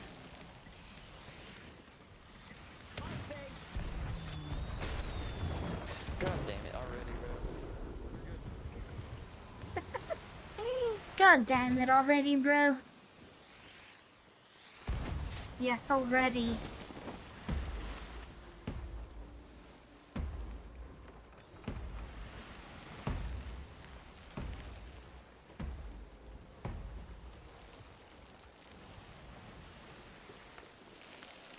Guys, work on the sails more.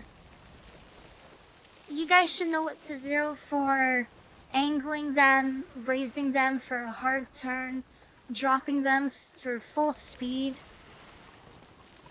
Designate to yourselves who's gonna take front, middle, and front sail. You guys are in the voice chat.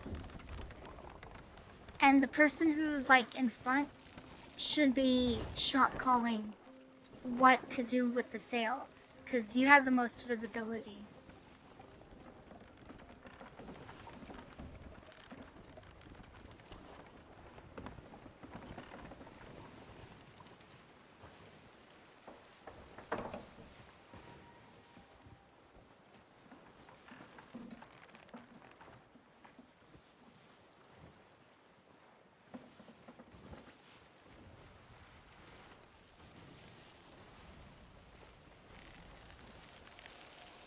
They can easily outrun us if they go with the wind behind them.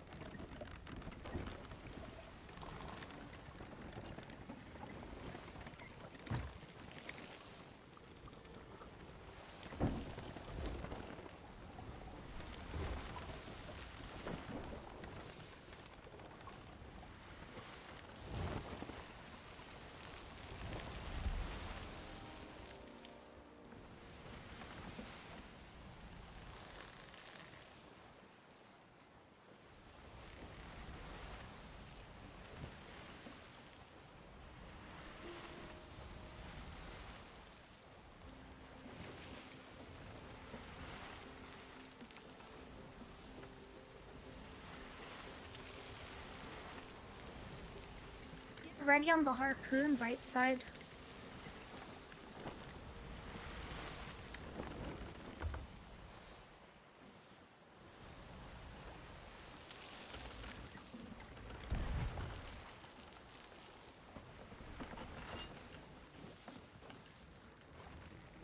Okay.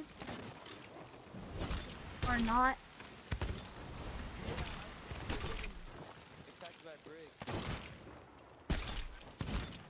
Yo, they shot me onto their ship. The fucking door.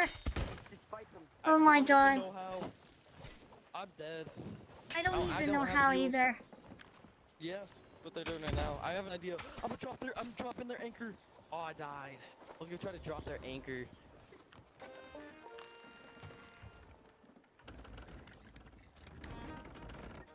Okay. Hopefully we don't hit this.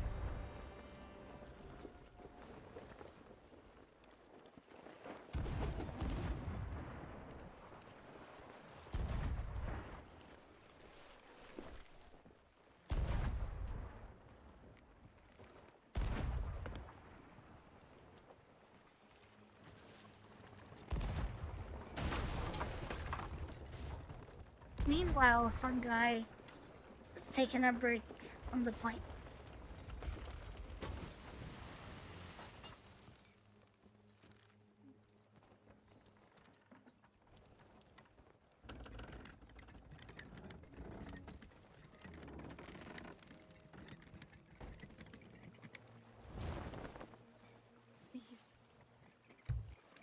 Yeah, mermaid statue.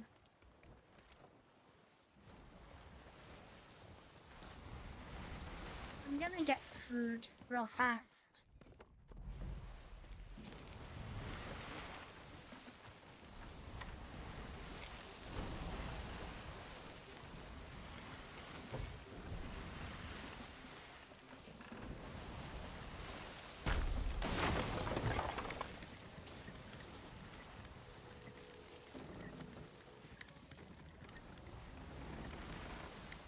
What was that? Was that a keg? Like a TNT?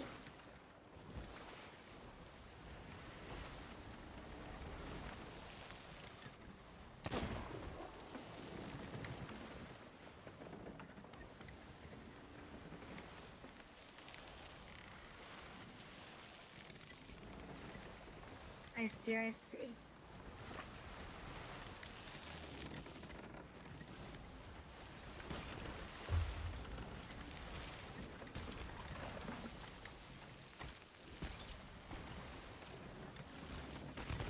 Nope, that shot me way over. It's funny hearing them.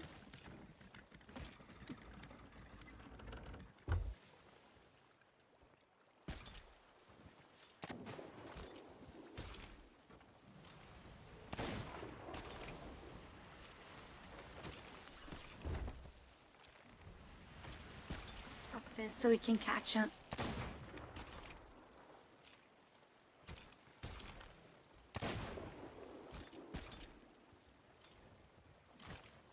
Come on, pro Overwatch and Fortnite players. Bruh. Alright.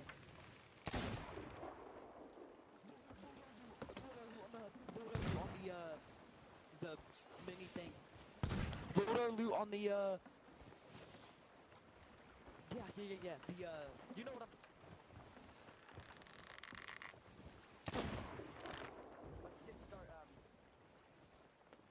I heard them. No, I'm putting it.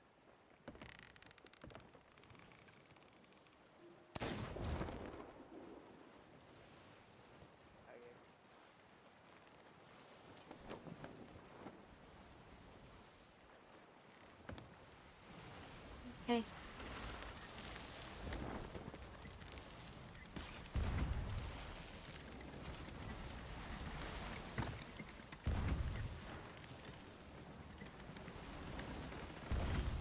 Oh my god.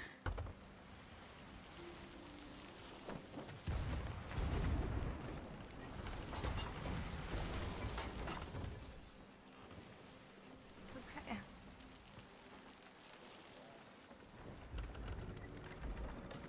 I will hit you, and I will break your shit. I will do. Ow, bitch! Ow! Ow! Hey chillin', what's up? We're just harassing a sloop.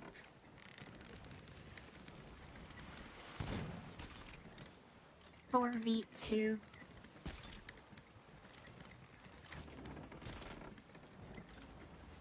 They're gonna hit the rock? Okay.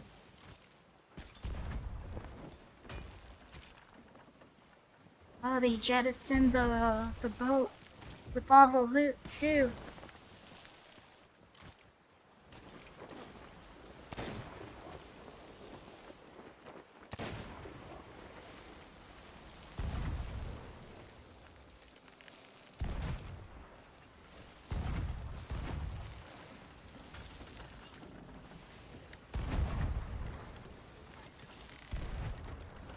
They're already there at the outpost.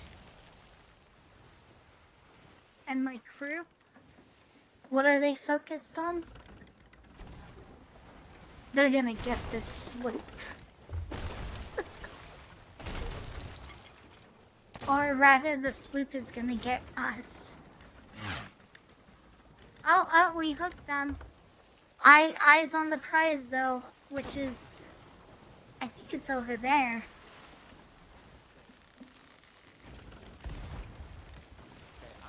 Can you guys hear me? Or are you just like in voice chat? I don't even know if they hear me.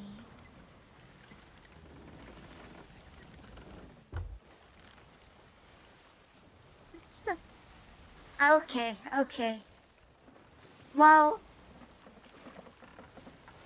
I see. That's okay.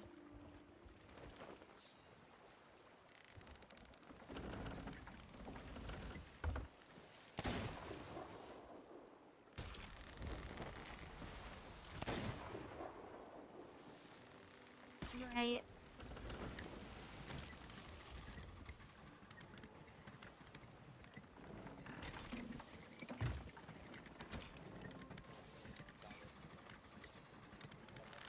It is genius. Alright. Alright, now. Did that catch our boat on fire? It did. Ow.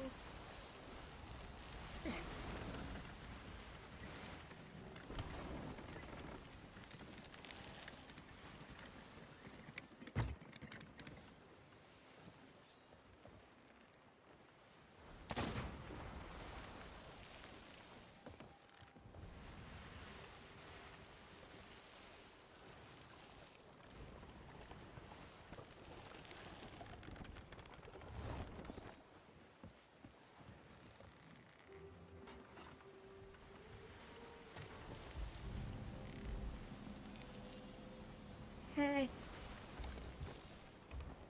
At this point, I want us to just harpoon them and just like ram them and melee. Cause the chasing with the guns and cannons has not worked.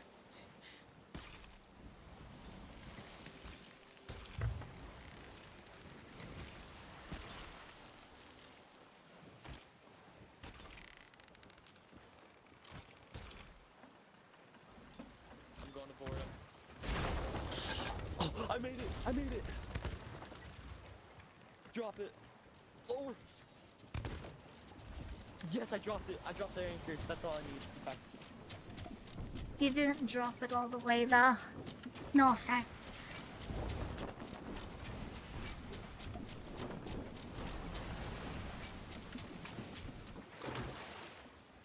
Good job. We crashed and sunk. That's good. So I think we will definitely take like the barbarian approach to shipwrecking. Cause we definitely don't have like the sniper approach down yet. But you know, we'll get there with time and experience, right? For now, we'll just crash and bang.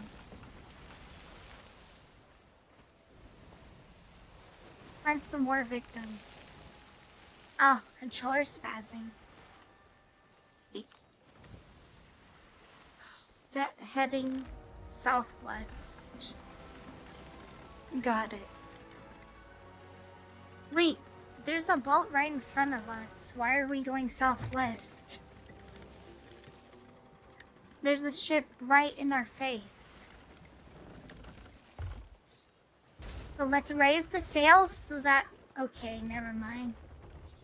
We'll just... Yeah, that works too.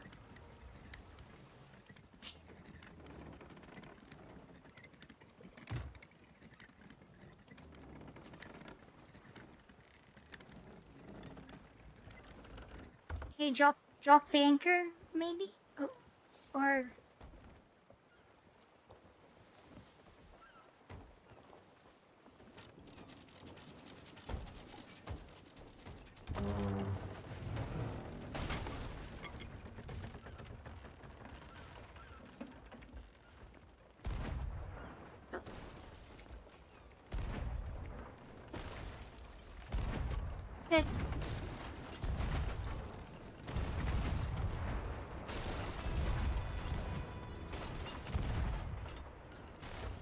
have any cabin balls, but yeah.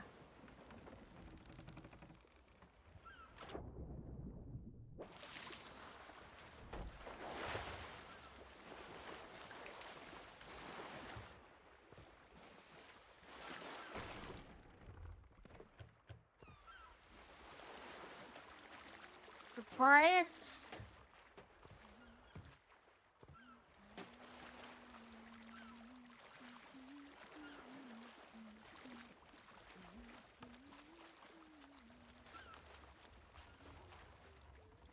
Let's see, what do they have? What's this? A piece of shark? A piece of shark meat.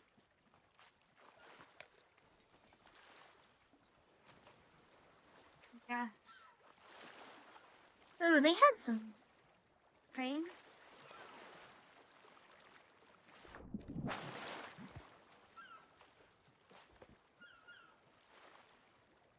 Okay. Oh, this. What I do? Can I do anything with this? I don't remember if I can. I don't know if they were like logging out or what, but at least we got some supplies out of it, so that's good.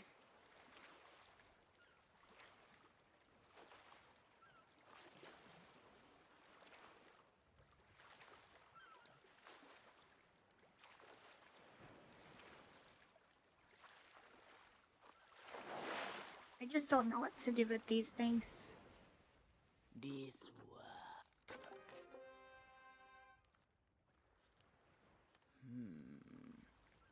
we will meet again, I think. Guess she doesn't want it. What is it?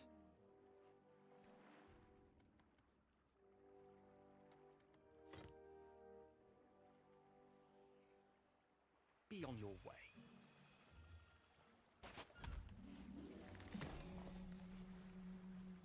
Go on, surprise me.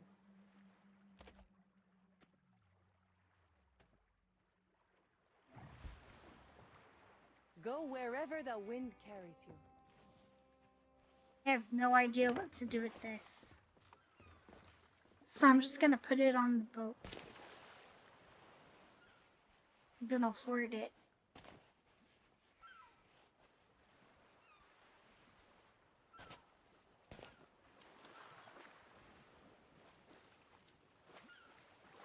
Look at this Xbox pirate. Thank you. Look at this Xbox pirate. Thank you. Look at this Xbox pirate squeaker captain.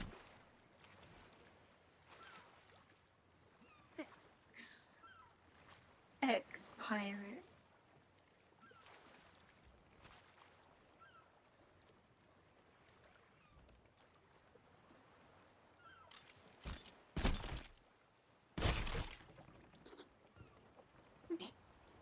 Thank you.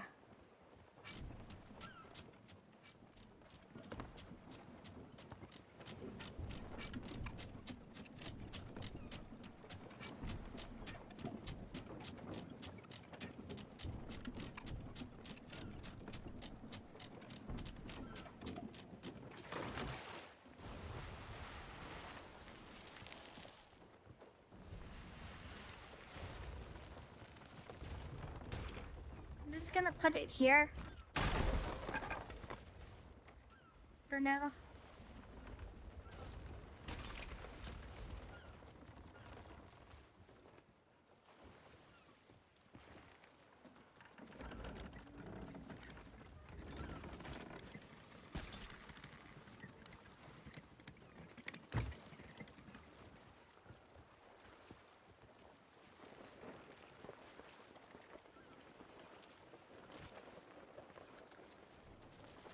Hey, where's the sales?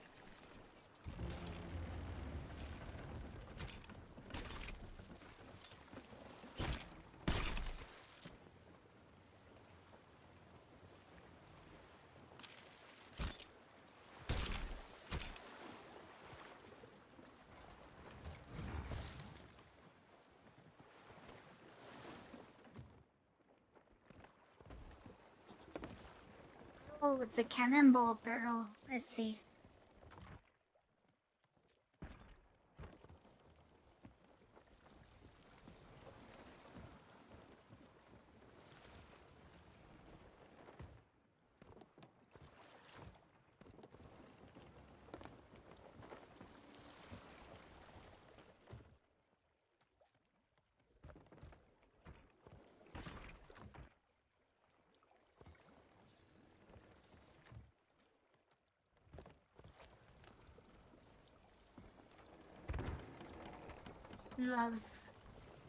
Love that.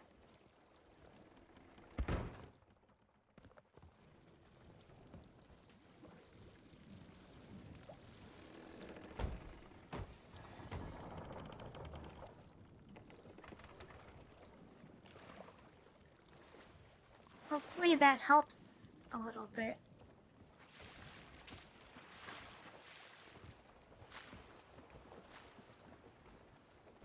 Okay.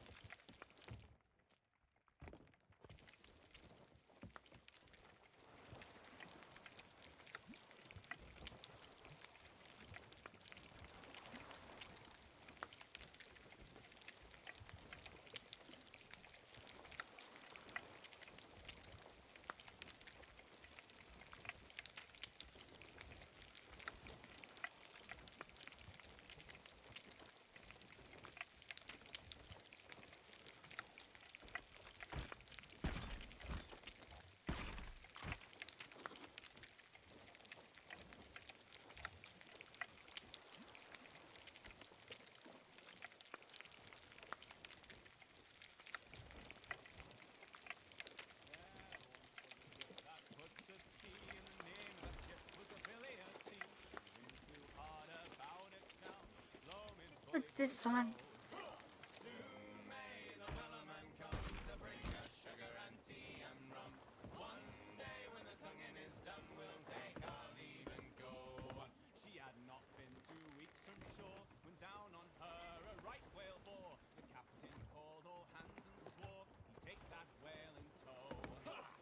So much stocking up to do, but yeah.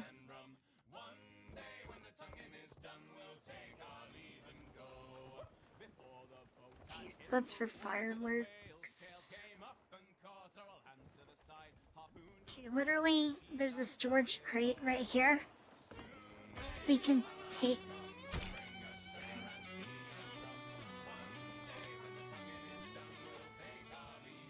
Guess we're done then.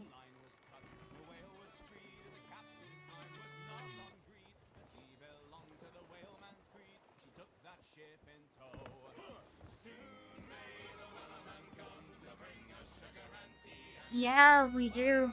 We have to like restock it and everything.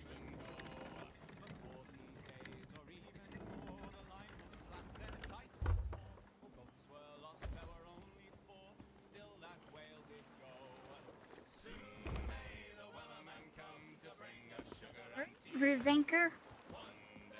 Yeah, and it happens, you know?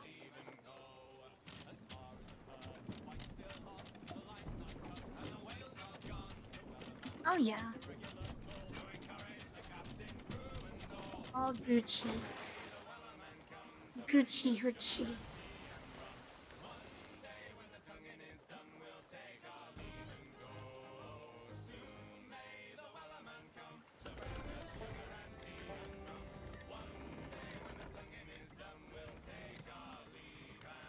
Let's go north west actually.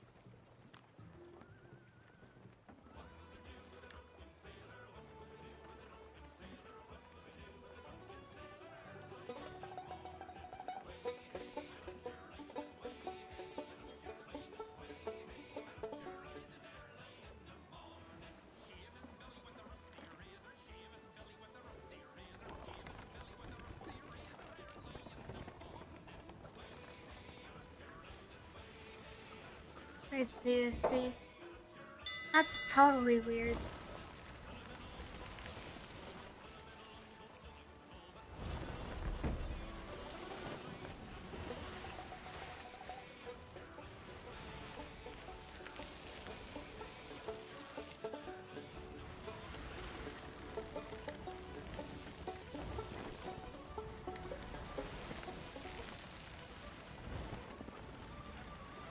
Okay.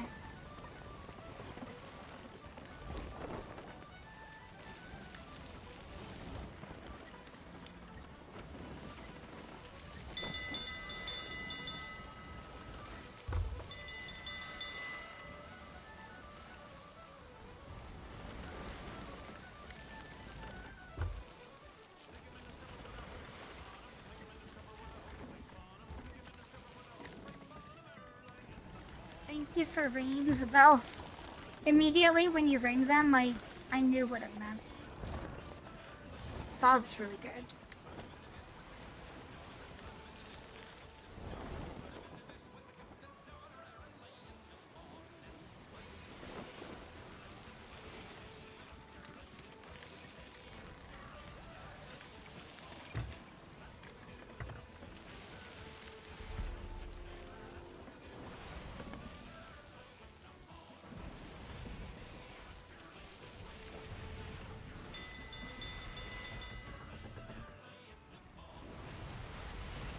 Wild. Let me go here.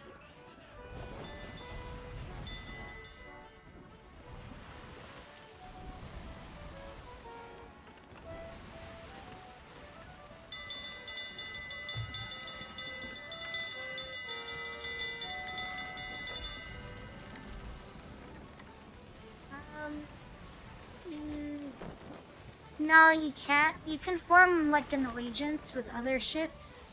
If you guys put like the friendly flag or something and they agree to it. There's cases of some people working together where they try to get into the same world lobby and then they form like their own convoy and stuff like that. And others who form massive convoys, they all try to be friendly pirates.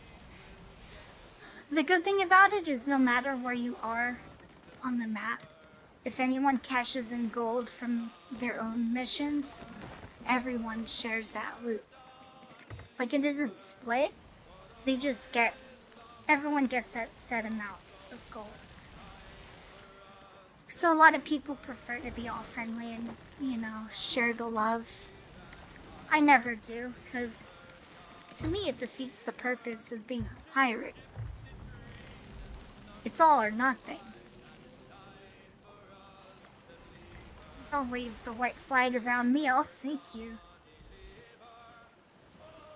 If anything, the white flag, it's a tasty snack.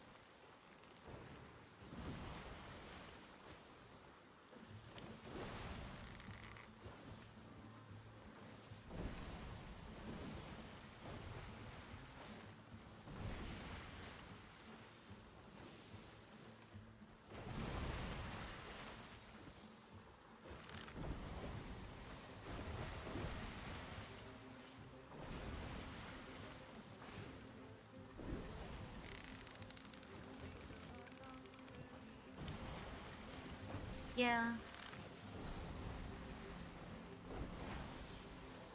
They always like to scan the horizon. There's one. Little baby spook.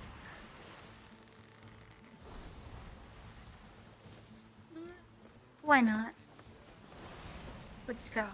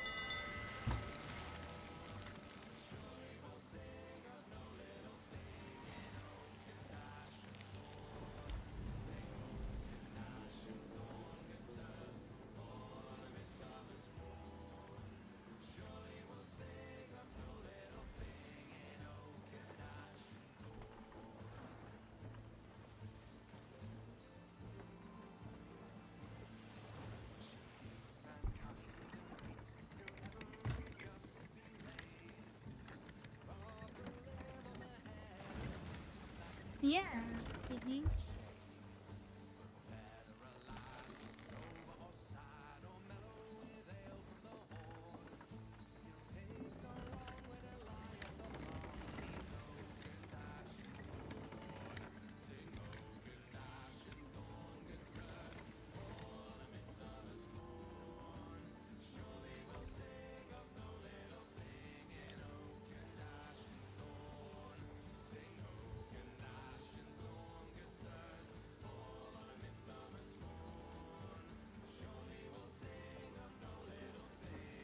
Way over there. Oof. Way overshot. Okay. So, southwest.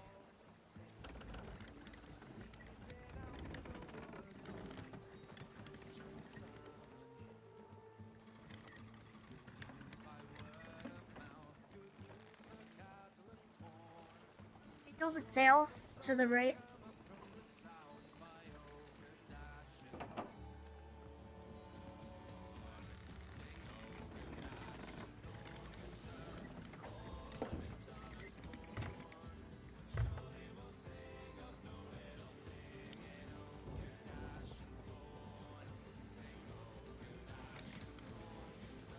Heading towards the storm? No, they're gonna turn away from it.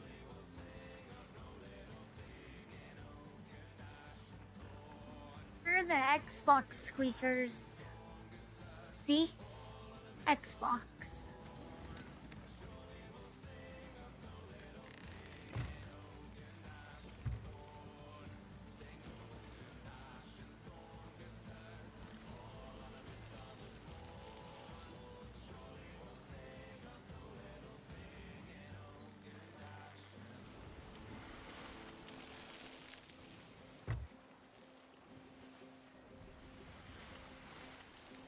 You see, what we do, it's not treasure that we're after, but we actually acquire smaller studios.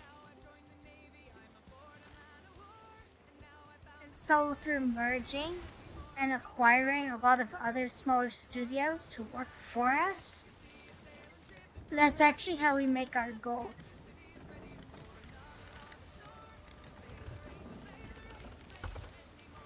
We have a lot of studios under our flag.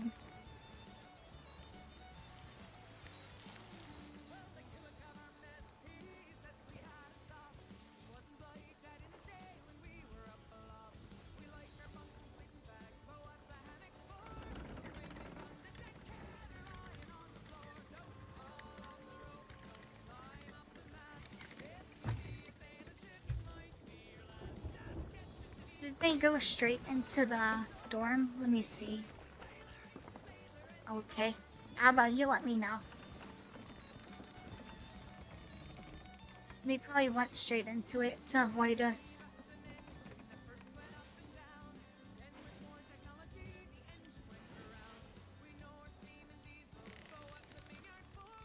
This one? What do you mean?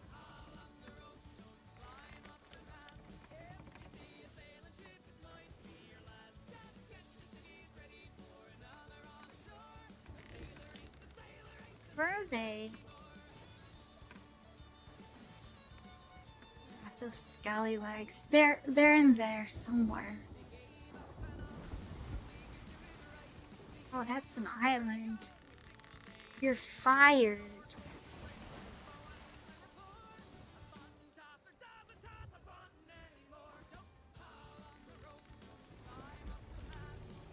Turn to the right a little bit.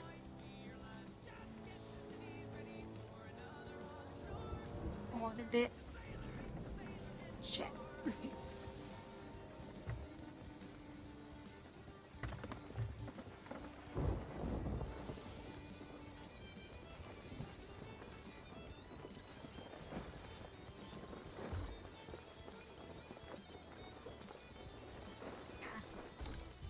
Thank you. I'll take it. Come here. Just tell me where you see them.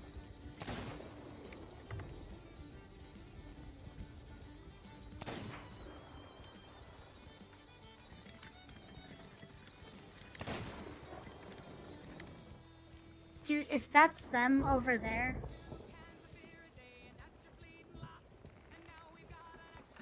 If that's them all the way over there.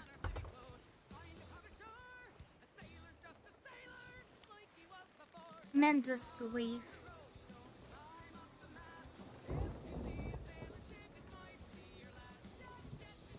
I don't care. Fireworks. Good.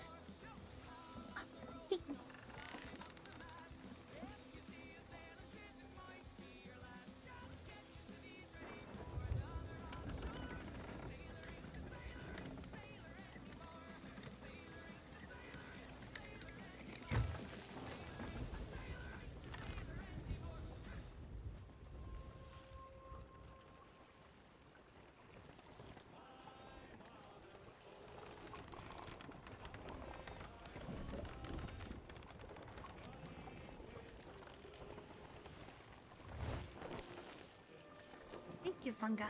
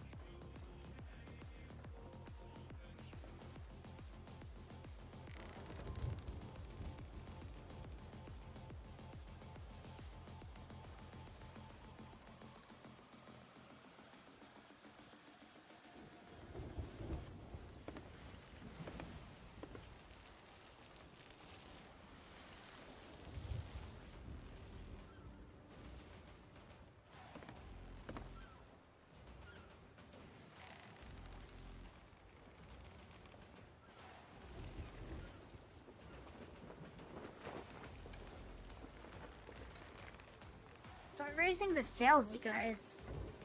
I need to be able to maneuver.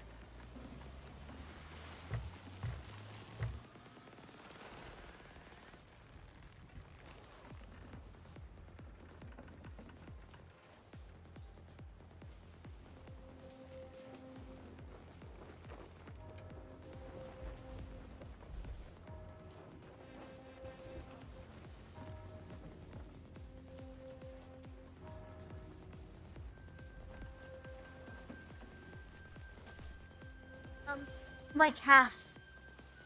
Cause then we'll stop moving. Like half sails.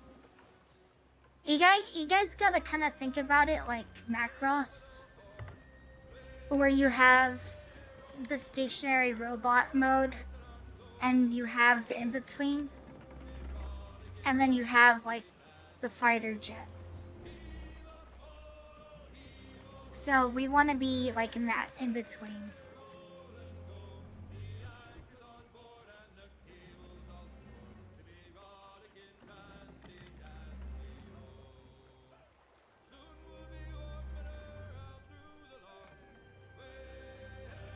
I'm surprised. I guess they're occupied inside. So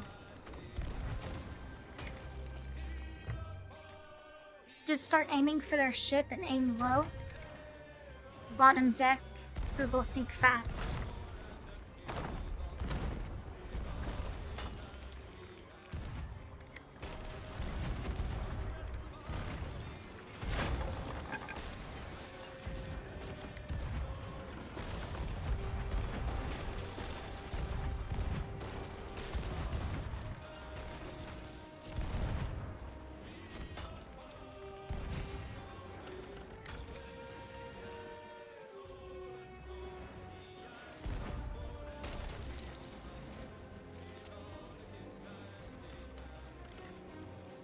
There's like ghosts coming out, but where's the people?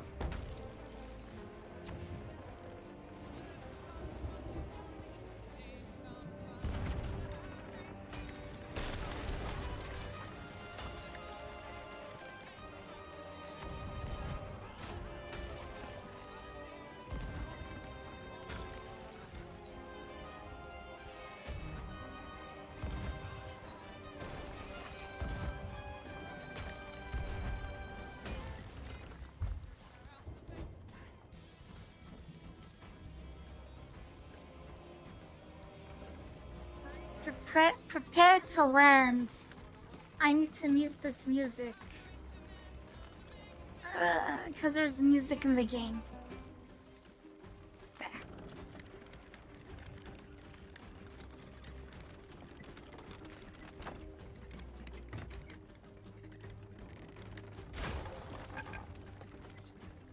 Love how I said prepare to land.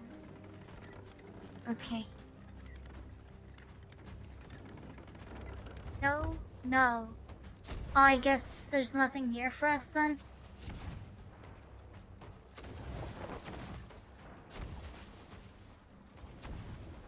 Okay.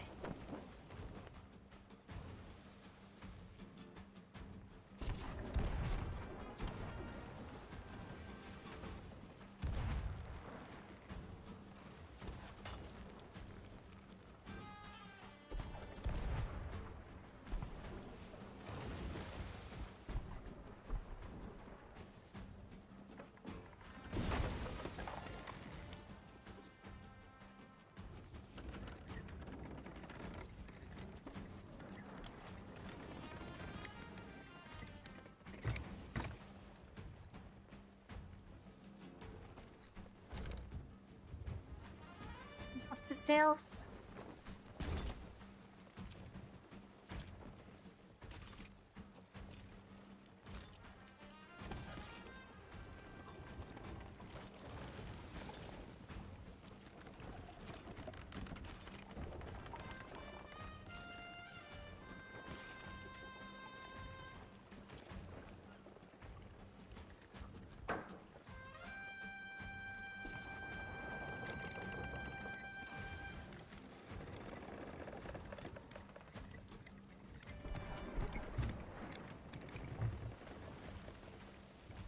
out of water, guys.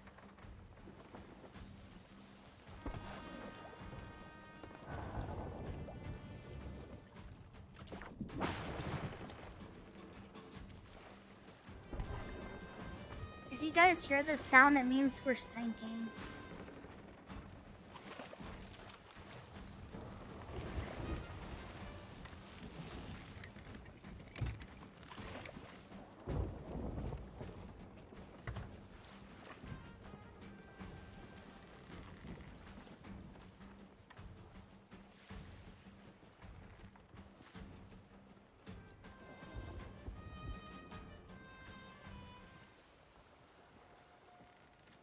I lost where we were going.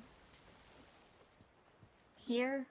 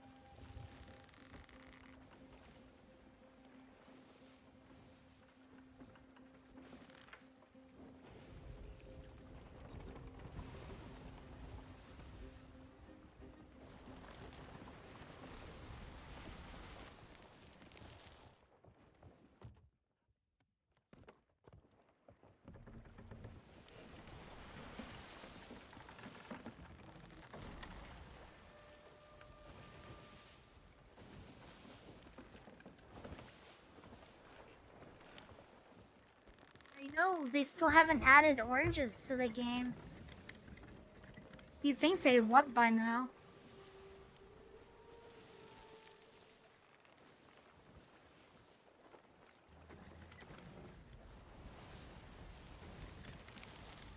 No oranges, no.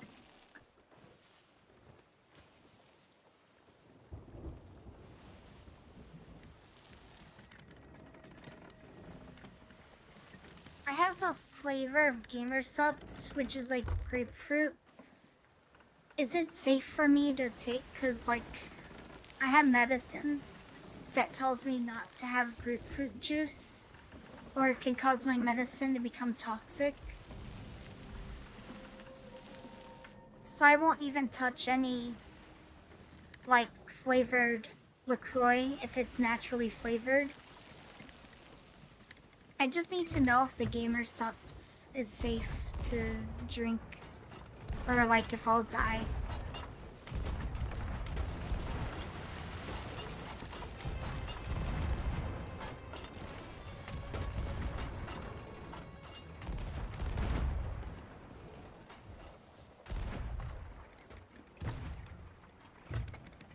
Hey, there's treasure on that boat, guys. Look. No. We're not gonna leave them be. What the fuck? This is Sea of Thieves, not Sea of Pussies.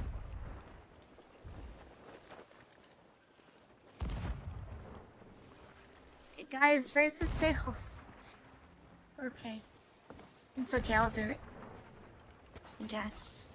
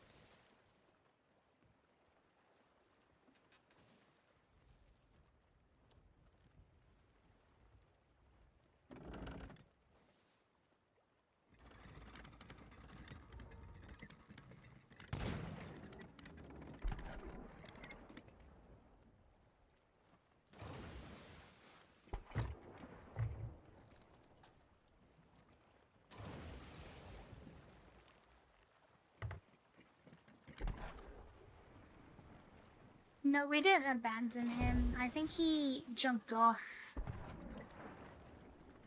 He goes into like PvP frenzy.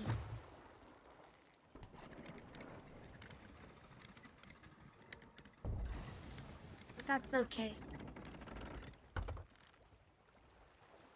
Because I saw the loot in the boat. So I was like, okay, they're loading that up. Let's take it.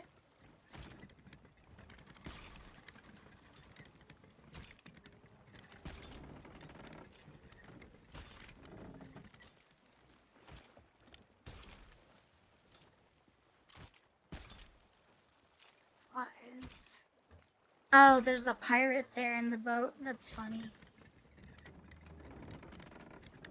So basically, I think they might have jettisoned their ship.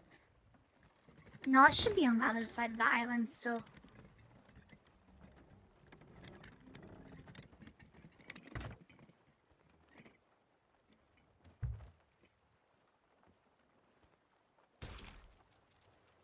You're typical Eva.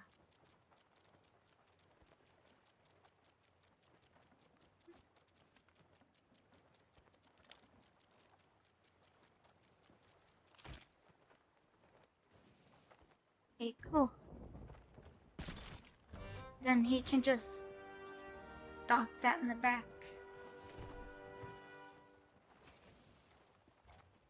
That was so easy. It's pathetic. Like taking candy from a baby.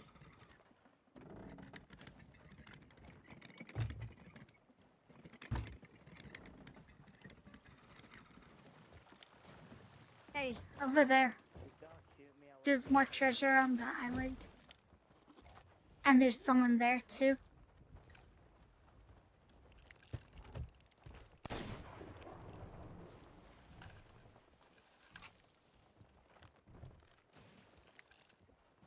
Go for that over there.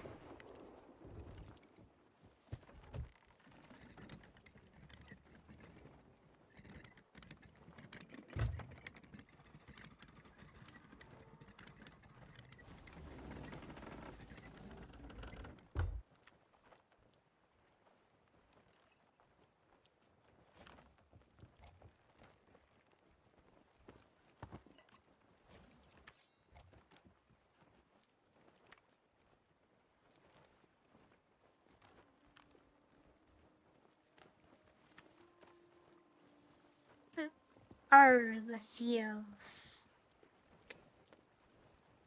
Can you, I don't know if Abba's going for it. Can someone go get that? Abba, go get the chest. Get him, boy. It's over there. Oh, where?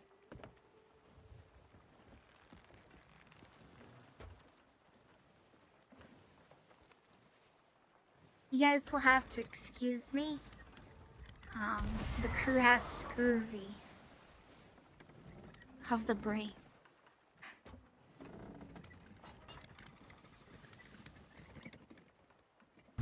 No, they're hard workers.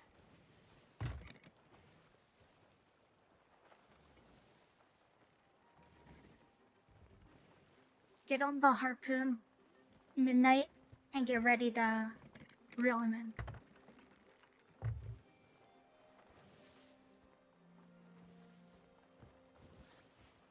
Get the fucking chest.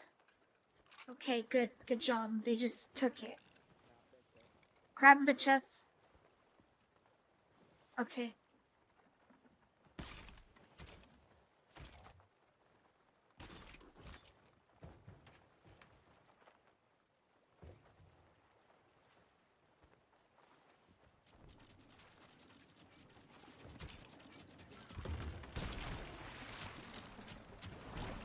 Yeah.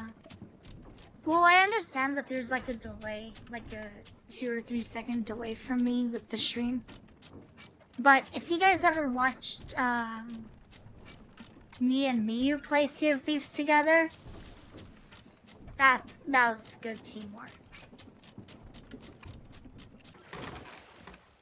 We're also like veteran players of it too, so.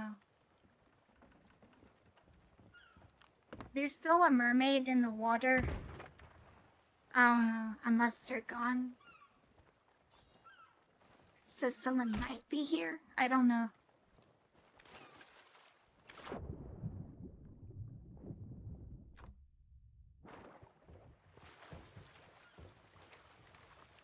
Should be okay.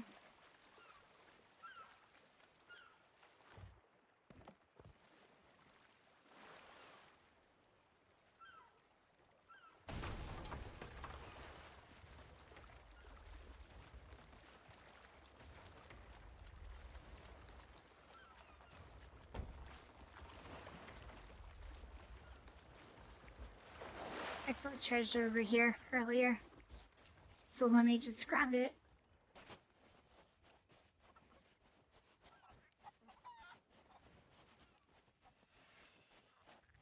There it is. Ah, he's a chicken.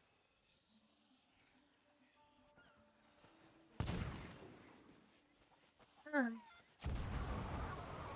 She's an NPC.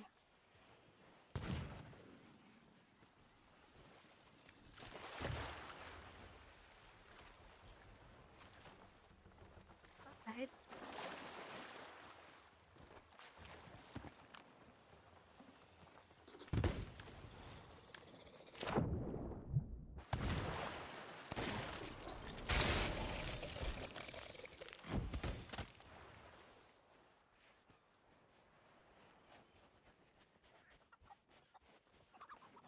You guys can take care of the ship for now.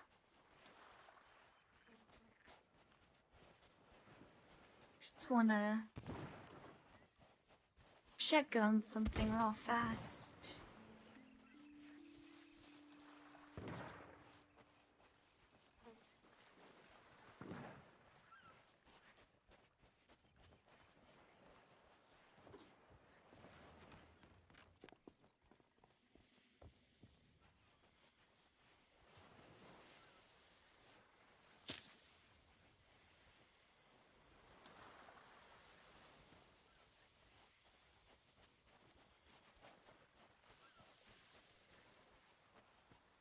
And the snacks.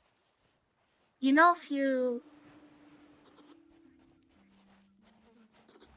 play music, it soothes them. These are not the ones.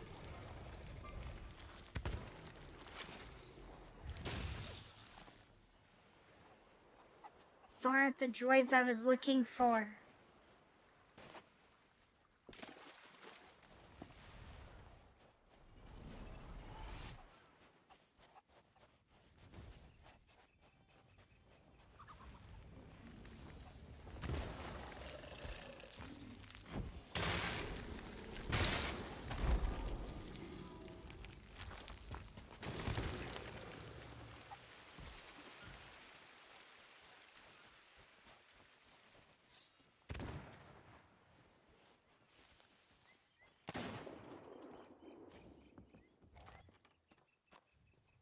Maybe here?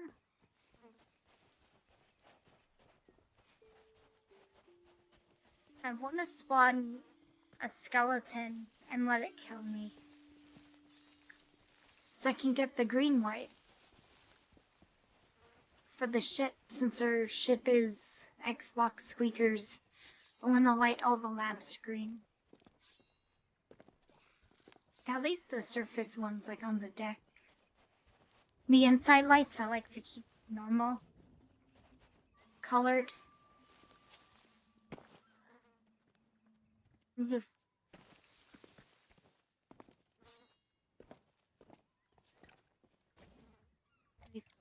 believe you can light this. Yeah.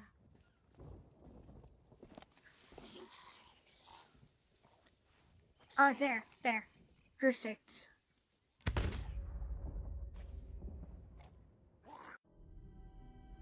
I died.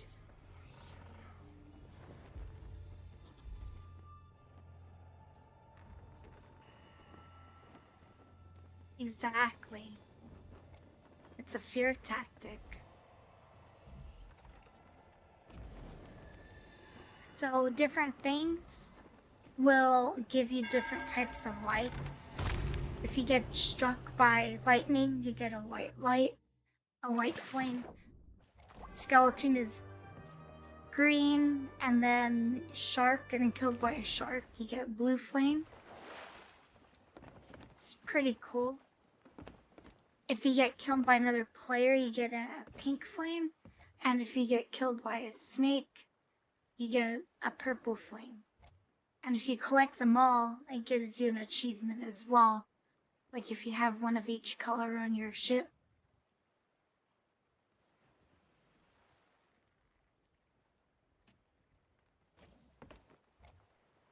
Oh, red flame? Oops. There's a red flame, I think. Is it fire? I don't know. Forget. I don't usually care for the red. I think there might be one, but it's just because, like, you know, I just like the orange. If I do that. So, set green there. See, oh my gosh, it's green. Isn't that pretty? Green. Green.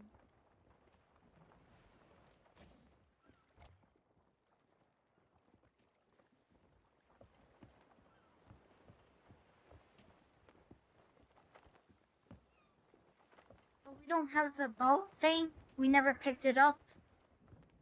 Lame.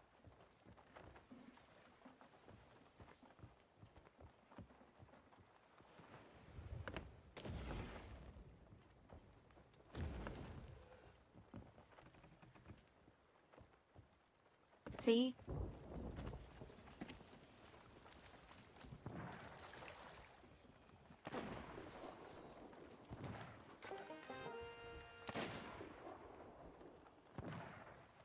There's the boat.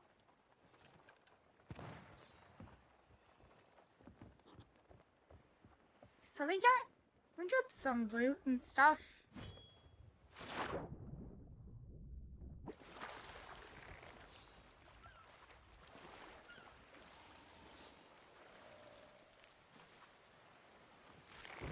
Look at this clam face.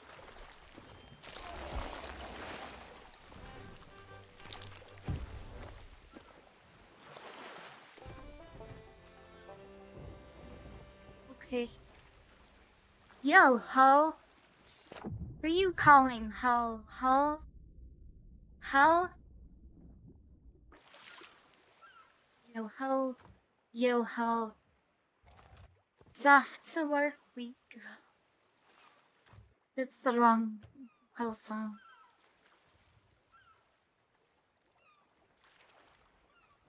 Alright, let's skedaddle. Let's look for some more victims. One of the things I don't like about this game is that there's not enough galleons. I want to go against other crews, you know? I don't want to...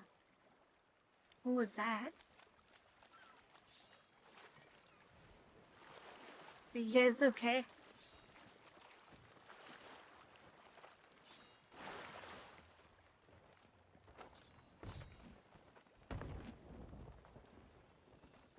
Get all this booty we got.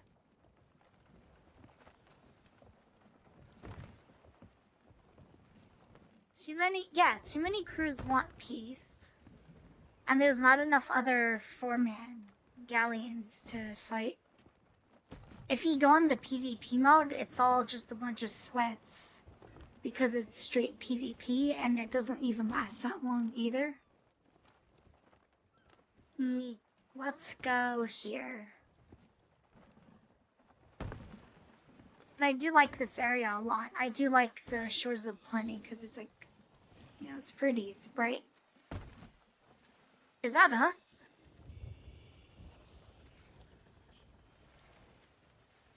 We have the Reaper flag on us? Why? That's good though. That tells them, that tells people where we are. No, let them come to us. We don't need to sell. We need to kill. this bait and switch then. Let's go to here. Just head more northeast. The map is huge. It gets even bigger when you like get certain artifacts. The shore breaker, and it breaks up the fog and opens up the map even more. It's like part of the story.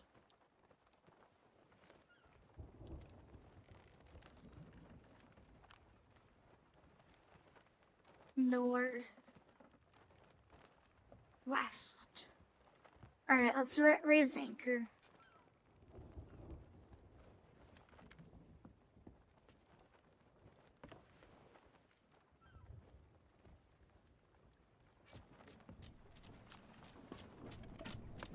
What do you guys think, chat? Should we turn in the chest and get money? Or should we keep killing?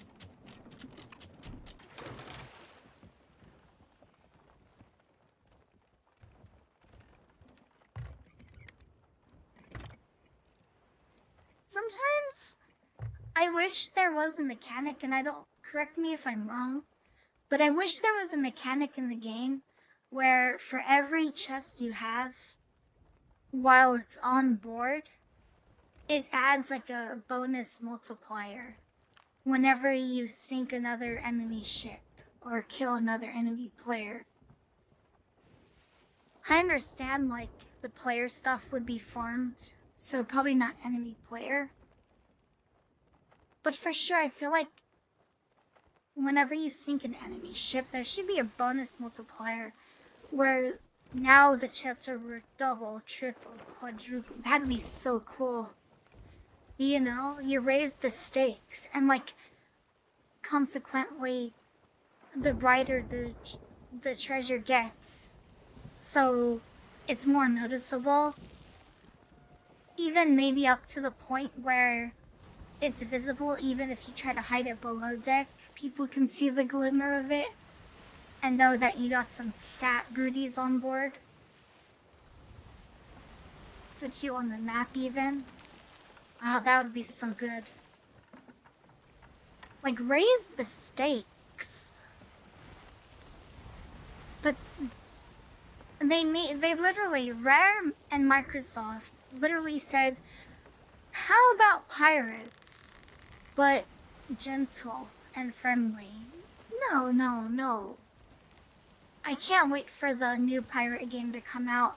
It'll be fun for like a week tops before the... Oh, Megalodon! Come on, it's the Meg. Get him, boys. There he is. Shoot his candy ass. Where'd he go? Oh, there. There.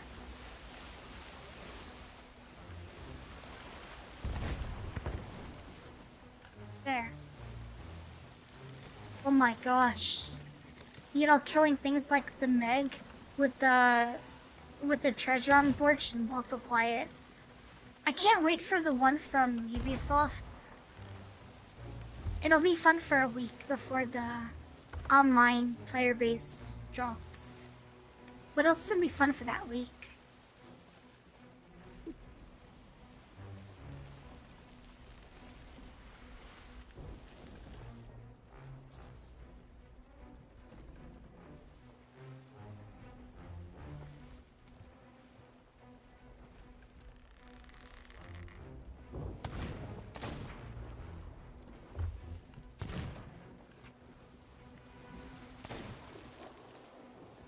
Where they go?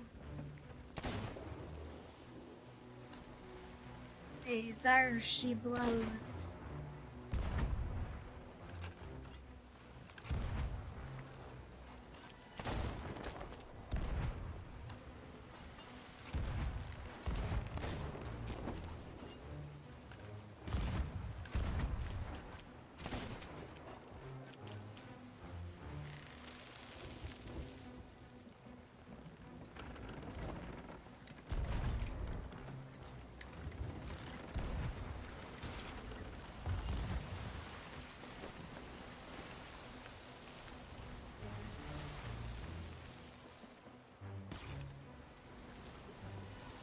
need to be going full speed because the Meg is already here.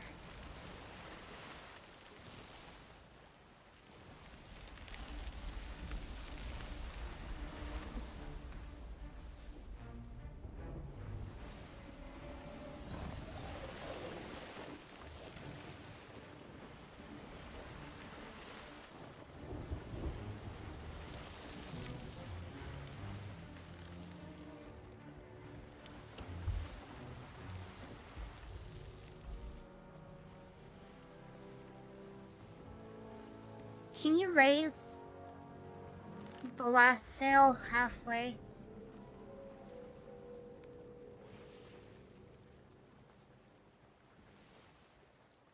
I'm trying to lead by example, but I feel like, I don't know.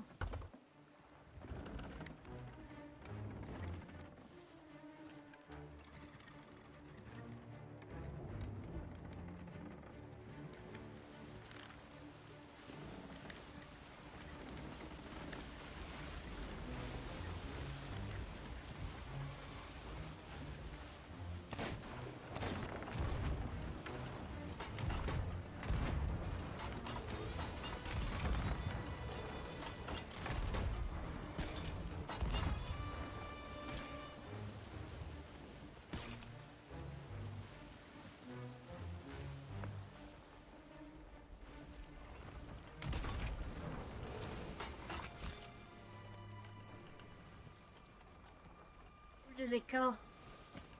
Oh heck no, I know what that means. I know what that means.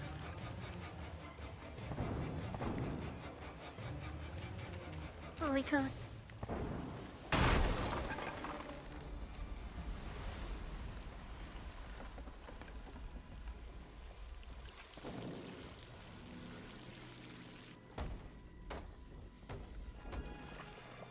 Yes, indeed.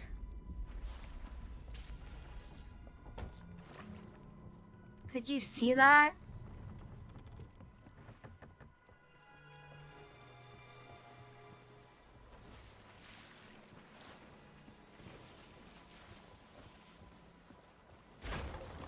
Yes.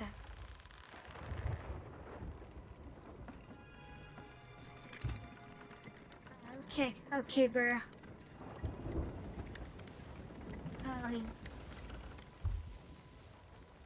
A rock there.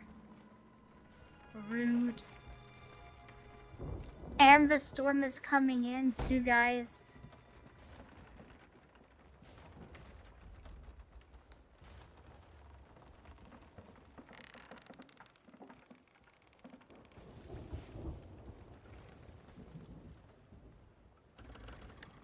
I know, right? The megalodon, the rock, the storm. What's next? Lightning.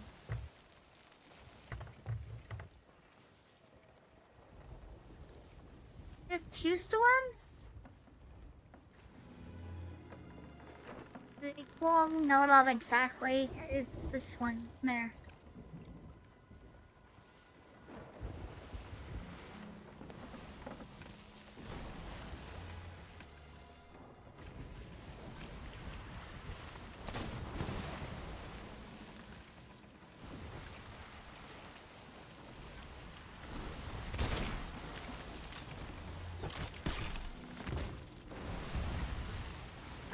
I'm latched.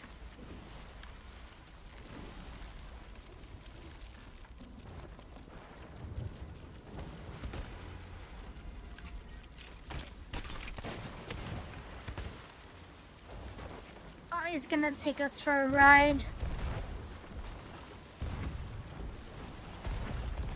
I'm holding steady, so all they have to do is keep shooting. Kind of like driving a car, you have to be able to, like, hold the left trigger. Like, gas on, gas off, basically, you know? You can't just hold it the whole time. Like, for this one, I'm holding it down hard. But then you have to know how and when to, like, ease up on it, too. Look at that. He gave me the runarounds.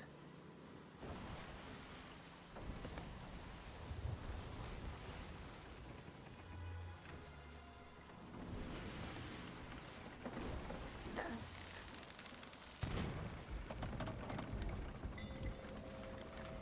God.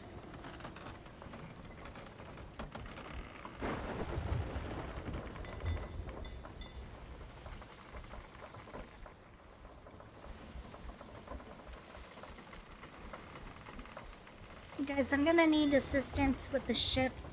I'm holding the wheel, but the storm's here. So, I really need you guys to work together to man the sails and stuff. Oh my god. Lightning just struck us right there.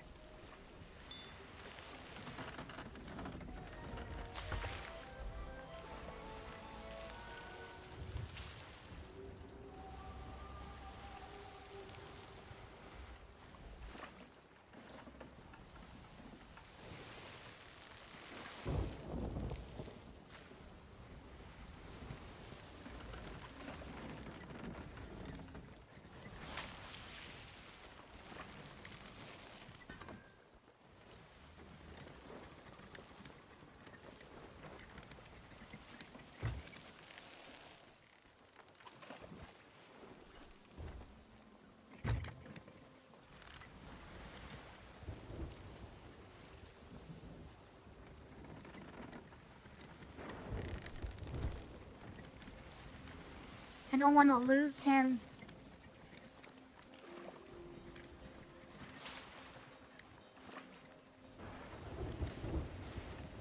Oh yeah, I'm sure. He's not like, he's an NPC, you know? It's not like other players who all they do is run away.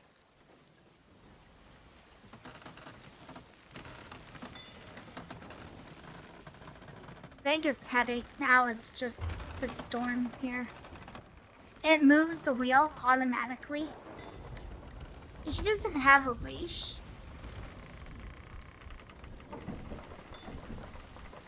I mean, like, he doesn't actively try to run away. You know what I mean? Oh my gosh.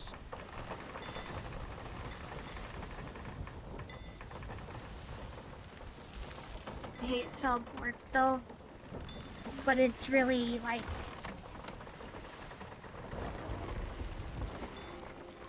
yeah.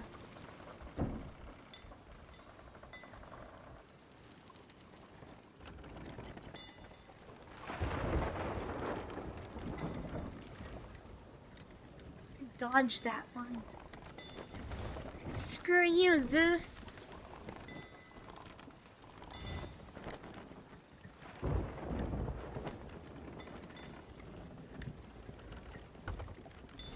Hi, Dale.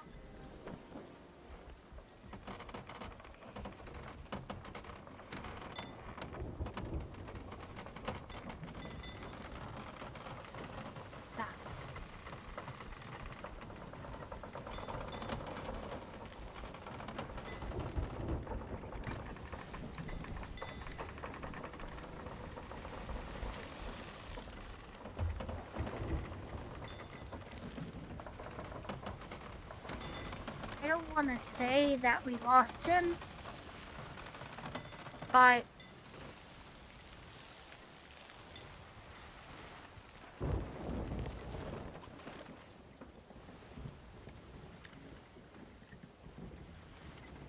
we might have. It's so sad.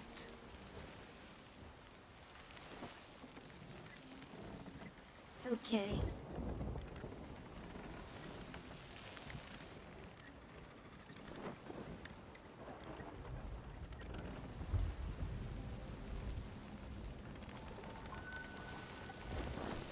Cutlass K.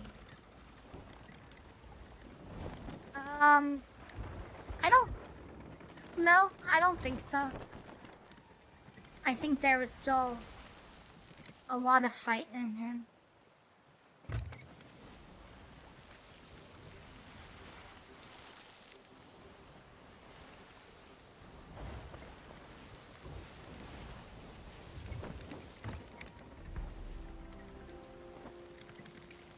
Good, good. How's yours? I only slept for like an hour last night, so I don't know how I'm doing this right now.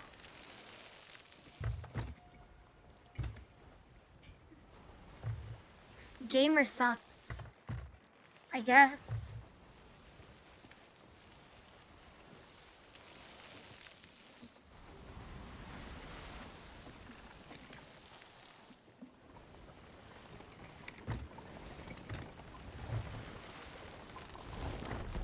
What did you do today, Dale?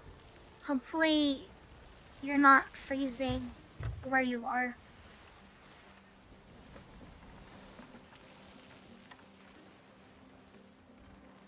And especially you too, Steve. I hope you guys aren't freezing.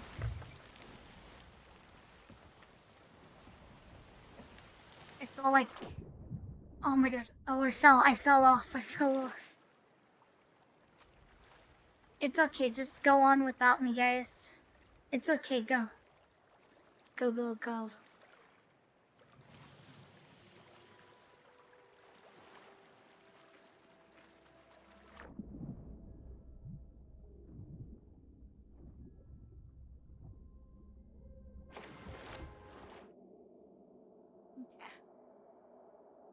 I saw that Alberta was like negative 35 degrees. It's too cold.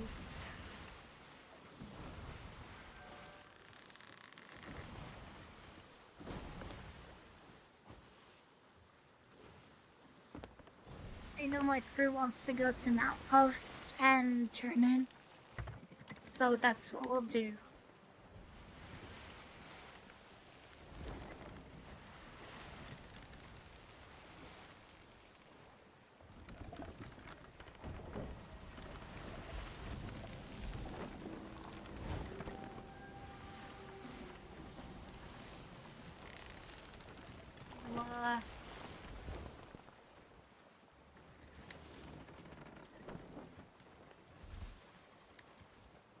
That's good.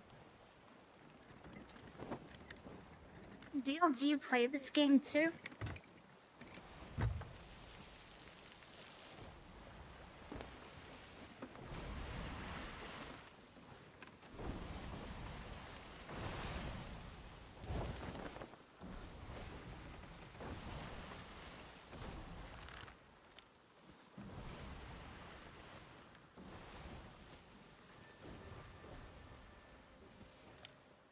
Oh yeah, this is my first time in a long time as well. First time this year. But yeah, they added a lot of stuff. I haven't kept up with it. We're just like going around and killing other pirates and taking their loot. It's good times.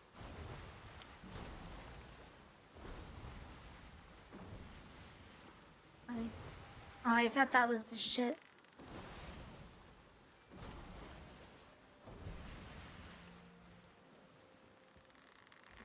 He might be straight off the map.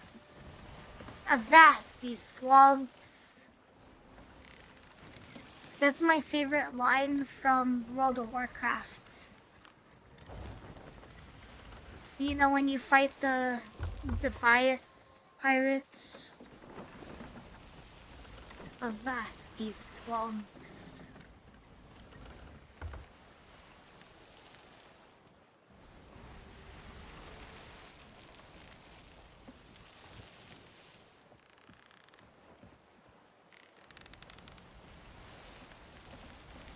You know, I met...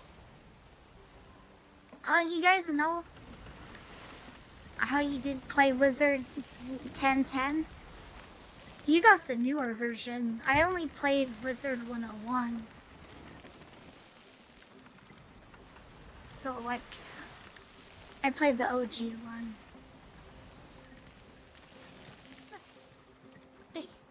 Welcome, guys. Welcome. We're just sailing around. We're looking for an outpost to turn our loot into, but we're just killing people and taking their treasure. It's the best way to get some booty, you know?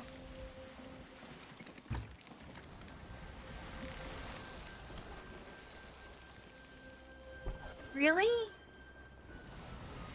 Well, come at us.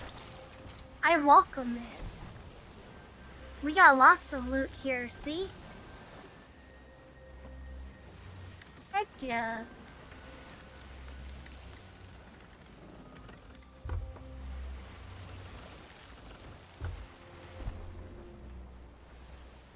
Let's turn here.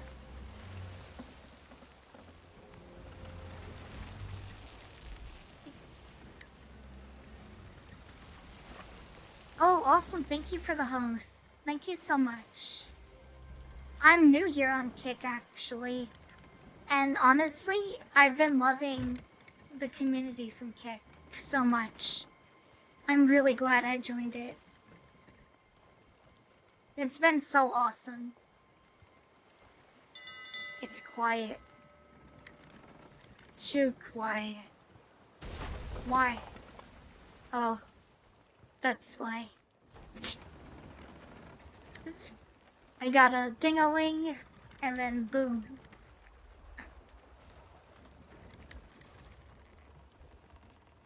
Wow, I see, I see.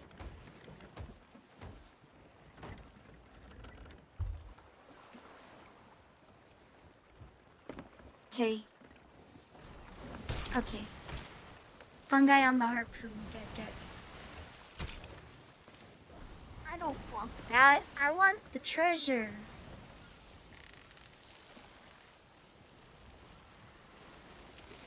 Let's go this way.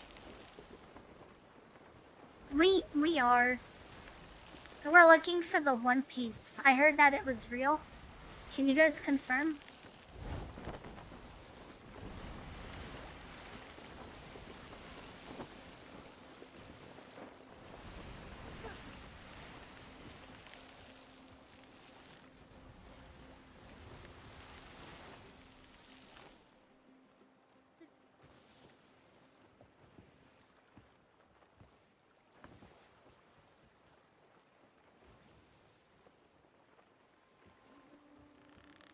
Let's turn around and get that loot in the water. Oh, heck yeah.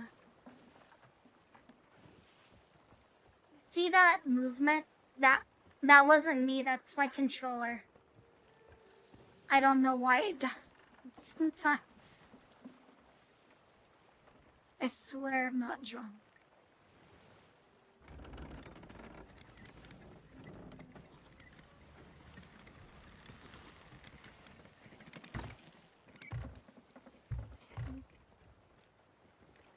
I assume that's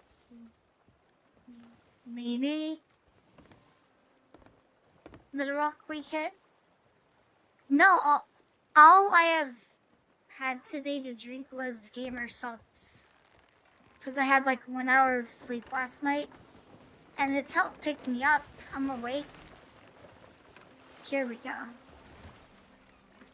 Watch. See? There. Oh, cannon walls. Yay. I'm just gonna do this. Looks like Abba had the same idea. And Fungi. Midnight, please don't do the same thing.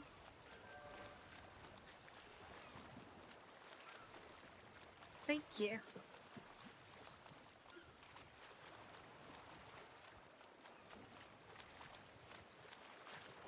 Alright guys, we really gotta look for people to kill.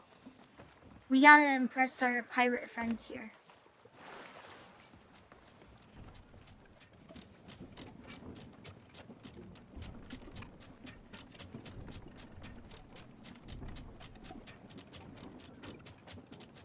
Yeah, put your thinking caps on that says kill.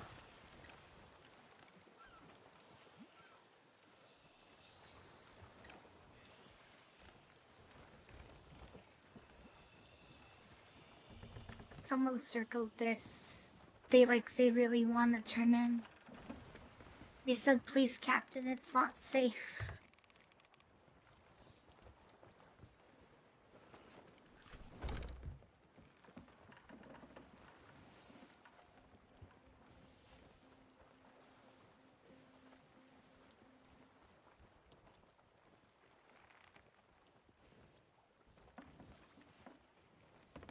Alright. You take care. Thank you. Thank you for your support, though.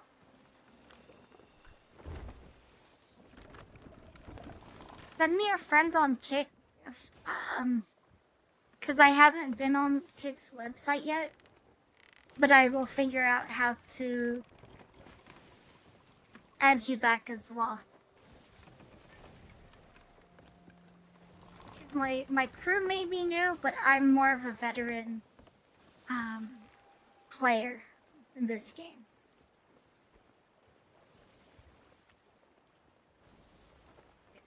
It's just been a while.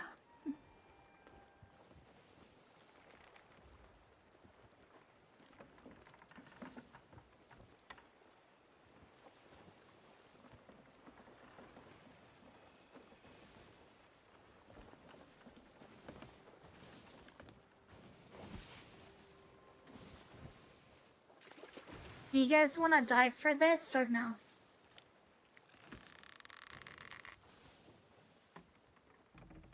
Your guys' call. I don't mind either way. Okay, drop anchor.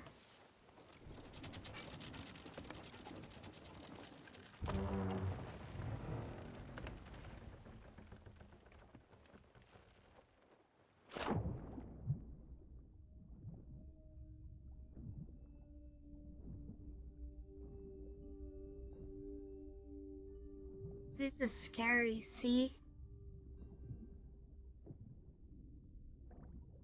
Look at this.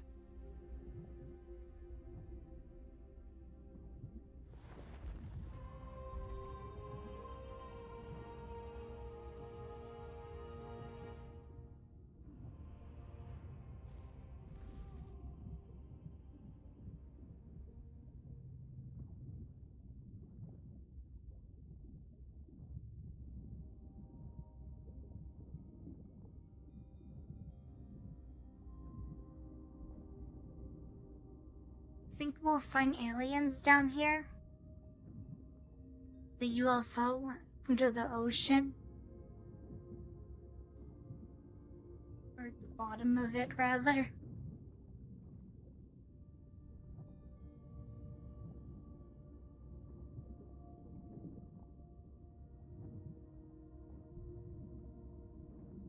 Atlantis. Jellyfish aliens?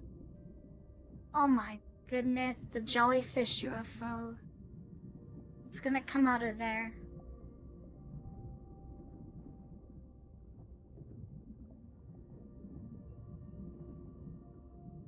There's the statue from there.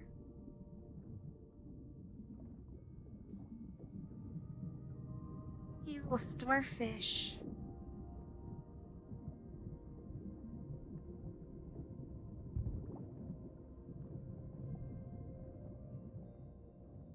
I haven't tried to use violence. He just tried to shoot it open.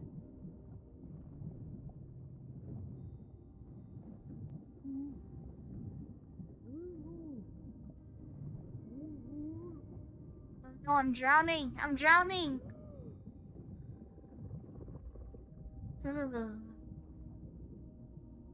I breathed. It's like Sonic.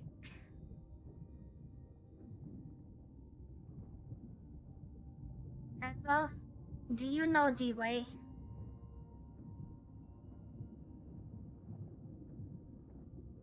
Because I don't know D-Way.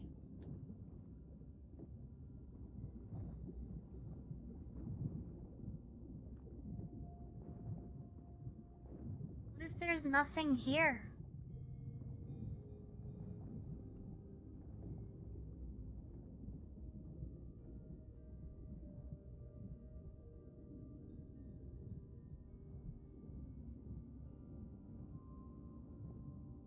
Sharks? Oh. Yeah, that's sharks. They're trying to breathe too.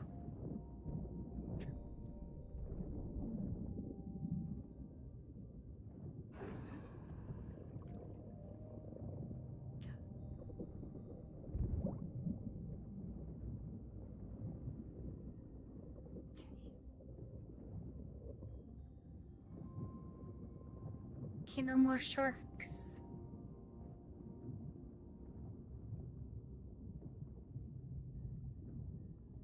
When I play this alone, the sharks freak me out.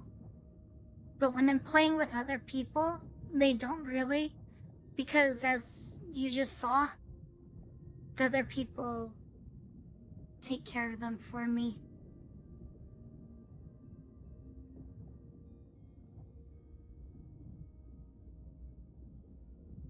It's like playing Resident Evil 3 and having Nemesis chase you around.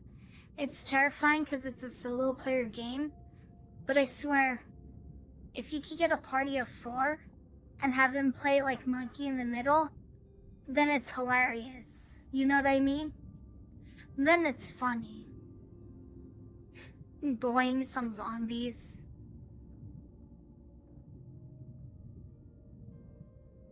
Life is just scarier alone.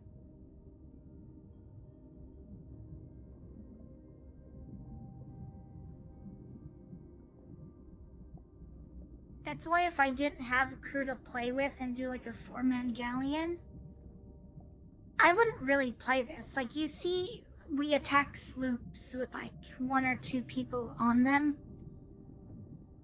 And it's just like, it's like lonely. Like, if I'm on the sloop by myself and here comes the Megalodon, I'm freaking out. If it's the Kraken, I give up. It's so scary. But if I have a 4-man crew and we're looking for the One Piece together, yeah. Think of all the anime you watch. How many series have just one character? And that's it. Name one anime that only focuses on one character.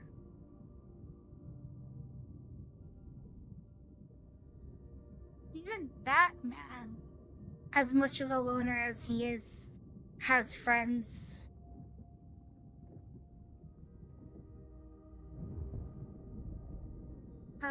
Fungi.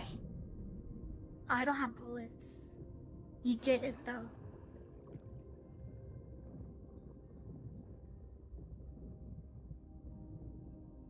Anna said that he opened it, so that's good. I'm happy. Hi, Oscar. Oscar, I have a question for you.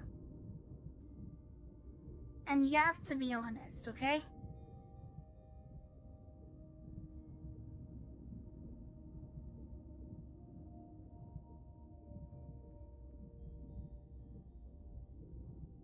Do you know Bera?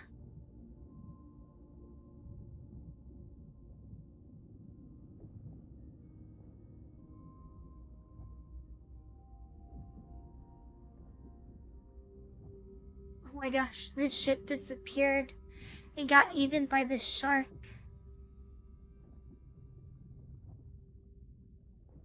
Oh, you have? Okay. I see. I wasn't sure. Bera is like, he knows a lot of people. He has a lot of friends. Out of all of us, he's like the social butterfly. And so I was just kind of like,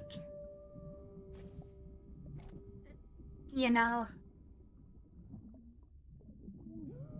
it's Bera's friend. No, welcome in though, welcome. My streaming thing. Oh, I see. So were you in the Twitch watching? Yeah. I see, thank you.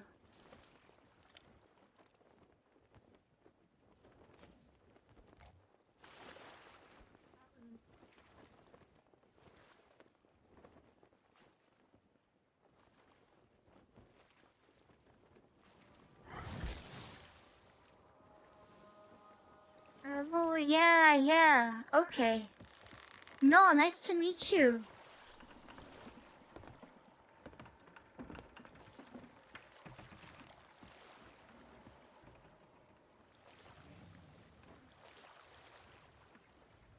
Wait. Meet with the nearby merfolk to retrieve treasure you stored at a merfolk statue. I think this Abba did something. I see.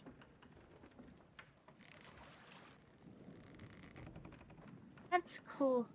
I really want to get a quest too for VR chat. I think it'd be really fun to be able to move around and stuff. And what is the other one?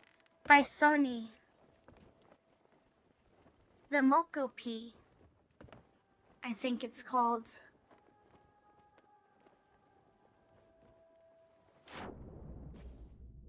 Okay. I don't know if I'm helping or hurting you guys by doing this, but yeah, the Moko P. Yeah.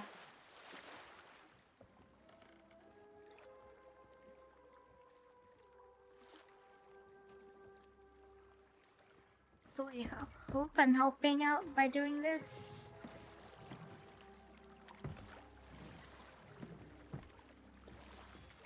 I'm just gonna mount this onto the ship.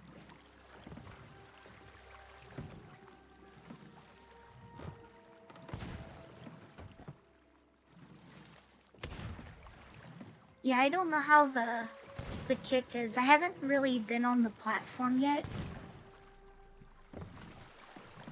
But it's been really cool to see, like, a lot of people chatting on there.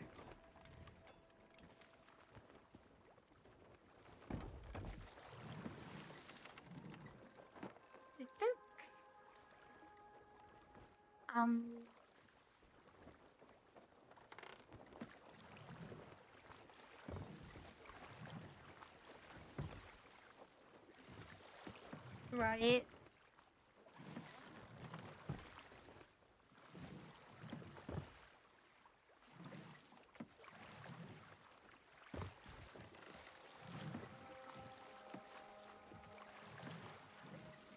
I don't know if there's something you guys need help with down there. I don't even know if this boat can mount because of the shape it's in.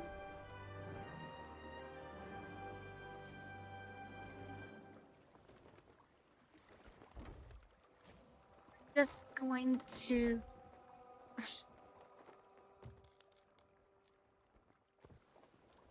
It's empty. I'll just take this with me then.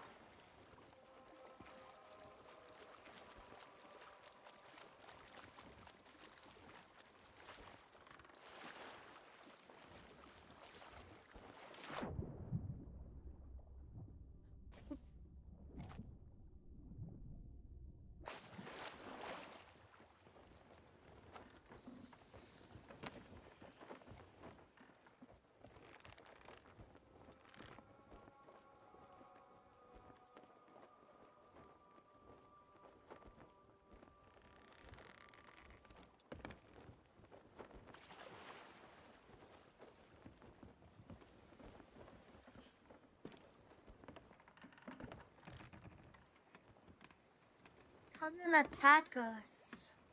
Someone.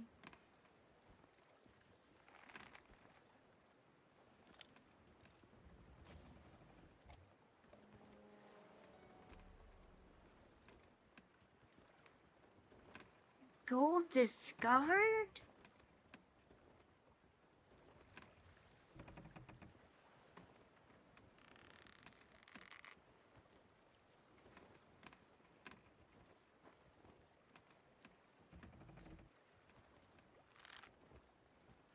There's no one.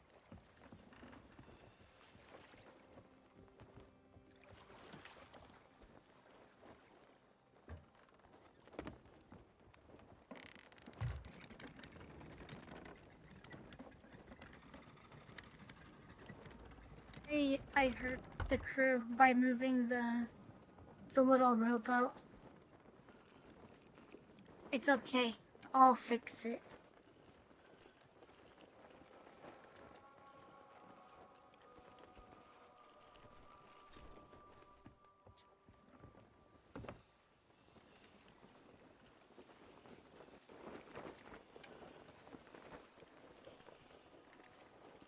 No juice viscosity.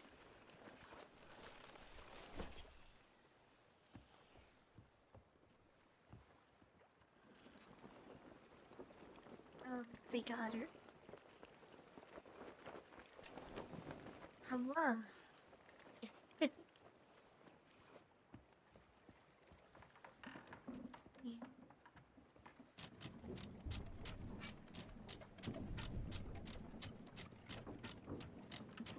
Hi, children.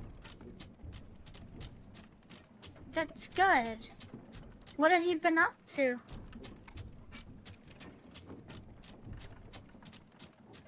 Did you eat anything?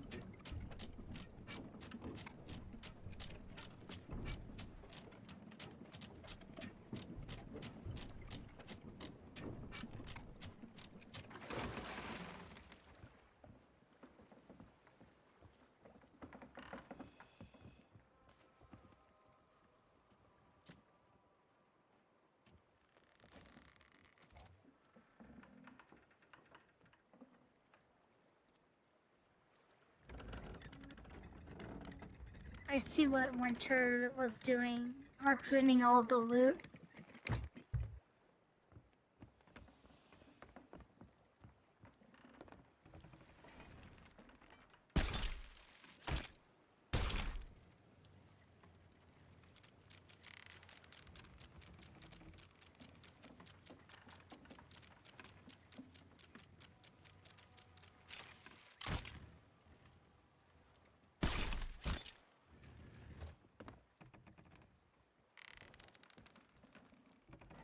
I got a piece of shark. A piece of Gura.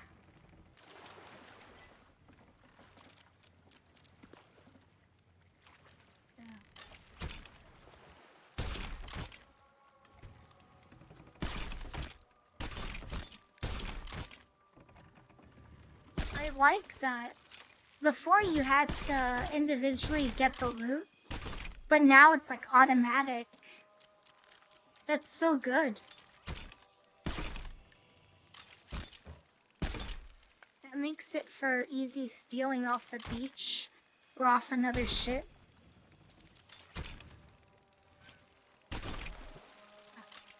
I'm gonna harpoon this sucker. Oh my gosh, look.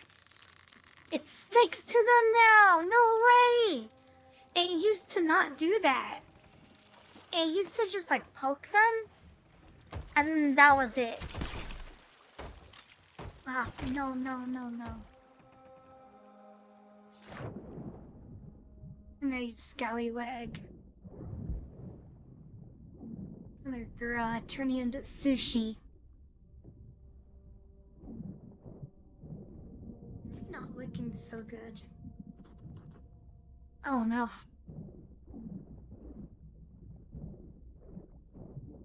Here comes,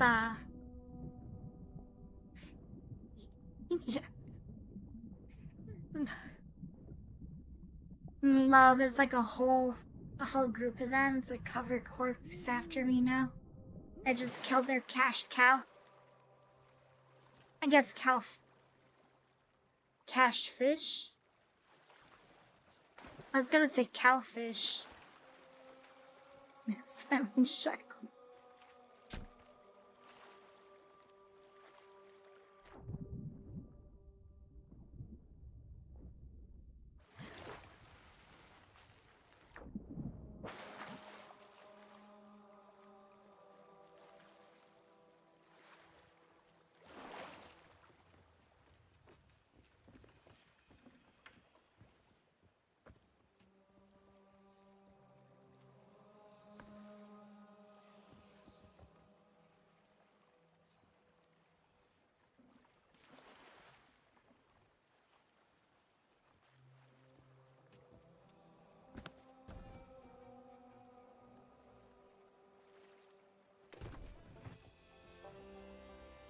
While they're working hard, I'm gonna cook for the crew.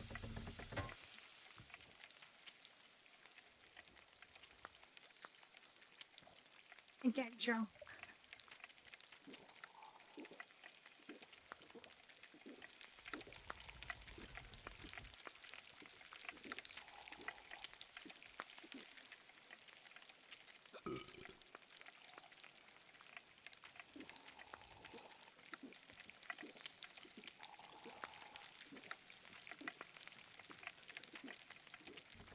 Grog. I wanna drink grog. What do you think grog tastes like? Probably purple, right? Cause that's the color of the barrel. Oh god.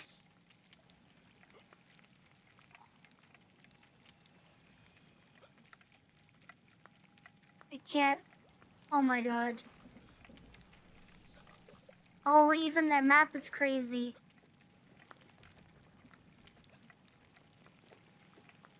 No. This shark is gonna burn. Oh fuck, oh fuck, oh fuck, oh fuck. No, no, no, no, no, no, no, please. Okay, I got one. Oh my god, I puked on the other one. It's okay, that can be Abba's piece. He doesn't need to know. I washed it off with ocean water. Oh god. No. No. It's gonna burn, damn it.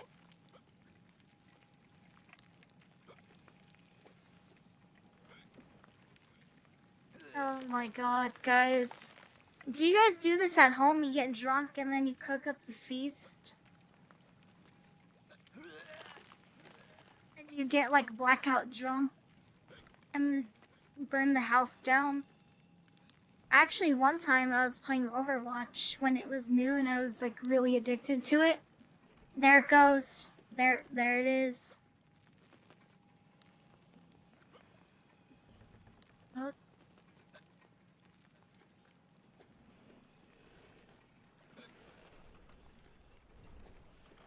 Somehow I was able to turn the light off there.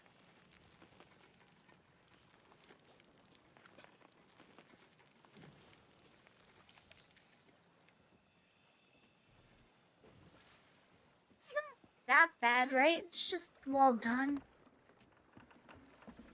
I'm sure Abba will still enjoy it.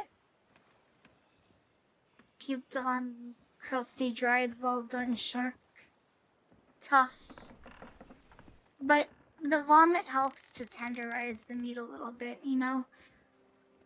Just put on, you know, some of that stomach acid on there for my vomit. It helps to digest and tenderize the meat. So it's okay. Even add some flavor to it. A little bit sour, tangy. I think it's nice. You add lemon to shark and fish, right? Same thing.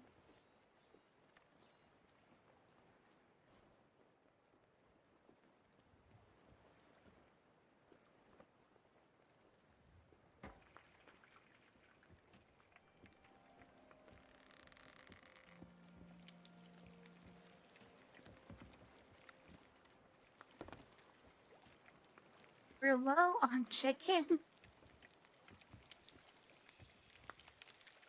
Oh no. Well, lucky for you.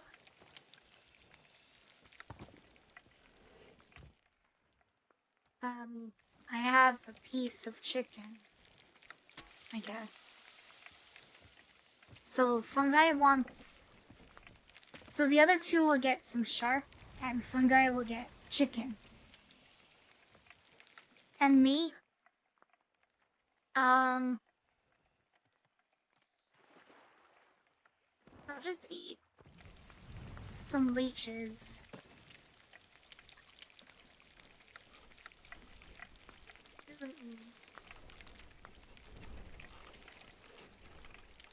Delicious. Oh, the shark's done. I flavored that.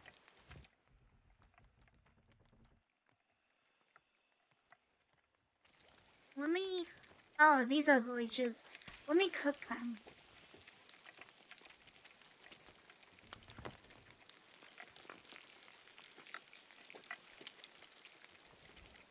He's like, guy, I made you chicken. Here.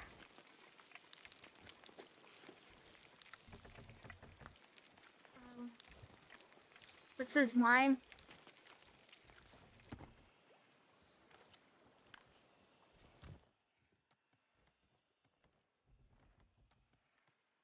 I guess he took it. There you go.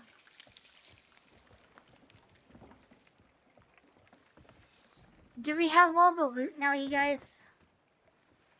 But yeah, I was saying that one time I played Overwatch when it was new, and I was really addicted to it. And I was baking chicken. Like, I put drumsticks into the oven, and I left it there.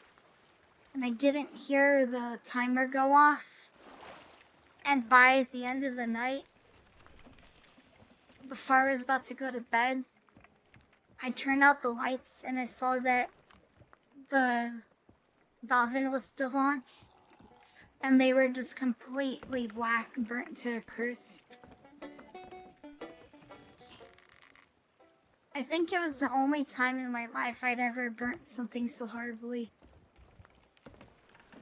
Completely forgot about it.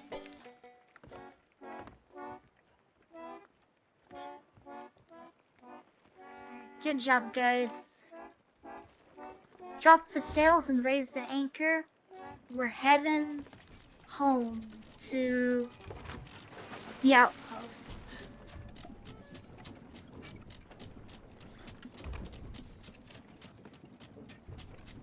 Because we rich. AF.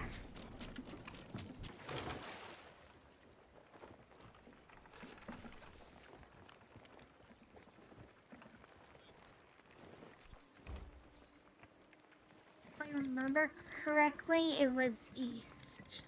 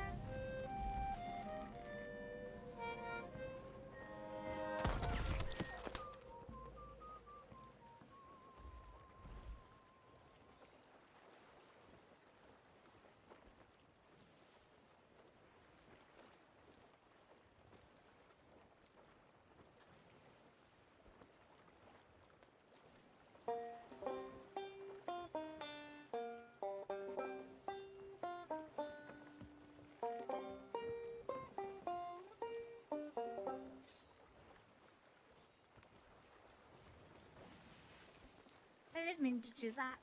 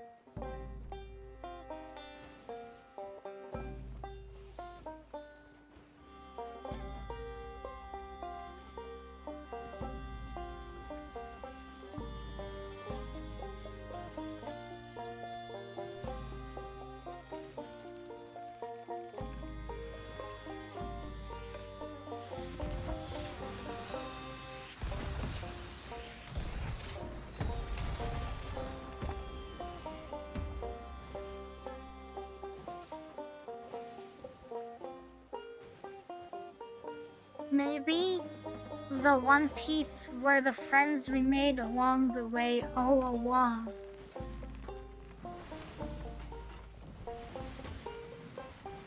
No.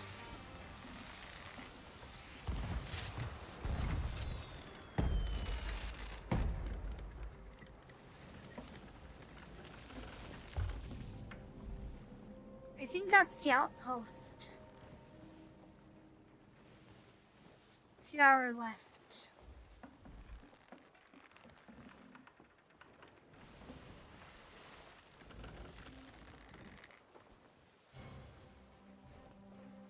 Ah. Uh-oh. Revenge? Oh my gosh.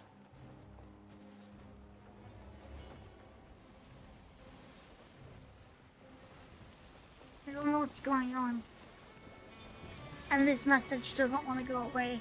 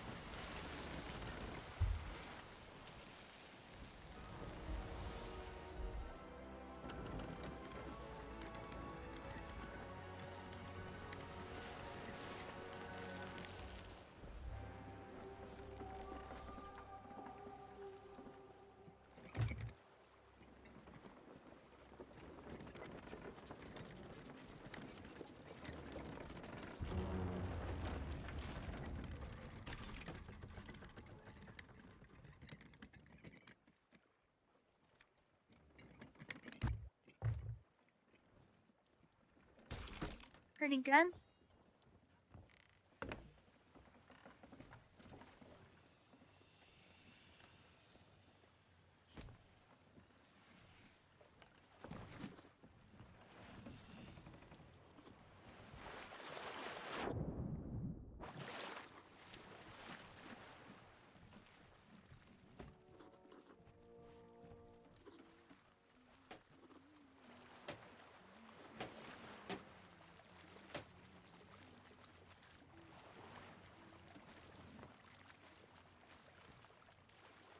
Now begins the long, gory tour.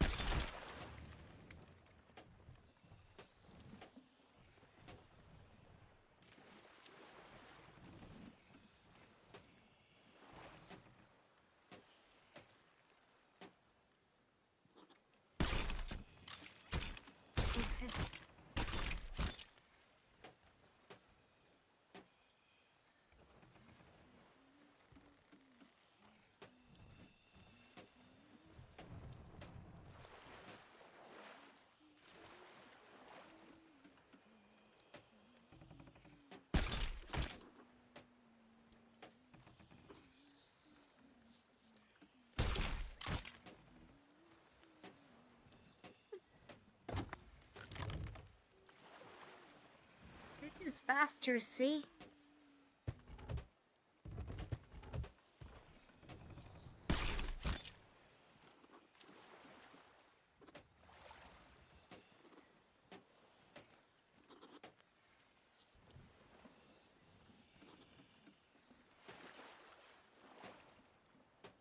Emissary values going up with all the turn-ins though.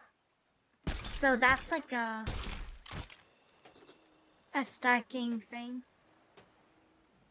Multiplier.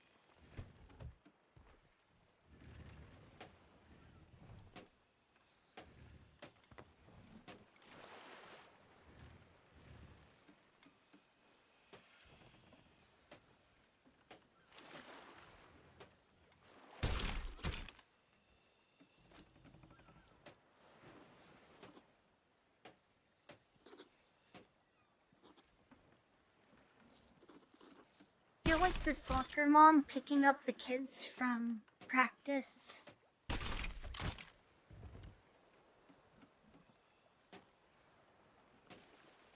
We're going to McDonald's after this, guys.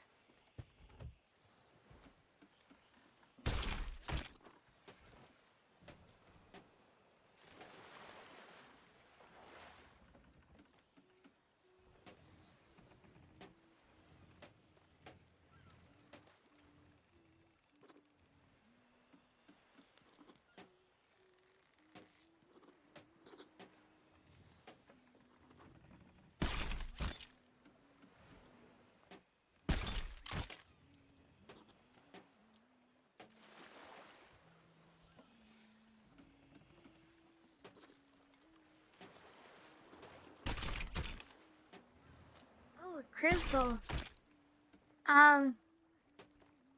Yeah, I hope so. Assuming you're like in the same lobby as us. There's no way to really tell.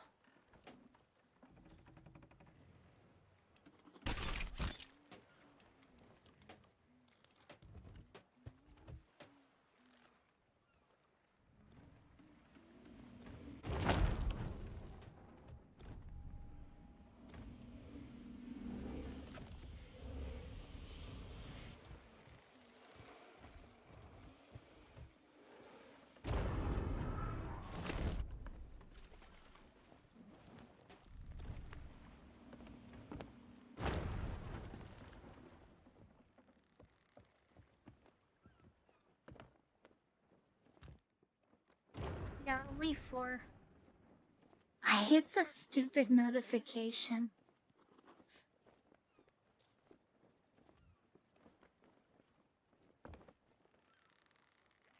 Go away.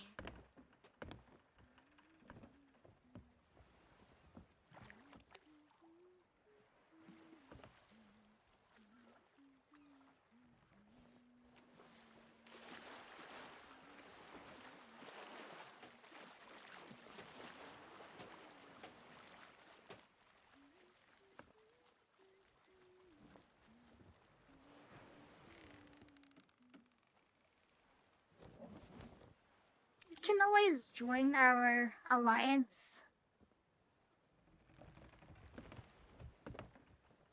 And then we could just like fight other people. Well, that's some good joke, guys.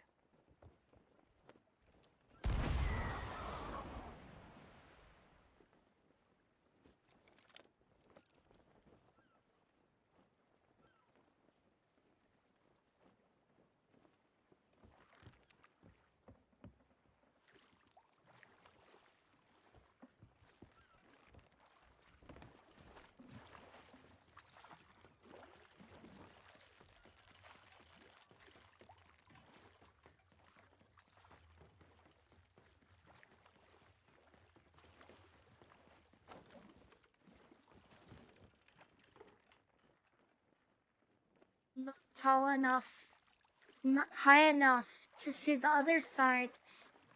Hey.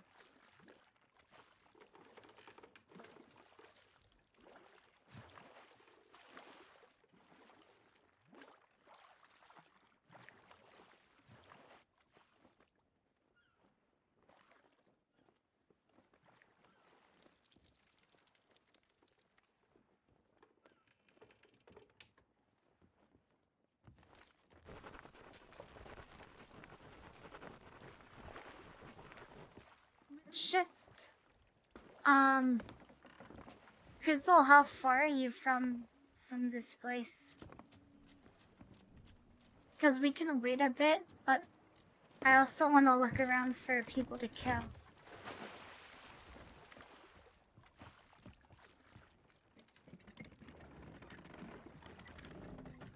We haven't had enough PvP action.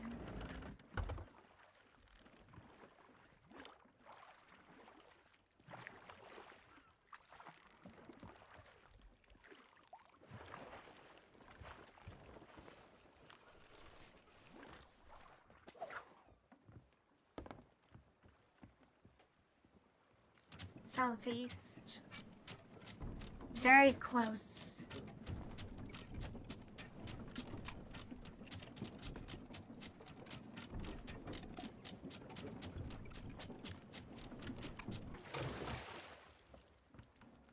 Do you see us on your map? Cause we should be like a red flag thing on the map for you.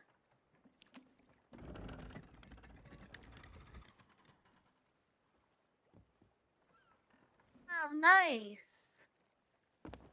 You caught one.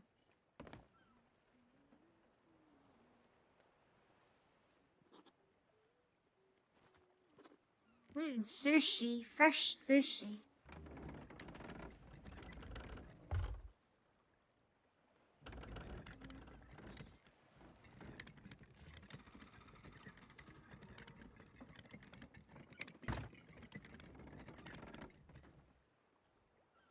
So then I think we would intercept by going northwest, right?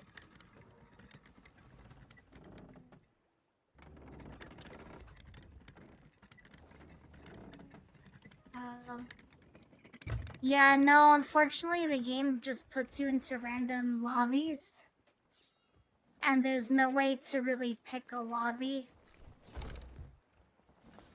Because then a lot of people would be cheating and like just joining their friends, you know, on different ships. So it's just like RNG chance. And I don't know how many server lobbies there are. Yeah, sorry. Some people, they gun it really hard to try and see if they can get something, but it's kind of tough.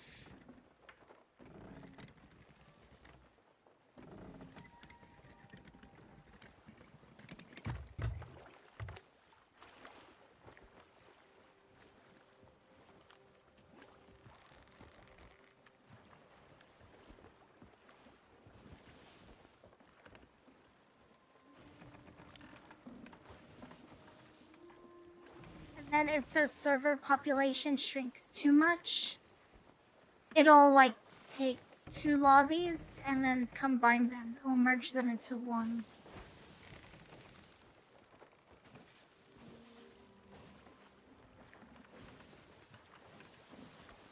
You'll usually get like a notification if that happens.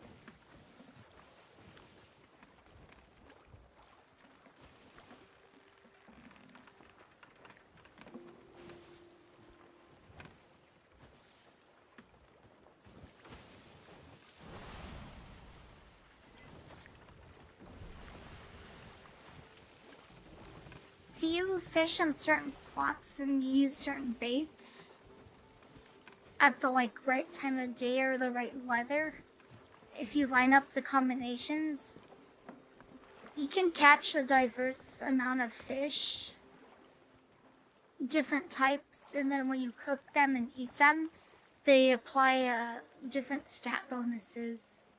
So like plus attack, plus defense, that kind of thing.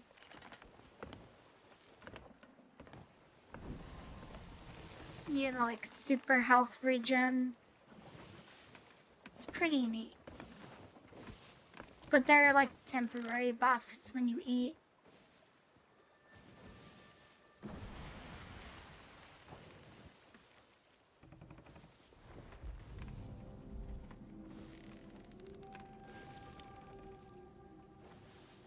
Booty Ohio. I don't see no booty there.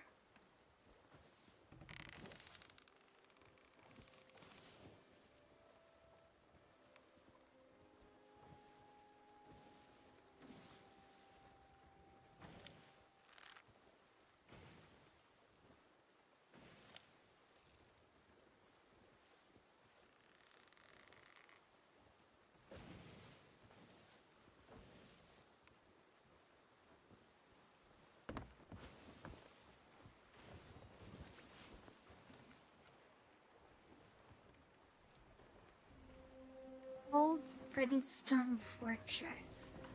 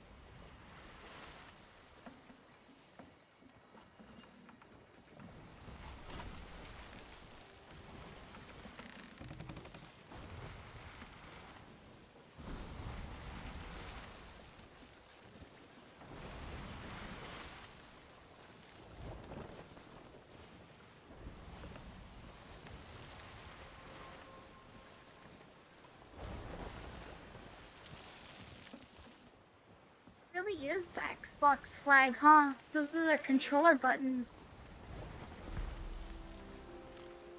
I think. Yeah. I was making a joke, but it really is.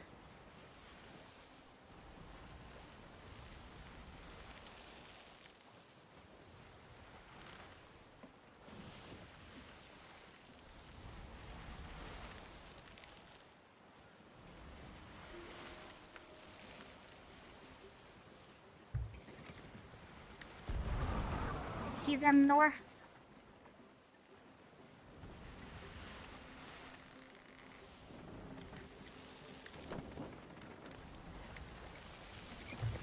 Do you see a ship? Oh, Ashton Tornado. Yeah, we can go for it. Maybe there'll be someone there.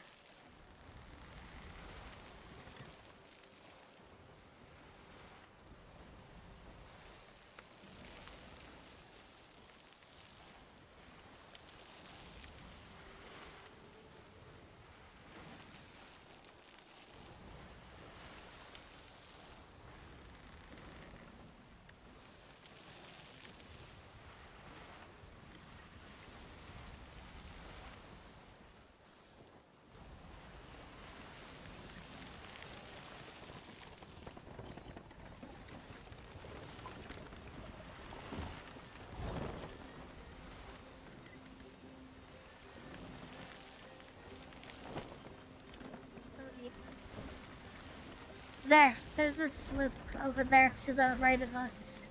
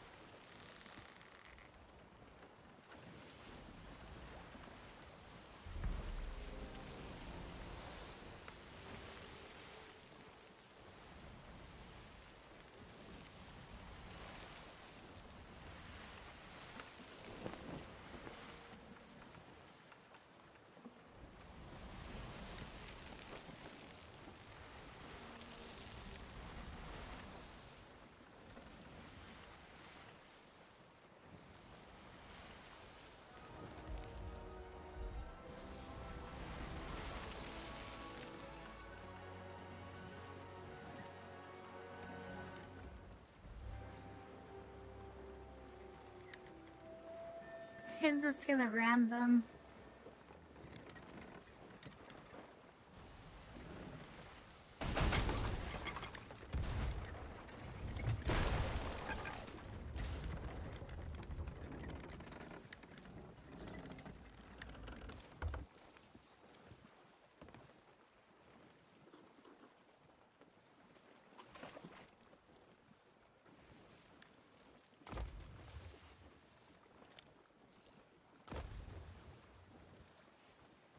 It's funny.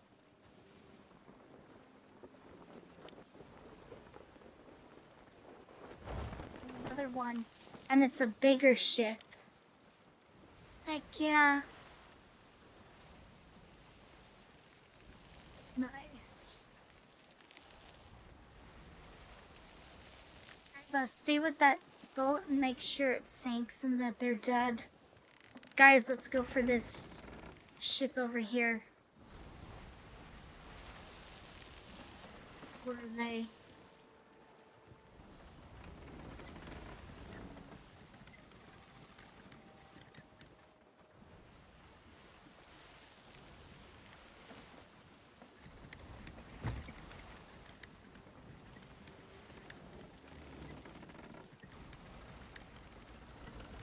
Nice. Then you can just take the mermaid back. Good job. I know there's a galleon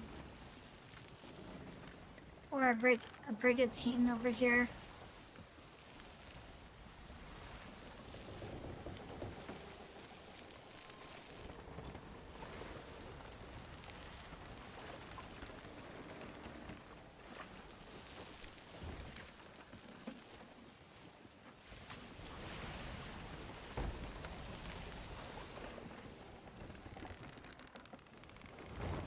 I can see a little bit better, you know.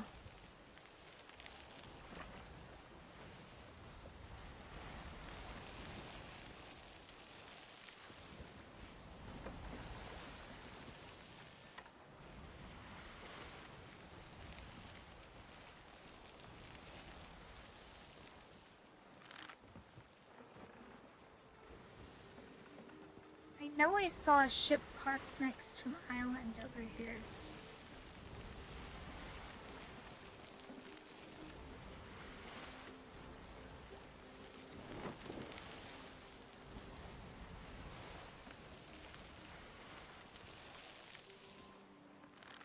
There. Oh.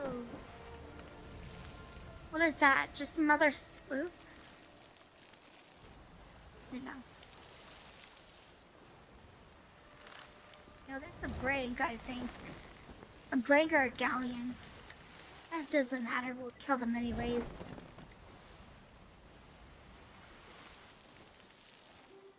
Yeah, just single the sails. We'll steam ahead, boys.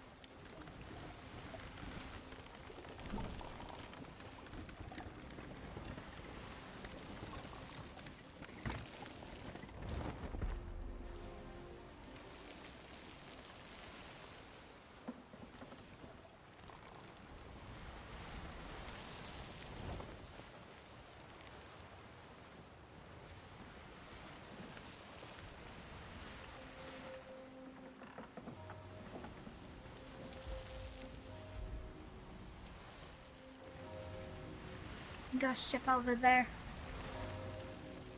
Oh, Jesus. Yeah, delayed warning. I don't know. Chat, help me out. Were they standing at the front of the ship? In front of the sails?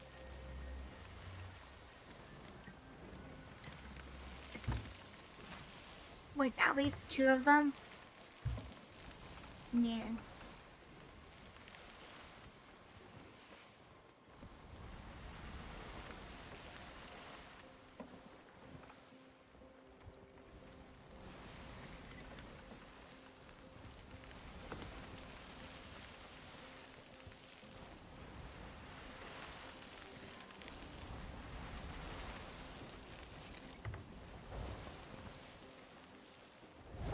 That's a ghost ship south. But thank you.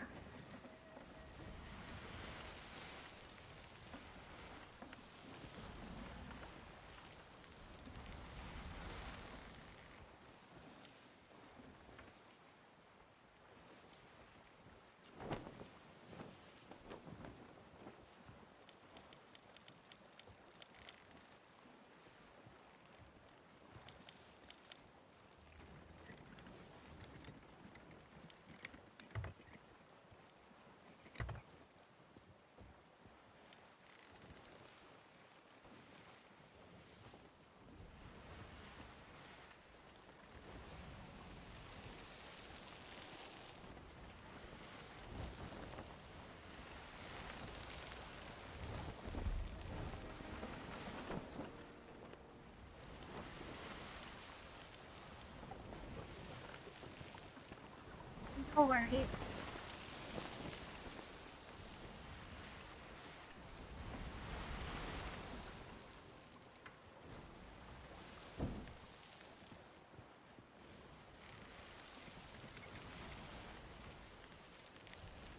We'll sink this one and then I'm gonna call it a night and hop off. So let's make this a good run.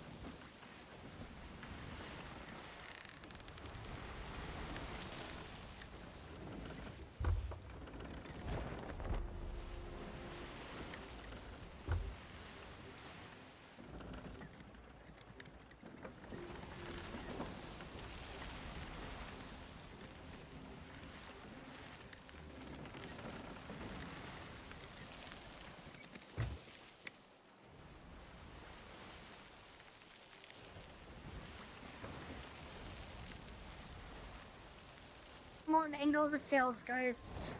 We need to catch them. They're just trying to puss out. Get on top of the sails, please. When I turn, they should be turning.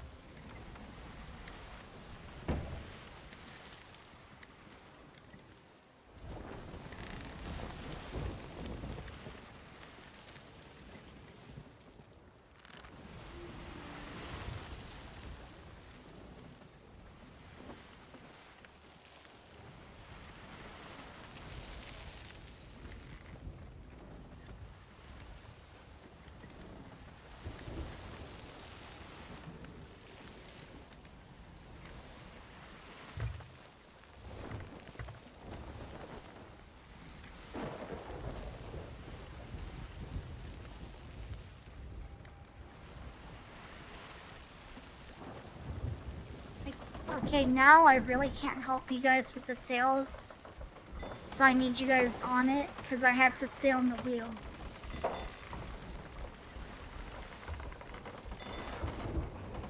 And I'm still trying to keep my eye on them.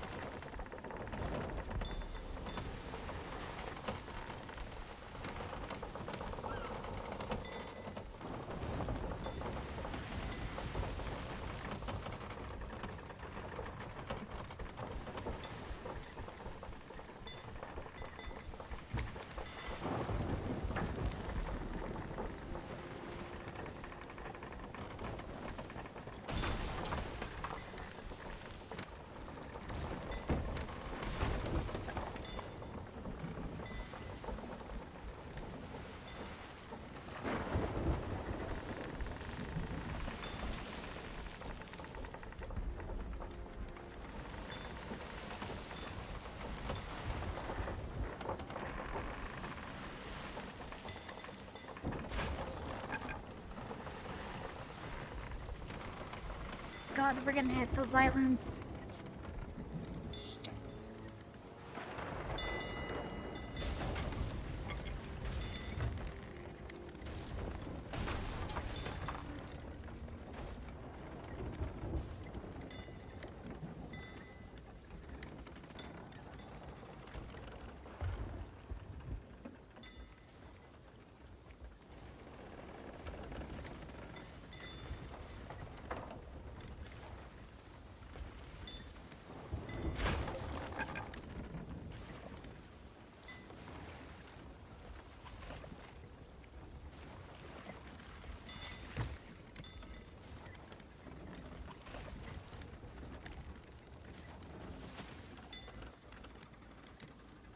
Looks like they hit that island too over there.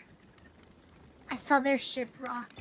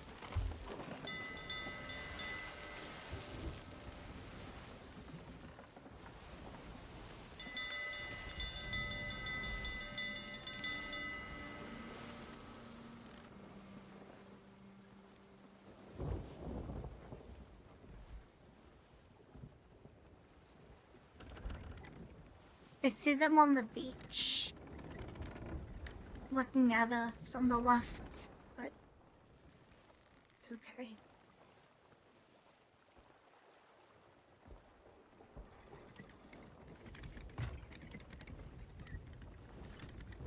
Use the harpoon, hard left, Ava.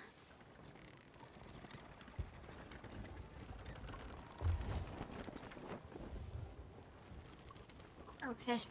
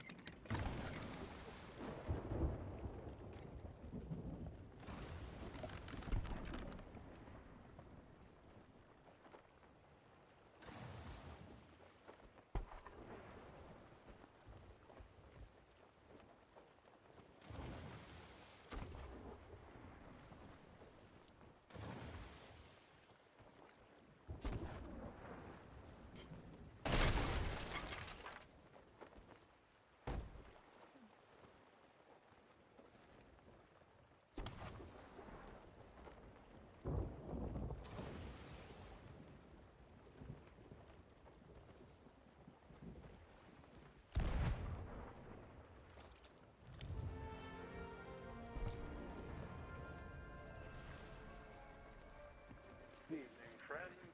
How you doing? Would you care for an alliance? Really care for an alliance. Light their asses up.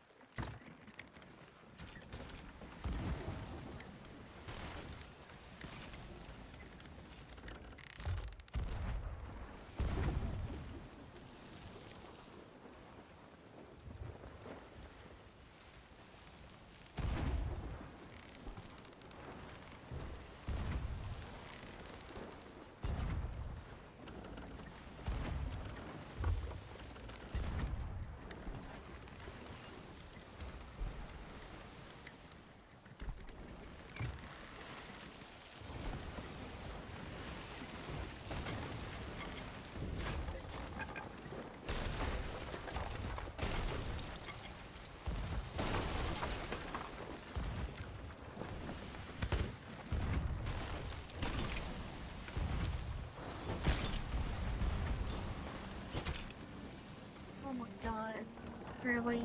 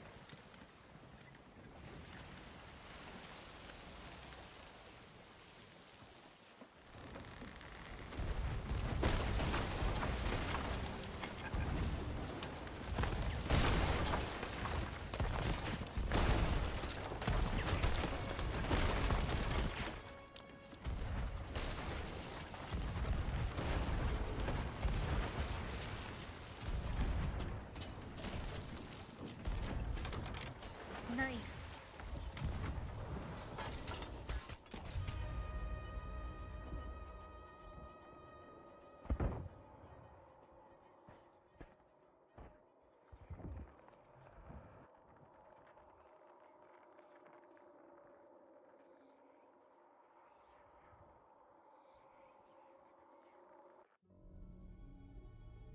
It's okay. That was good. I don't know if they're 2 men or 3 men. Probably 3 men. That was good though.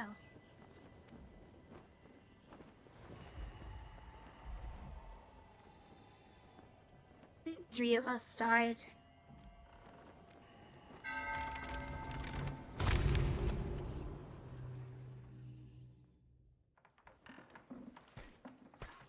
Good job though, guys.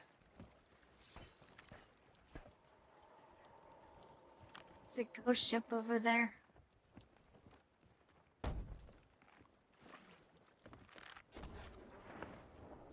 They're behind us. There's still up.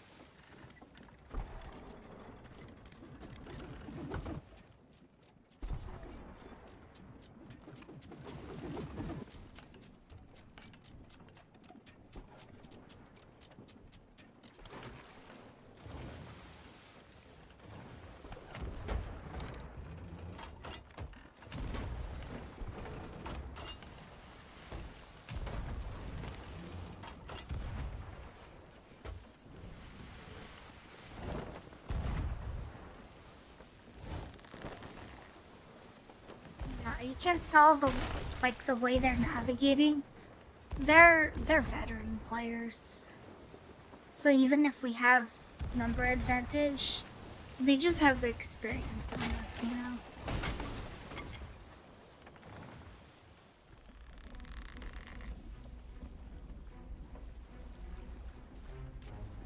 That's okay.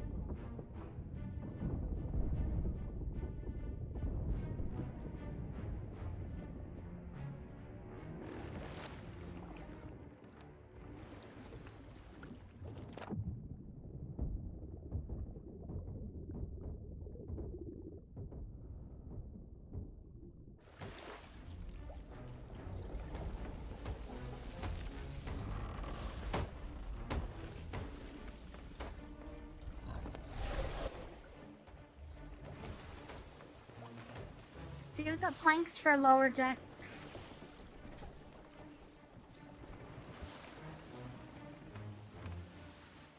Battles like this usually come down to who has more supplies to outlast the other.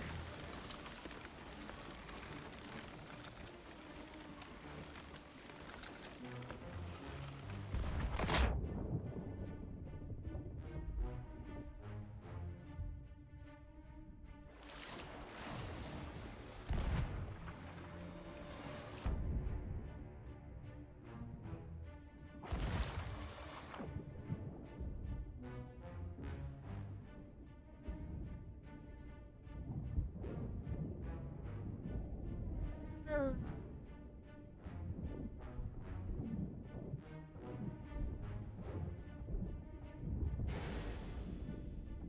Inside the Megalodon.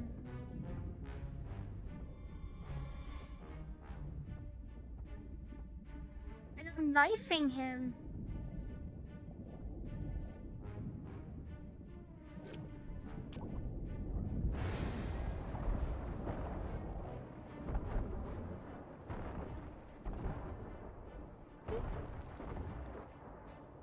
I thought, the way it looks, I thought I cut him up into sushi bits. And I was like, dang, that didn't take anything.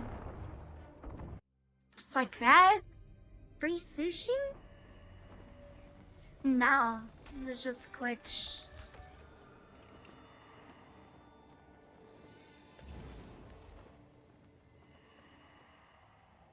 I got the blue. Wait. Someone's selling chests?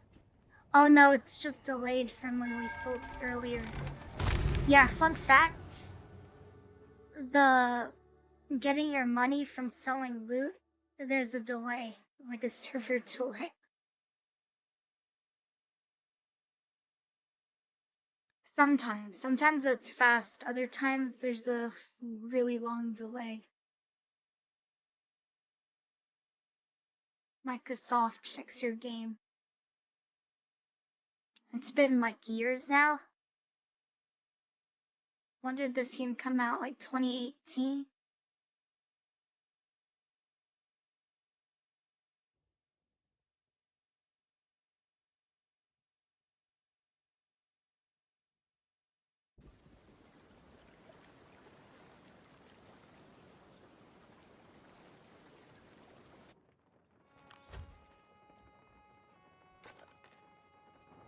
That sounds like GG.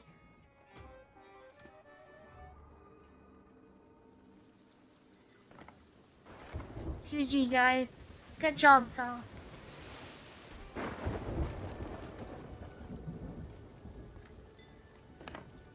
That means we sunk. GG, though. We tried. Those are the sweaty crews. Usually, you have sloops that are just the casuals who are new, or they're just like casual players. You know, they hop on, they try the game out because it's free on Game Pass or whatever, right? Or it's on sale. And then you usually have the breaks. Any breaks or galleons you run into, those are the bands of friends who've been playing this for so long.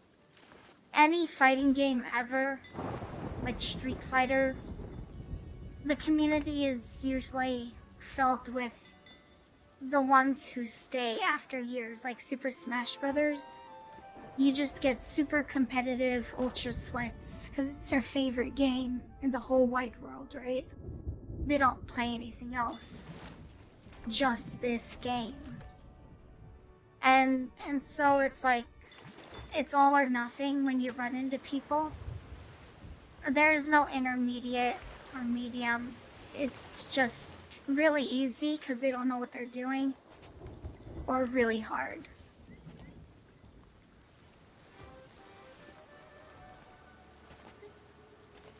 There's a lot of games like that, huh? Like a lot of online games.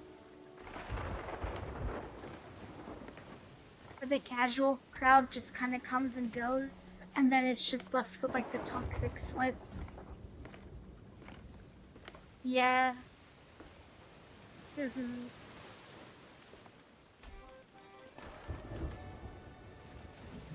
Still had fun though. I think we did really well. I think I got hit. This just touched my butt.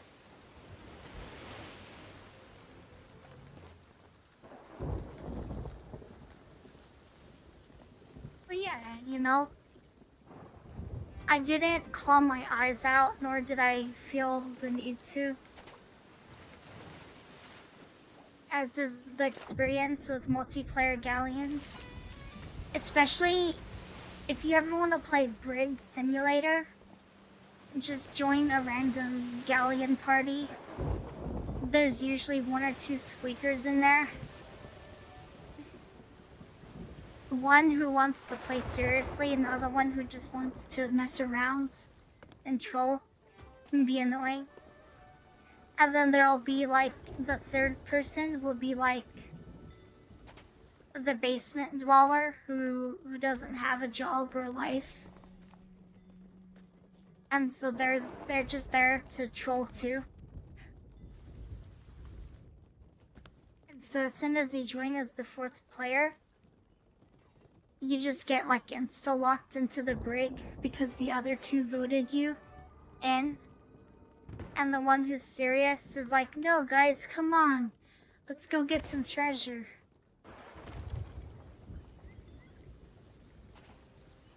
Brig Simulator. Oh, I'm sorry, Cruzel.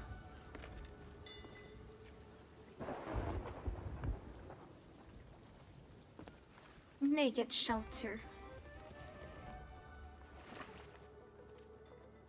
Oh, those rats. Did you know if you use your emotes? Wait. What?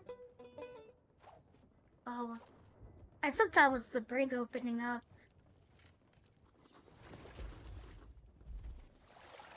Look at this. To roll on the floor laughing.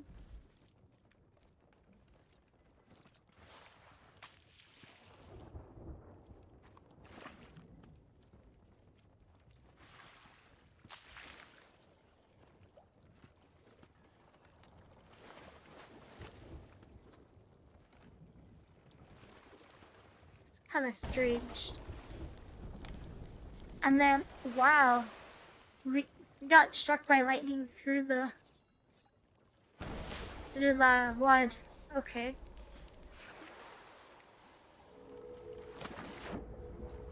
I think this is the dance that Alien did in the movie The Communion.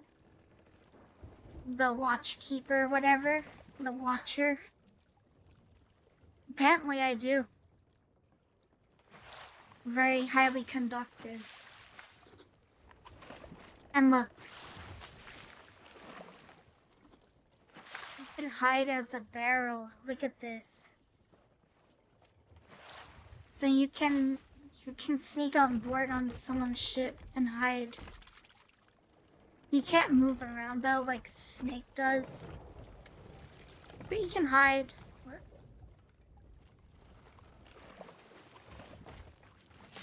See?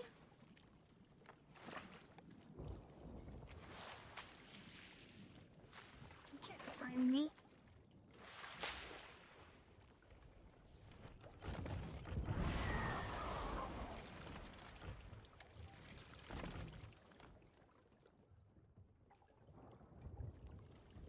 The hungering one. For some reason, I read the F in fungi, and then I combined it with hungering, and then I just kind of, at first glance, at a quick glance rather, I read it as the fingering one. I was like, wait, what? Hunter of the fingering one.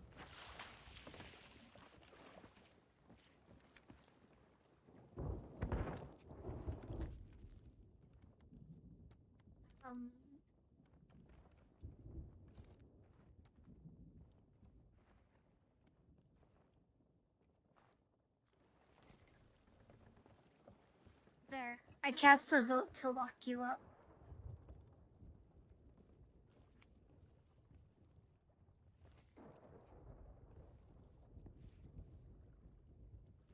There it is. We had a galleon, and we had a rando join us. And they wanted to be funny, and they thought it was clever to, like, as we're sailing, drop our loot into the ocean. So we locked him up, and he stayed in the brig, talking to himself, trying to annoy us in voice chat, like a grown-ass man. He stayed in the brig for like 3 hours. Because once you're in there, the only way is if we let you out, or you leave the game.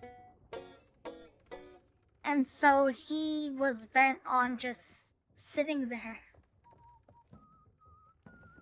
And then when another ship attacked us, he would try to like scream into the mic and tell them where we were, if we were below deck, and what we were doing and that kind of stuff. He was trying to help the enemy players with voice chat.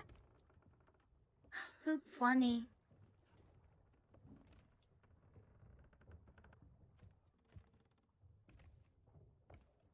Yeah. Alright, guys. I'm gonna do meds for me and the Dukes and try to call it a night because I'm actually really tired, so yeah. Thank you for hanging out, though. I had a lot of fun. Yeah. Of course, guys. Alright. You guys have a good night. Take care.